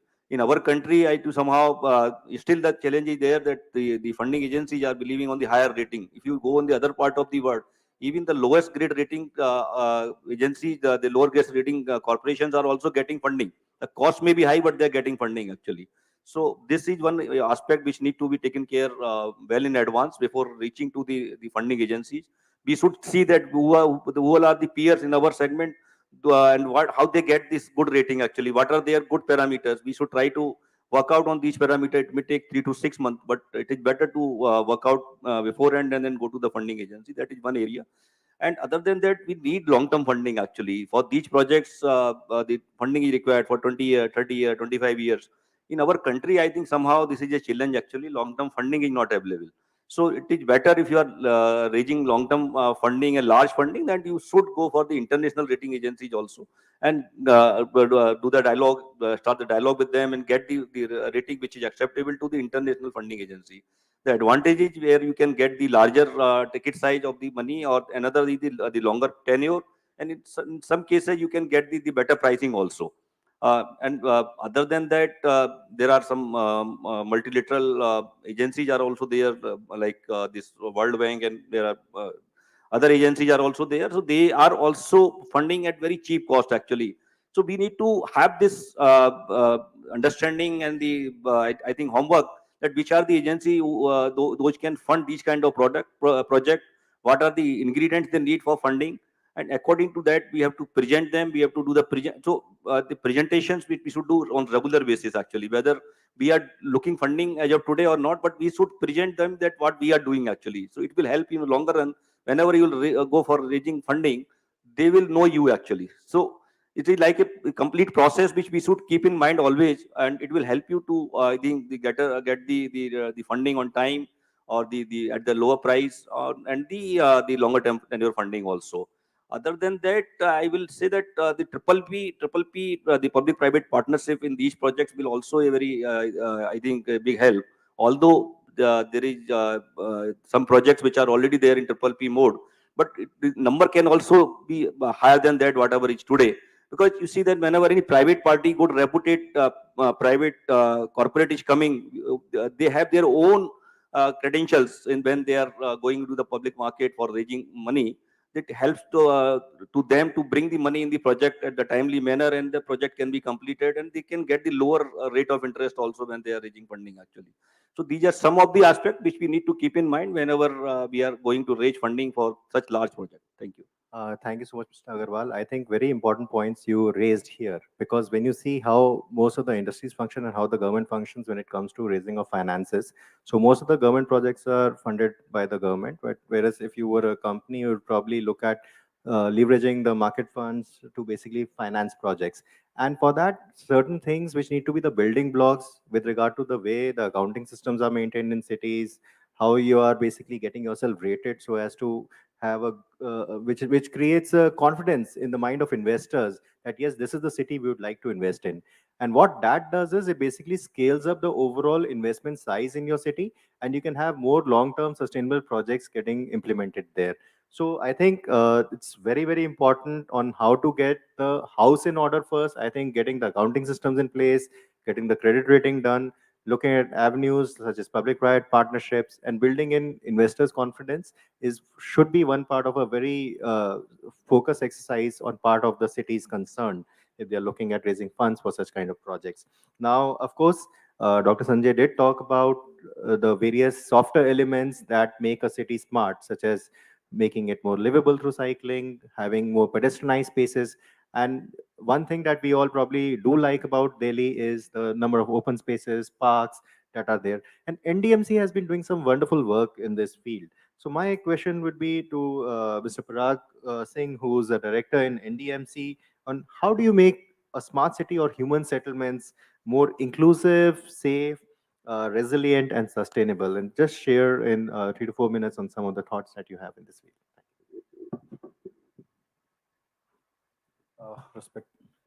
Respected seniors, dear colleagues and friends. Thank you for giving this wonderful opportunity. It makes me a little nostalgic as well. It reminds, I come from a very small place in this country called Azamgarh, a district in UP. And in my younger days, we used to have a village cinema. So that person who used to run that cinema used to run at his own sweet will, irrespective who you are. Generally, it was an hour or 1.5 hour late. Same thing happened with me here. Second, there was a lot of backdrop noise. The same thing is happening here as well. Now, coming back to my point. Smart cities is two different concepts. I'm a son of a professor, so I'm in habit of speaking for 50 minutes. Kindly bear with me. So smart and city are two different concepts. Smart generally comes from an acronym. It's an acronym for a longer word. SMART stands for simple, moral, accountable, responsive, and transparent. City comes from the root word citizens. Citizens means people who used to reside in a particular place, making it inhabitable and serviceable for the people around them in a symbiotic manner. And that's how the words kept on being invented. And that's the reason why when you see the history in the particularly in the Western world, you see the Greeks, had the city states, they had the citizens, and the Romans as well, they were the citizens. And that percolated and somehow the things, but at the end of the day, the concept is derived from that place. So when we talk of smart cities, are we really agreed, or are we really in line with the concept of the smart that originally it means? I will answer this question at 3 stages. First, when I speak about the inclusiveness of the human settlements, the nearest and the most possible help that I get is from the digitization, that I get from the smart artificial intelligence. Here, cheaper solutions, affordable solutions, and encompassing solutions. And we have a 311 app. I'm just giving an example. We have a 311 app meant only for the citizens of NDMC jurisdiction. Moment you step out of my jurisdiction, that app does not function because there is a geofencing on that. It is one single app on which you can pay your water bills, you can pay your electricity bills, you can file your grievances, you can book an appointment with all the polyclinics, clinics, Ayush clinics, my maternity home, my secondary and tertiary care hospitals. Then you can schedule an appointment, you can look at your property tax, you can pay your property tax, you can raise your grievances related to property tax calculation. The licensees of this area can look into the license that is due, the payment that has to be scheduled. Everything is available on that app, and that app is very simple and user friendly. That includes, and it is irrespective of the class or the level of the people who can use it or raise their complaint. And I can very proudly say that our disposal rate within 24 hours stands at 98%. We do get certain grievances like, please give me the assessment list of all the property holders in this area. So that takes time. So that is the reason why my 2% is not satisfied within 24 hours. This is how I include my human settlements into this. Now I come to the second point. Now second point is optimization. For optimization, we have an integrated command and control center with which the madam has already spoken elaborately on that. So I will not light a candle before the sun. I will only say that with that integrated command and control center, I monitor my street lights, I monitor my movement of garbage, collection, right from collection to that of disposal to the dump ground segregation. I monitor the attendance of my employees. I monitor the malis and the horticulture superintendents, whether they are there or not there. They maintain the parks properly or not. Even if there is a water logging at a certain area, my cameras do give a sensor. We go in for the damage control. So that helps me in optimizing my resource and mobilizing my resource, whatever limited resource I have, at a particular point which needs an urgent attention. Third and the most important point, sustainability. What is sustainable? How do you define sustainable? Sustainable to me is an optimum utilization of a resource without foreclosing our future options.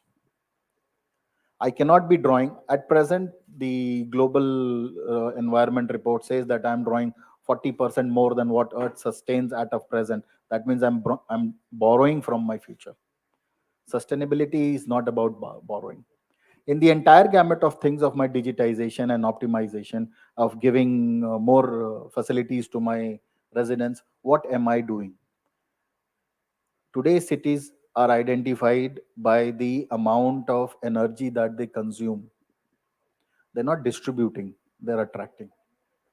We are attracting energy, we are attracting waters, we are attracting resources which were due to the other areas, but we are drawing them by a simple reason that we have higher concentrations of human population that need to be served. So when I am drawing, my energy needs are going up, be it green, be it brown, be it black. Energy is an energy, and at the end of the day, I'm only increasing my entropy. Even if it is a solar energy, it is increasing my temperature. And that solar energy is not totally green when I factor in the uses of photovoltaic cells and then the disposal of those cells.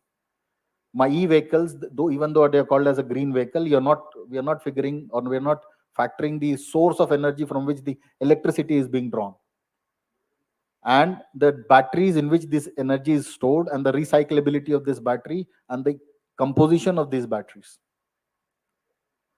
So to make this sustainable, first of all, we need to cut out on our greeds. How far are we going to walk that? Have we developed the alternate source of communications and alternate source of transportation for smaller areas, not large areas? We never speak about the sale graphs of bicycles vis-a-vis the EV bikes, because the bicycle owners does not figure into our set of economy. He doesn't fall sick, so hospitals are not required. He will not take insurance policies. That's different thing. But are we geared up to take those opportunities? Sustainability will always be an open question, because it is not the onus or onerous task of the sovereign to ensure sustainability till such time the citizens are not ready to walk that path. It's a shared responsibility, and it is a shared, because it is a shared future. And with this, I'll rest. Thank you very much, sir. Thank you so much. I think that's very well spoken. And of course, you talk about smart cities and the cities being derived from citizens. Now, when you're talking about citizens, so sometimes this question is often asked to us, so do we need smart citizens rather than smart cities? But the question is, like, citizens have always been smart. It's all about the right kind of incentive. So the same citizen would probably behave or react very differently, maybe in a different country or a different place. Like if you go to Singapore, probably you would be more law abiding than probably in some other parts of the country. So I guess if you have the right kind of incentives, right kind of models available, citizens have always been smart. They will make the right choices, and those incentives need to be aligned to your overall goals of livability, improving the quality of life, or even making it more sustainable and resilient. And of course, while we are in the topic of technology and digital uh, artifacts that are today being deployed over here, one very important thing is the role of GIS in smart cities. And many of the cities have demonstrated it very differently. And one of the other cities, which is not part of the smart cities mission, and I would not call them non-smart cities, because I'm sure just like smart people, even the cities are all smart.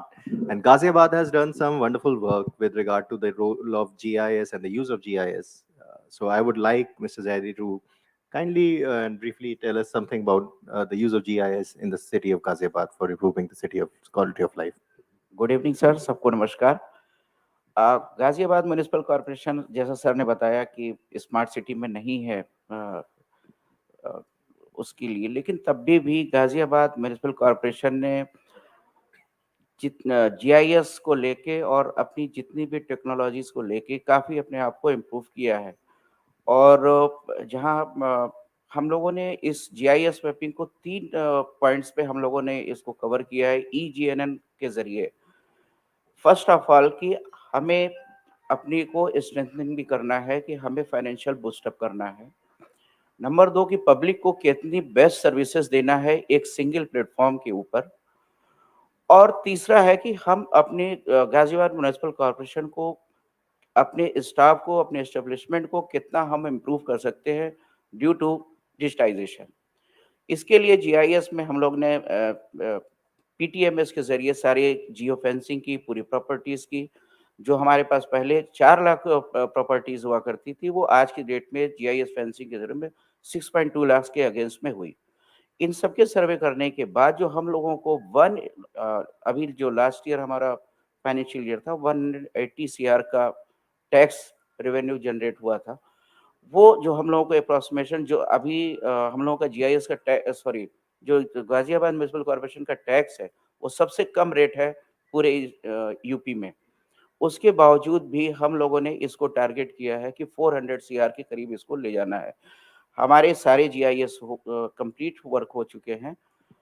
उसमें 4 lakh properties को हम लोगों ने verify भी कर लिया है। 2 लाख के प्रॉपर्टीज़ का ऑब्जेक्शंस उनके फाइल्स हुए हैं, उनको विद इन ए मंथ हम लोग उसको क्लियर कर रहे हैं। और अराउंड हमें होप है कि इस साल हम लोगों को करीब 350 टू 400 सीआर के बीच में हम लोग को रेवेन्यू जनरेट होगा। ये तो हुई हमारे गाजियाबाद म्युनिसिपल कॉर्पोरेशन का जीआईएस मैपिंग के ज़रिए अपने आप को फाइनेंशियल स्ट्रेंथ करना, सारी प्रॉपर्टीज़ को डिजिटाइज करना, उनकी जियो फेंसिंग करना, ये सारे वर्क कंप्लीट हो गए। इन्हीं के साथ पैरेलल हम लोगों ने रिमोट सेंसिंग के ज़रिए, रिमोट सेंसिंग सेंटर के ज़रिए हमने सारी सर्विसेज को जीआईएस मैपिंग किया है। सॉलिड वेस्ट मैनेजमेंट को उसके ऊपर पूरा कंप्लीट हम लोगों ने कर लिया। सारी सर्विसेज को हम वन प्लेटफॉर्म पे ऐप के ज़रिए, जो अप्रॉक्सीमेटली ट्रायल रन पे चल रहा है और मोस्ट प्रोबेबली 2 अक्टूबर को हम इसको लॉन्च करेंगे फॉर पब्लिक डोमेन में। उसमें हम लोगों ने सिंगल प्लेटफॉर्म पे उसको अपना जो जो भी एक पिन नंबर के ज़रिए उनकी सारी प्रॉपर्टीज़ की आइडेंटिफाई कर लिया। उसमें उसको अपना ही सेल्फ असेसमेंट करना है। अगर उसको लगता है कि वो कंप्लेंट कर रहा है, उसको सेल्फ असेसमेंट करना है, उसी का टैक्स होना है, उसी का ऑनलाइन पेमेंट होना है। इसी तरह जितने भी हमारी सर्विसेज हैं, चाहे वो म्यूटेशन से ज़रिए हो, पेट रजिस्ट्रेशन हो, एवरी सर्विस है, डेथ बर्थ सर्टिफिकेट हो, सब कुछ ऑनलाइन वो सिर्फ एक सिस्टम पे आके वो कर लेगा। हम लोगों ने ये भी कर रहे हैं कि जितनी भी हमारी door to door collection vehicles हैं, उनके सारे व्हीकल्स नंबर उनके पास रहेंगे। जैसे ही गाड़ी हमारी मूव होगी, उनको उसी समय अलर्ट नोटिफिकेशन चला जाएगा। वो पता कर सकता है उसी सी ऐप पे बैठ के कि वो हम कितने वक़्त पे वो गाड़ी हमारे पास आ रही है। कभी भी उसको अगर मान लीजिए किसी वजह से व्हीकल हमारी चेंज भी हो रही है, तो उनको वो नोटिफिकेशन जाएगा कि आपकी ये व्हीकल इतने बजकर इतने मिनट पे आ रही है। तो ये पूरा एक ज़रूर है कोई स्मार्ट सिटी में शामिल नहीं हुआ है, बट गाज़ियाबाद म्युनिसिपल कॉर्पोरेशन किसी भी स्मार्ट सिटी से कम नहीं होगा। आई होप कि 2 अक्टूबर के बाद सब कुछ डिजिटाइज़ होगा गाज़ियाबाद में। Thank you sir. बहुत बढ़िया. So of course, the question of what challenges do cities face while they're embarking on this technology journey, skills, capacity, I'm sure all of you must have faced them while you were implementing most of these projects.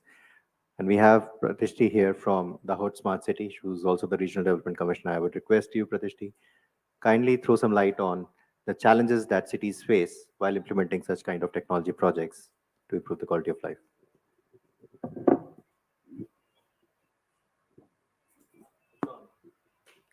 Good evening, everyone. So, I am the last speaker today, and I won't take much of your time and energy. You must already be SAP. So, beginning on the challenges, and as I'm sharing stage with cities which are on the, if you call about, if you talk about cities, smart cities, these cities will be must be among the first 10 names: Pune, Chandigarh, Delhi. And here comes my city, Dahod. Most of you must not have heard its name. Forget about smart city. Or if you are a keen observer on development economics, then Niti Aayog has listed Dahod as an aspirational district.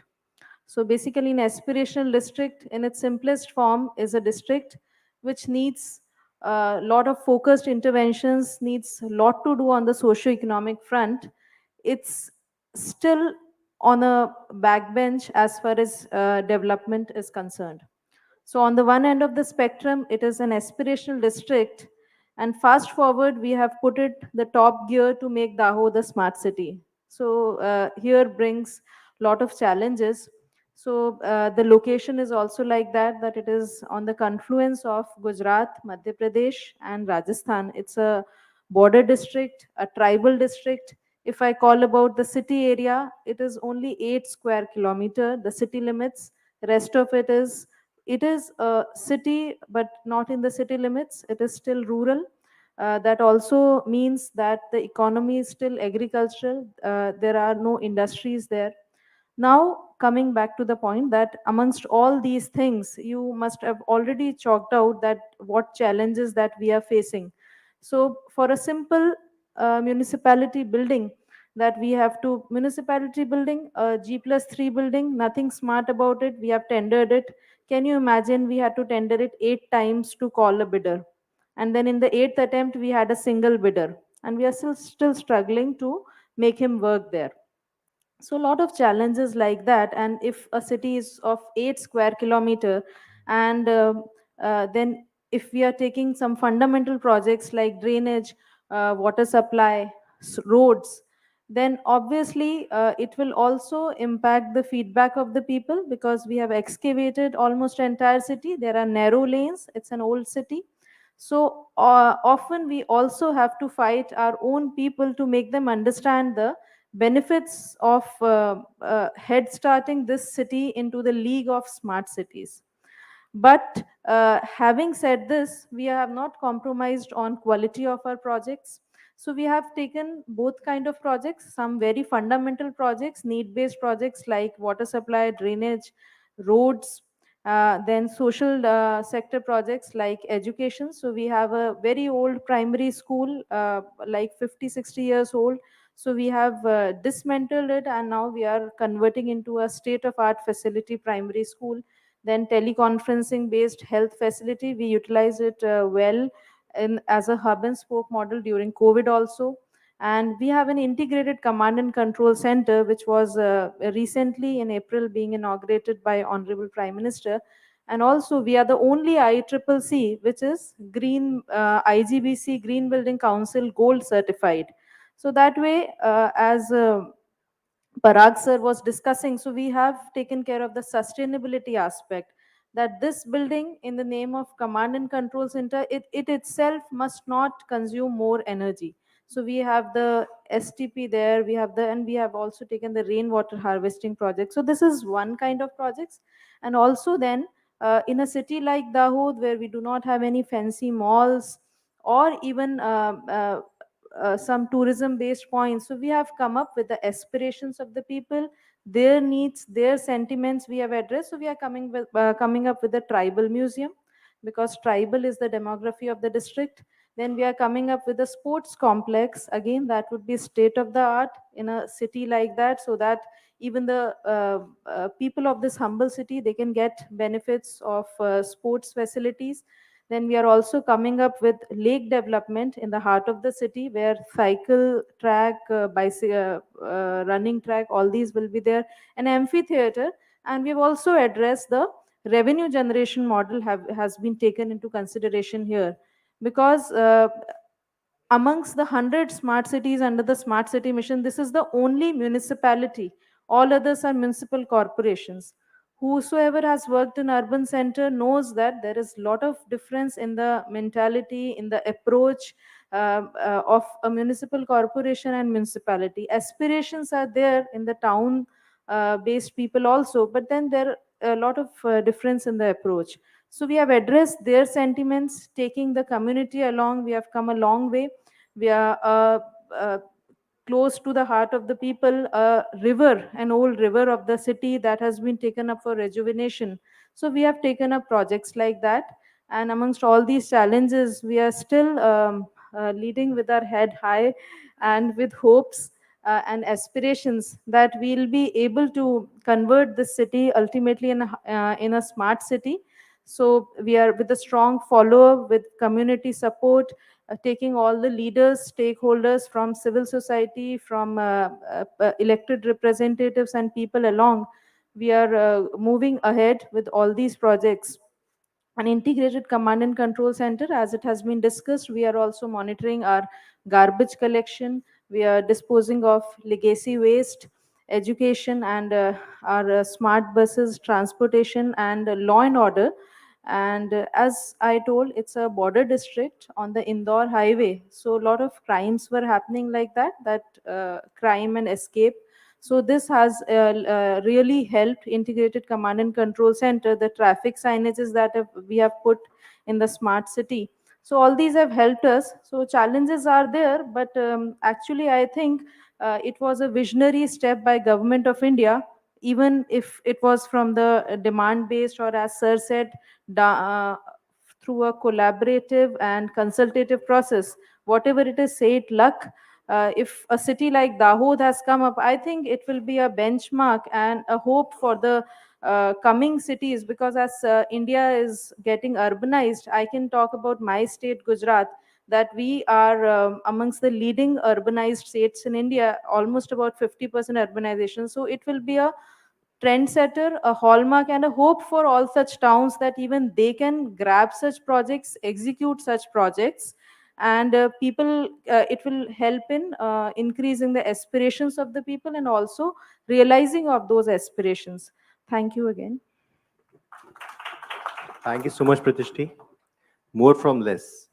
That is one of the key fundamental principles of the Smart Cities mission.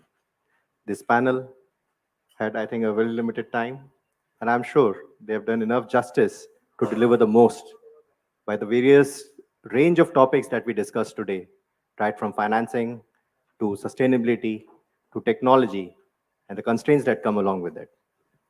All the 100 smart cities being very, very diverse in terms of size, in terms of demography, in terms of the kind of aspirations that the people have been demonstrating such kind of wonderful projects that would be very, very scalable and replicable in the other cities across the country. And that is why the right time has come to make this mission into a movement. And all these smart cities are trying to create those kind of knowledge products, those kind of enabling platforms, those kind of enabling ecosystems that basically catalyze the nation and lead it into the urban transformation that we aspire for. With that, we close this discussion. Thank you so much.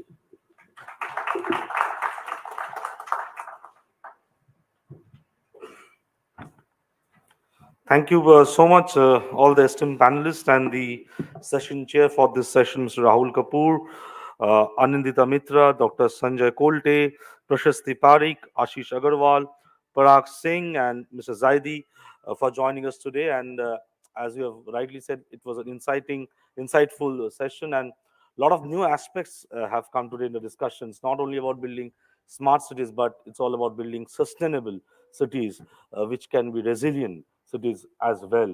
And as most of you have said, that we cannot make Delhi like Dublin, right? We have to make Delhi smart city, keeping in mind the realities of Delhi, not the realities of Dublin. So that is how we have to move forward. And obviously, technology innovation has to be leveraged. But again, it has to be built in a way so that the sustainability angle is there, resilience is there. I think the pandemic has taught us that lesson like never before, that why the cities need to be more resilient and sustainable to make them, to call them smart cities. Thank you so much, all of you, for joining us today. I request Sangamitra Mohanty, co-founder, to come on stage, please, and hand over the uh, digital leadership trophies to our eminent speakers of this panel. We can start with the session chair of this panel, Mr. Rahul Kapoor, Director of Smart Cities Mission, Minister of Housing and Urban Affairs, Government of India. A huge round of applause for her.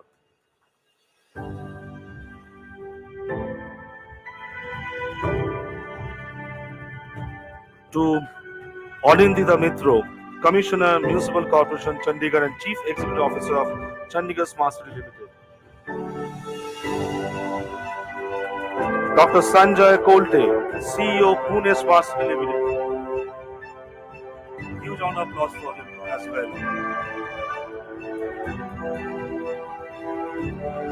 To Ms. Prashasti Parikh, CEO, Dahod Smart City Limited.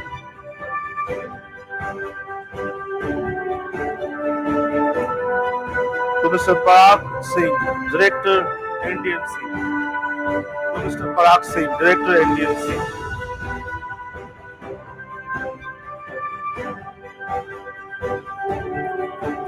To Mr. Zaidi, Executive Engineer, Ghaziabad Municipal Corporation.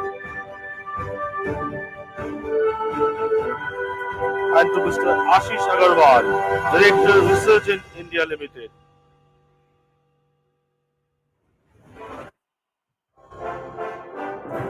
And can we have a group photo of all the speakers together, please?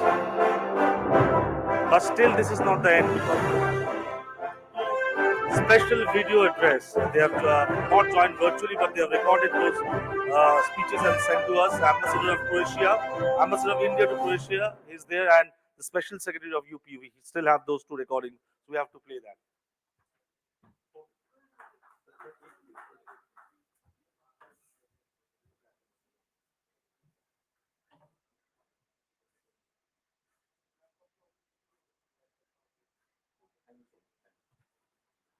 So we have two special video messages with us. One has been sent by Mr. Raj Srivastav. He's the ambassador of India in Croatia, who is a digital technology enthusiast bureaucrat, I must say, when he saw that this event is happening, he connected with us and told us, I want to join virtually for this event. So we have recorded his speech and he's going to share his views on digital transformation with us. Uh, and also, he'll be talking about opportunity for India Croatia collaboration for IT sector growth in the new world order. Can we have that video on screen, please, Prabhakar? It's a pleasure to join this very important annual conference on digital empowerment organized by APAC News Network. And I'm very happy to participate in this year's conference from Croatia, Zagreb. As Indian ambassador in Croatia, it has been a great privilege for me to work on this important relationship, which has great potential for the people of the two countries. More so for Croatia because it is a country of 4 million people. So for them, the opportunities are humongous when they connect to a country like India. And talking about digital empowerment, I think it is important that we look at the strength of India for a long time in this field, and especially as we move forward with the government providing the infrastructure. I think this is becoming a great revolution. As we celebrate 75 years of India's independence this year, I think it's a great time as Prime Minister Modi has given the call for the Amrit Call of next 25 years in front of India.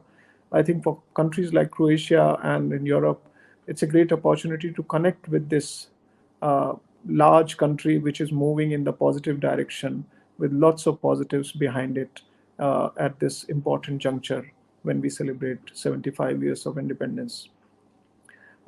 As the topic of this particular address by me is about the changing world order and how this creates opportunities in the digital and IT field, I think it's very important to understand that we have been living increasingly in times of complexity and change, and it's important that we utilize our skills and experience to navigate these times, which are very complex, where the change is happening at a very fast pace. We need to use the technologies, but the basic principles of humanity should be kept intact. And I think in there, the civilizational heritage of India is very, very important, that we provide that stability, we provide that confidence that we can cross the crisis without difficulties.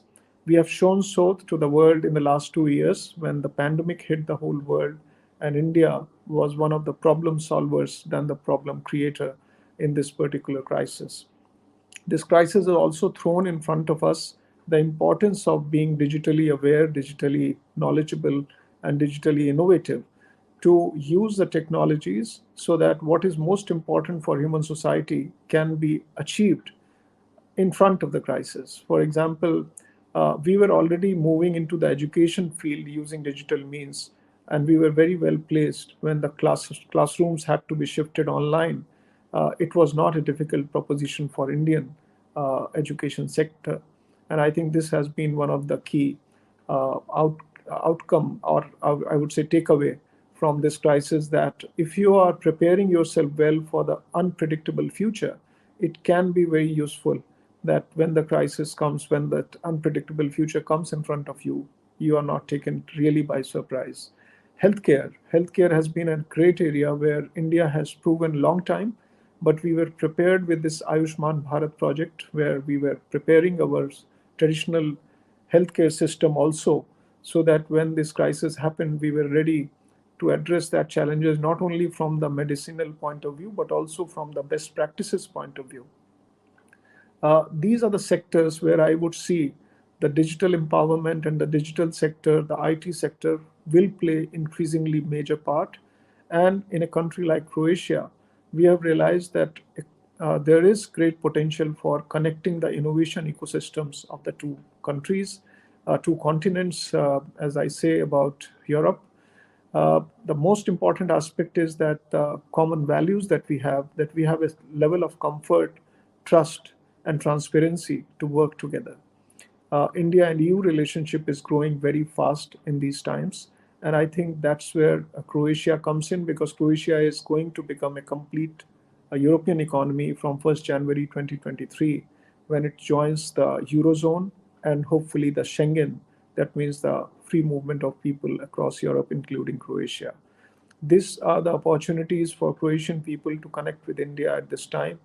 Recognizing this, we had established the India-Croatia Startup Bridge just on 20th of December last year in 2021. And very soon, within 6 months' time, we had been able to launch the first initiative under that bridge in the form of a startup challenge, which created great opportunities for the startup ecosystem of the two sides to pitch in their solutions to three challenges that were posed. And I think this is very important to understand that challenges that we chose were also very relevant of our times. One of them was about how to address the water crisis using the underground water. Second was about how to integrate the immigrant societies into the local societies for the mutual benefits. And the third one was about how to upskill yourself in this fast changing skilling sector where your skills becomes obsolete very fast. I think all these three challenges are challenges of our time, and we had received close to 313 entries from Indian and Croatian startups. Out of for these three challenges, 13 winners were selected, and they are getting their rewards not only in cash but also in kind in terms of incubator support from India and here in Croatia.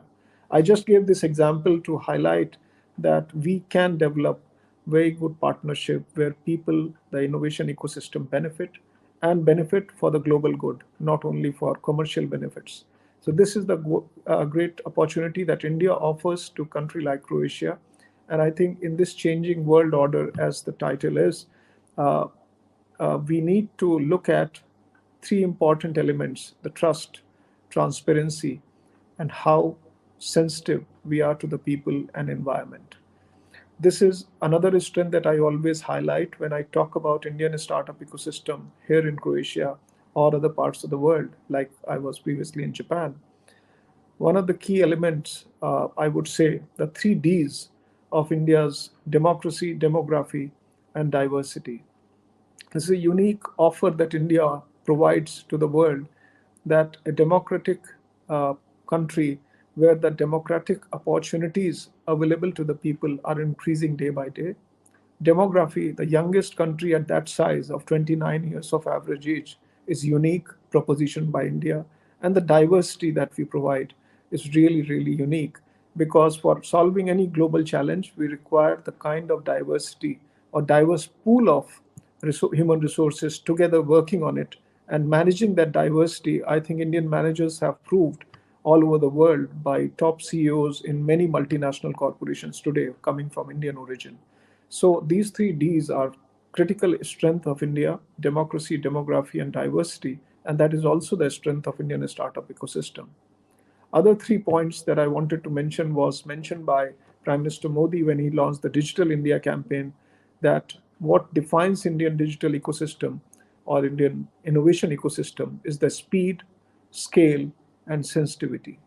I think this is also a very unique proposition for any partner from abroad, that the speed at which India is working today at that scale and with the sensitivity, with people and environment at the center of attention, I think this is the unique selling point, I would say, for Indian startup ecosystem to connect with the world for the mutual and global benefit.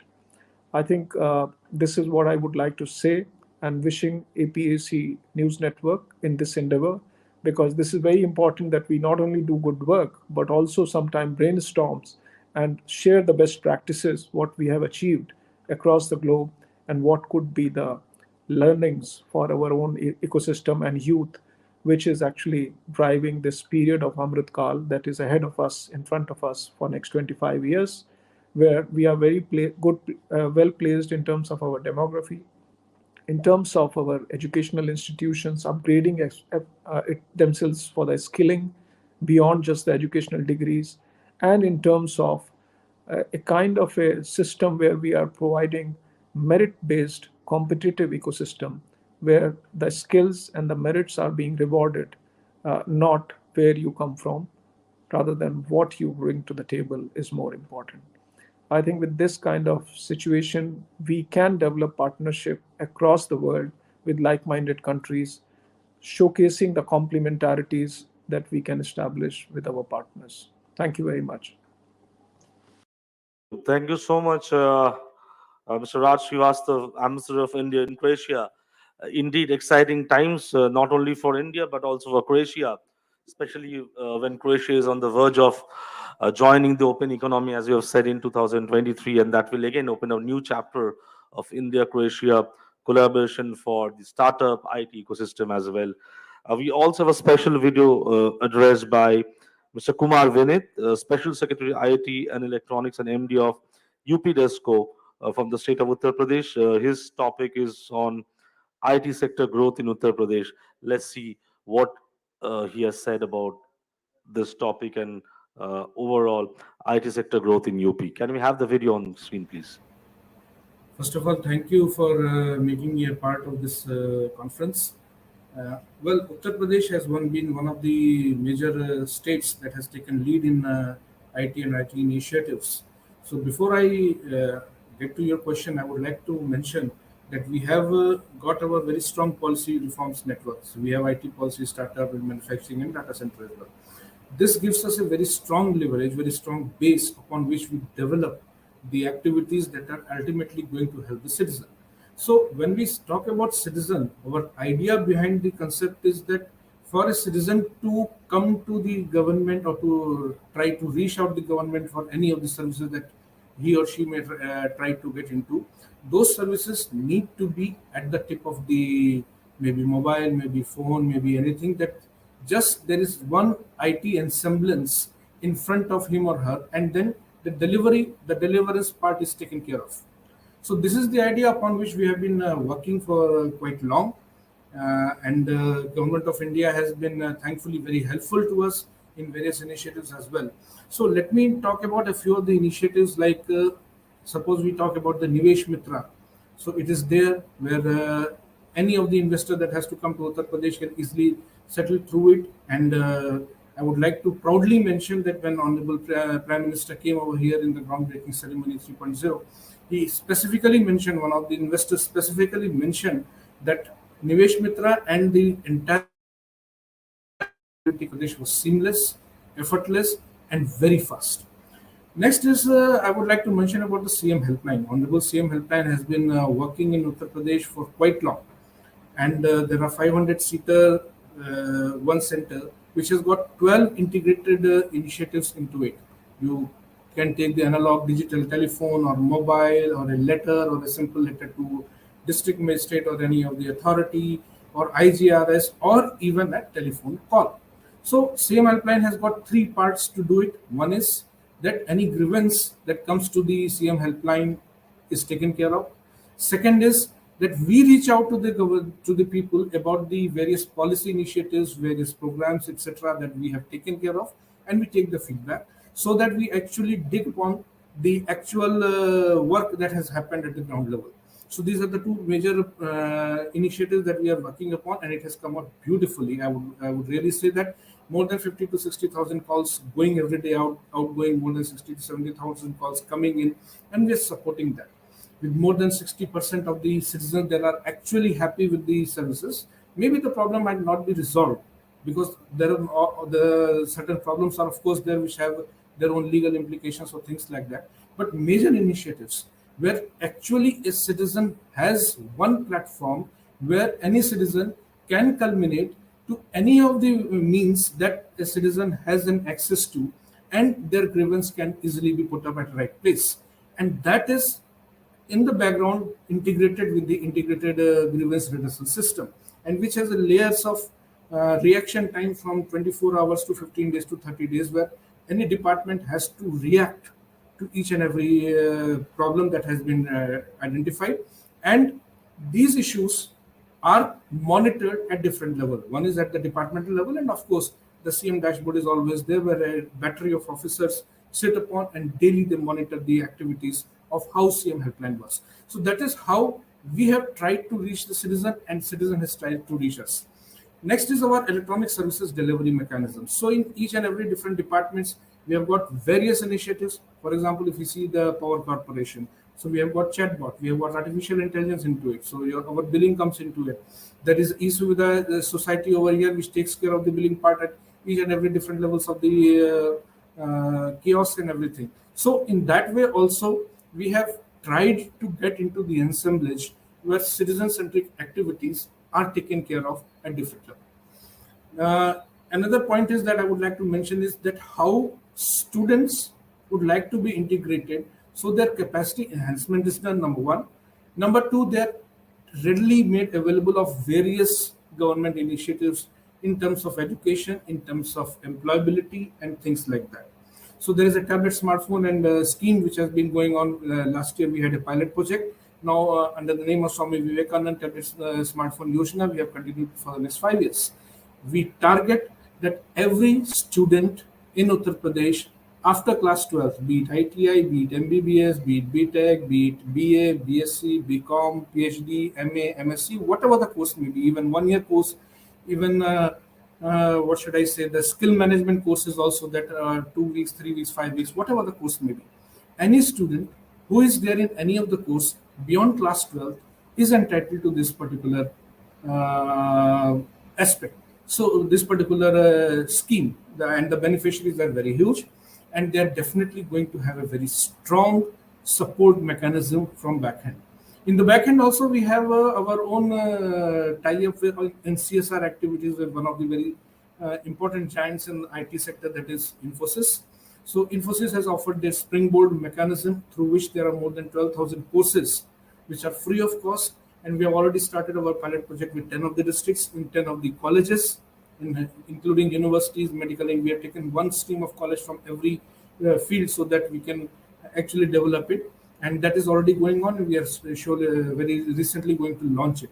So in that way, I would like to conclude that Uttar Pradesh has come up in major policy initiatives, in major government to citizen-centric.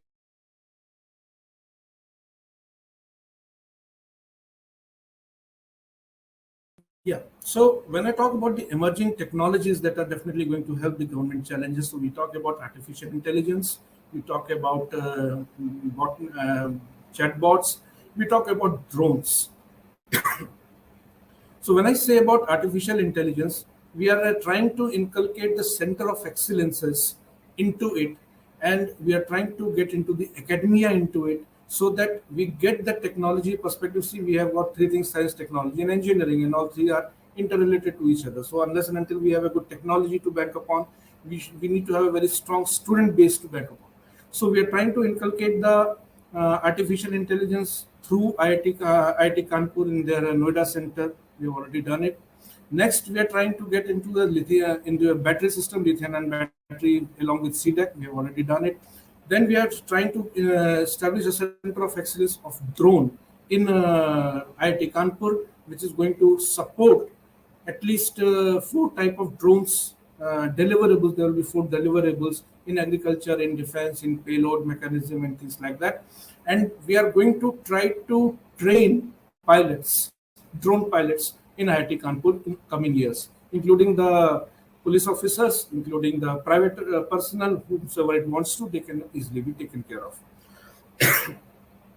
Then we have Center of Excellence in AKTU on Artificial Intelligence in Lucknow, established in Lucknow, which is coming up with these ideas and initiatives. So when we talk about these technology interventions, they are coming up in academia. Now, when I talk about the actual intervention that is happening at the level of, say, in the field, so I would like to mention one example, and that is of mining. So one of the corporation of Uttar Pradesh government, that is UPDESCO, they have developed check gates. So the concept of artificial intelligence is both on IoT as well as artificial intelligence. Any of the vehicle that carries any of the mining activity that passes through a particular check gate, we can capture the vehicle number, we can capture the type of thing that is being carried out, whether it is morang, whether it is sand, or whatever it is. We can evaluate. That is linked to the Ramanna system. That is linked to the vehicle management. So each and every vehicle through this IT intervention is now available at our tip. We can identify what type of mineral is being carried over, whether that mineral that is being covered in a particular vehicle is rightly issued the right certificate, the right Ramanna or not. And in case it is not, we can issue the challans. So we initiated a product which costed at around say 10 crores at different levels, and we have already initiated a revenue of more than 50 crores out of it in just 1 year. So that is how the system works. That is how this particular intervention of technology of artificial intelligence and IoT has helped Uttar Pradesh government in its revenue realization. That was Mr. Kumar Vinith, Special Secretary, IT, Government of Uttar Pradesh. And this brings us to the end of the second edition of uh, India Digital Empowerment Meet and Awards organized by APAC News Network. We thank all our partners, esteemed speakers, and all the delegates who are present here today. I know we are wrapping up after almost in more than an hour or so late, but again, that walks makes you interesting when you have interesting decision. It doesn't matter whether you have surpassed the stipulated time or not, because in this discussion, the content itself is engrossing and insightful, that it helps you to sit down and listen to them. Thank you so much. It was a long day, but I'm sure it was a fruitful day for all of us. In the meantime, as we have announced earlier, that uh, we have done a lucky draw with the delegates who have attended this event today. And there, I think our team has found three names. Dr. Prem Kumar, Technical Director from Mighty. I request him to come here, come on stage. Mr. S. Sundaram, Scientist, Technical Director, NIC Niti Aayog. And I see one more name, Dr. V.K. Sehgal, Chief of North Bharat Petroleum Corporation Limited. If you three can come near the stage, we have this three gift hampers for you, which we can hand over. I request our team if they can hand over this to them. Thank you so much for being with us throughout the day and listening to us.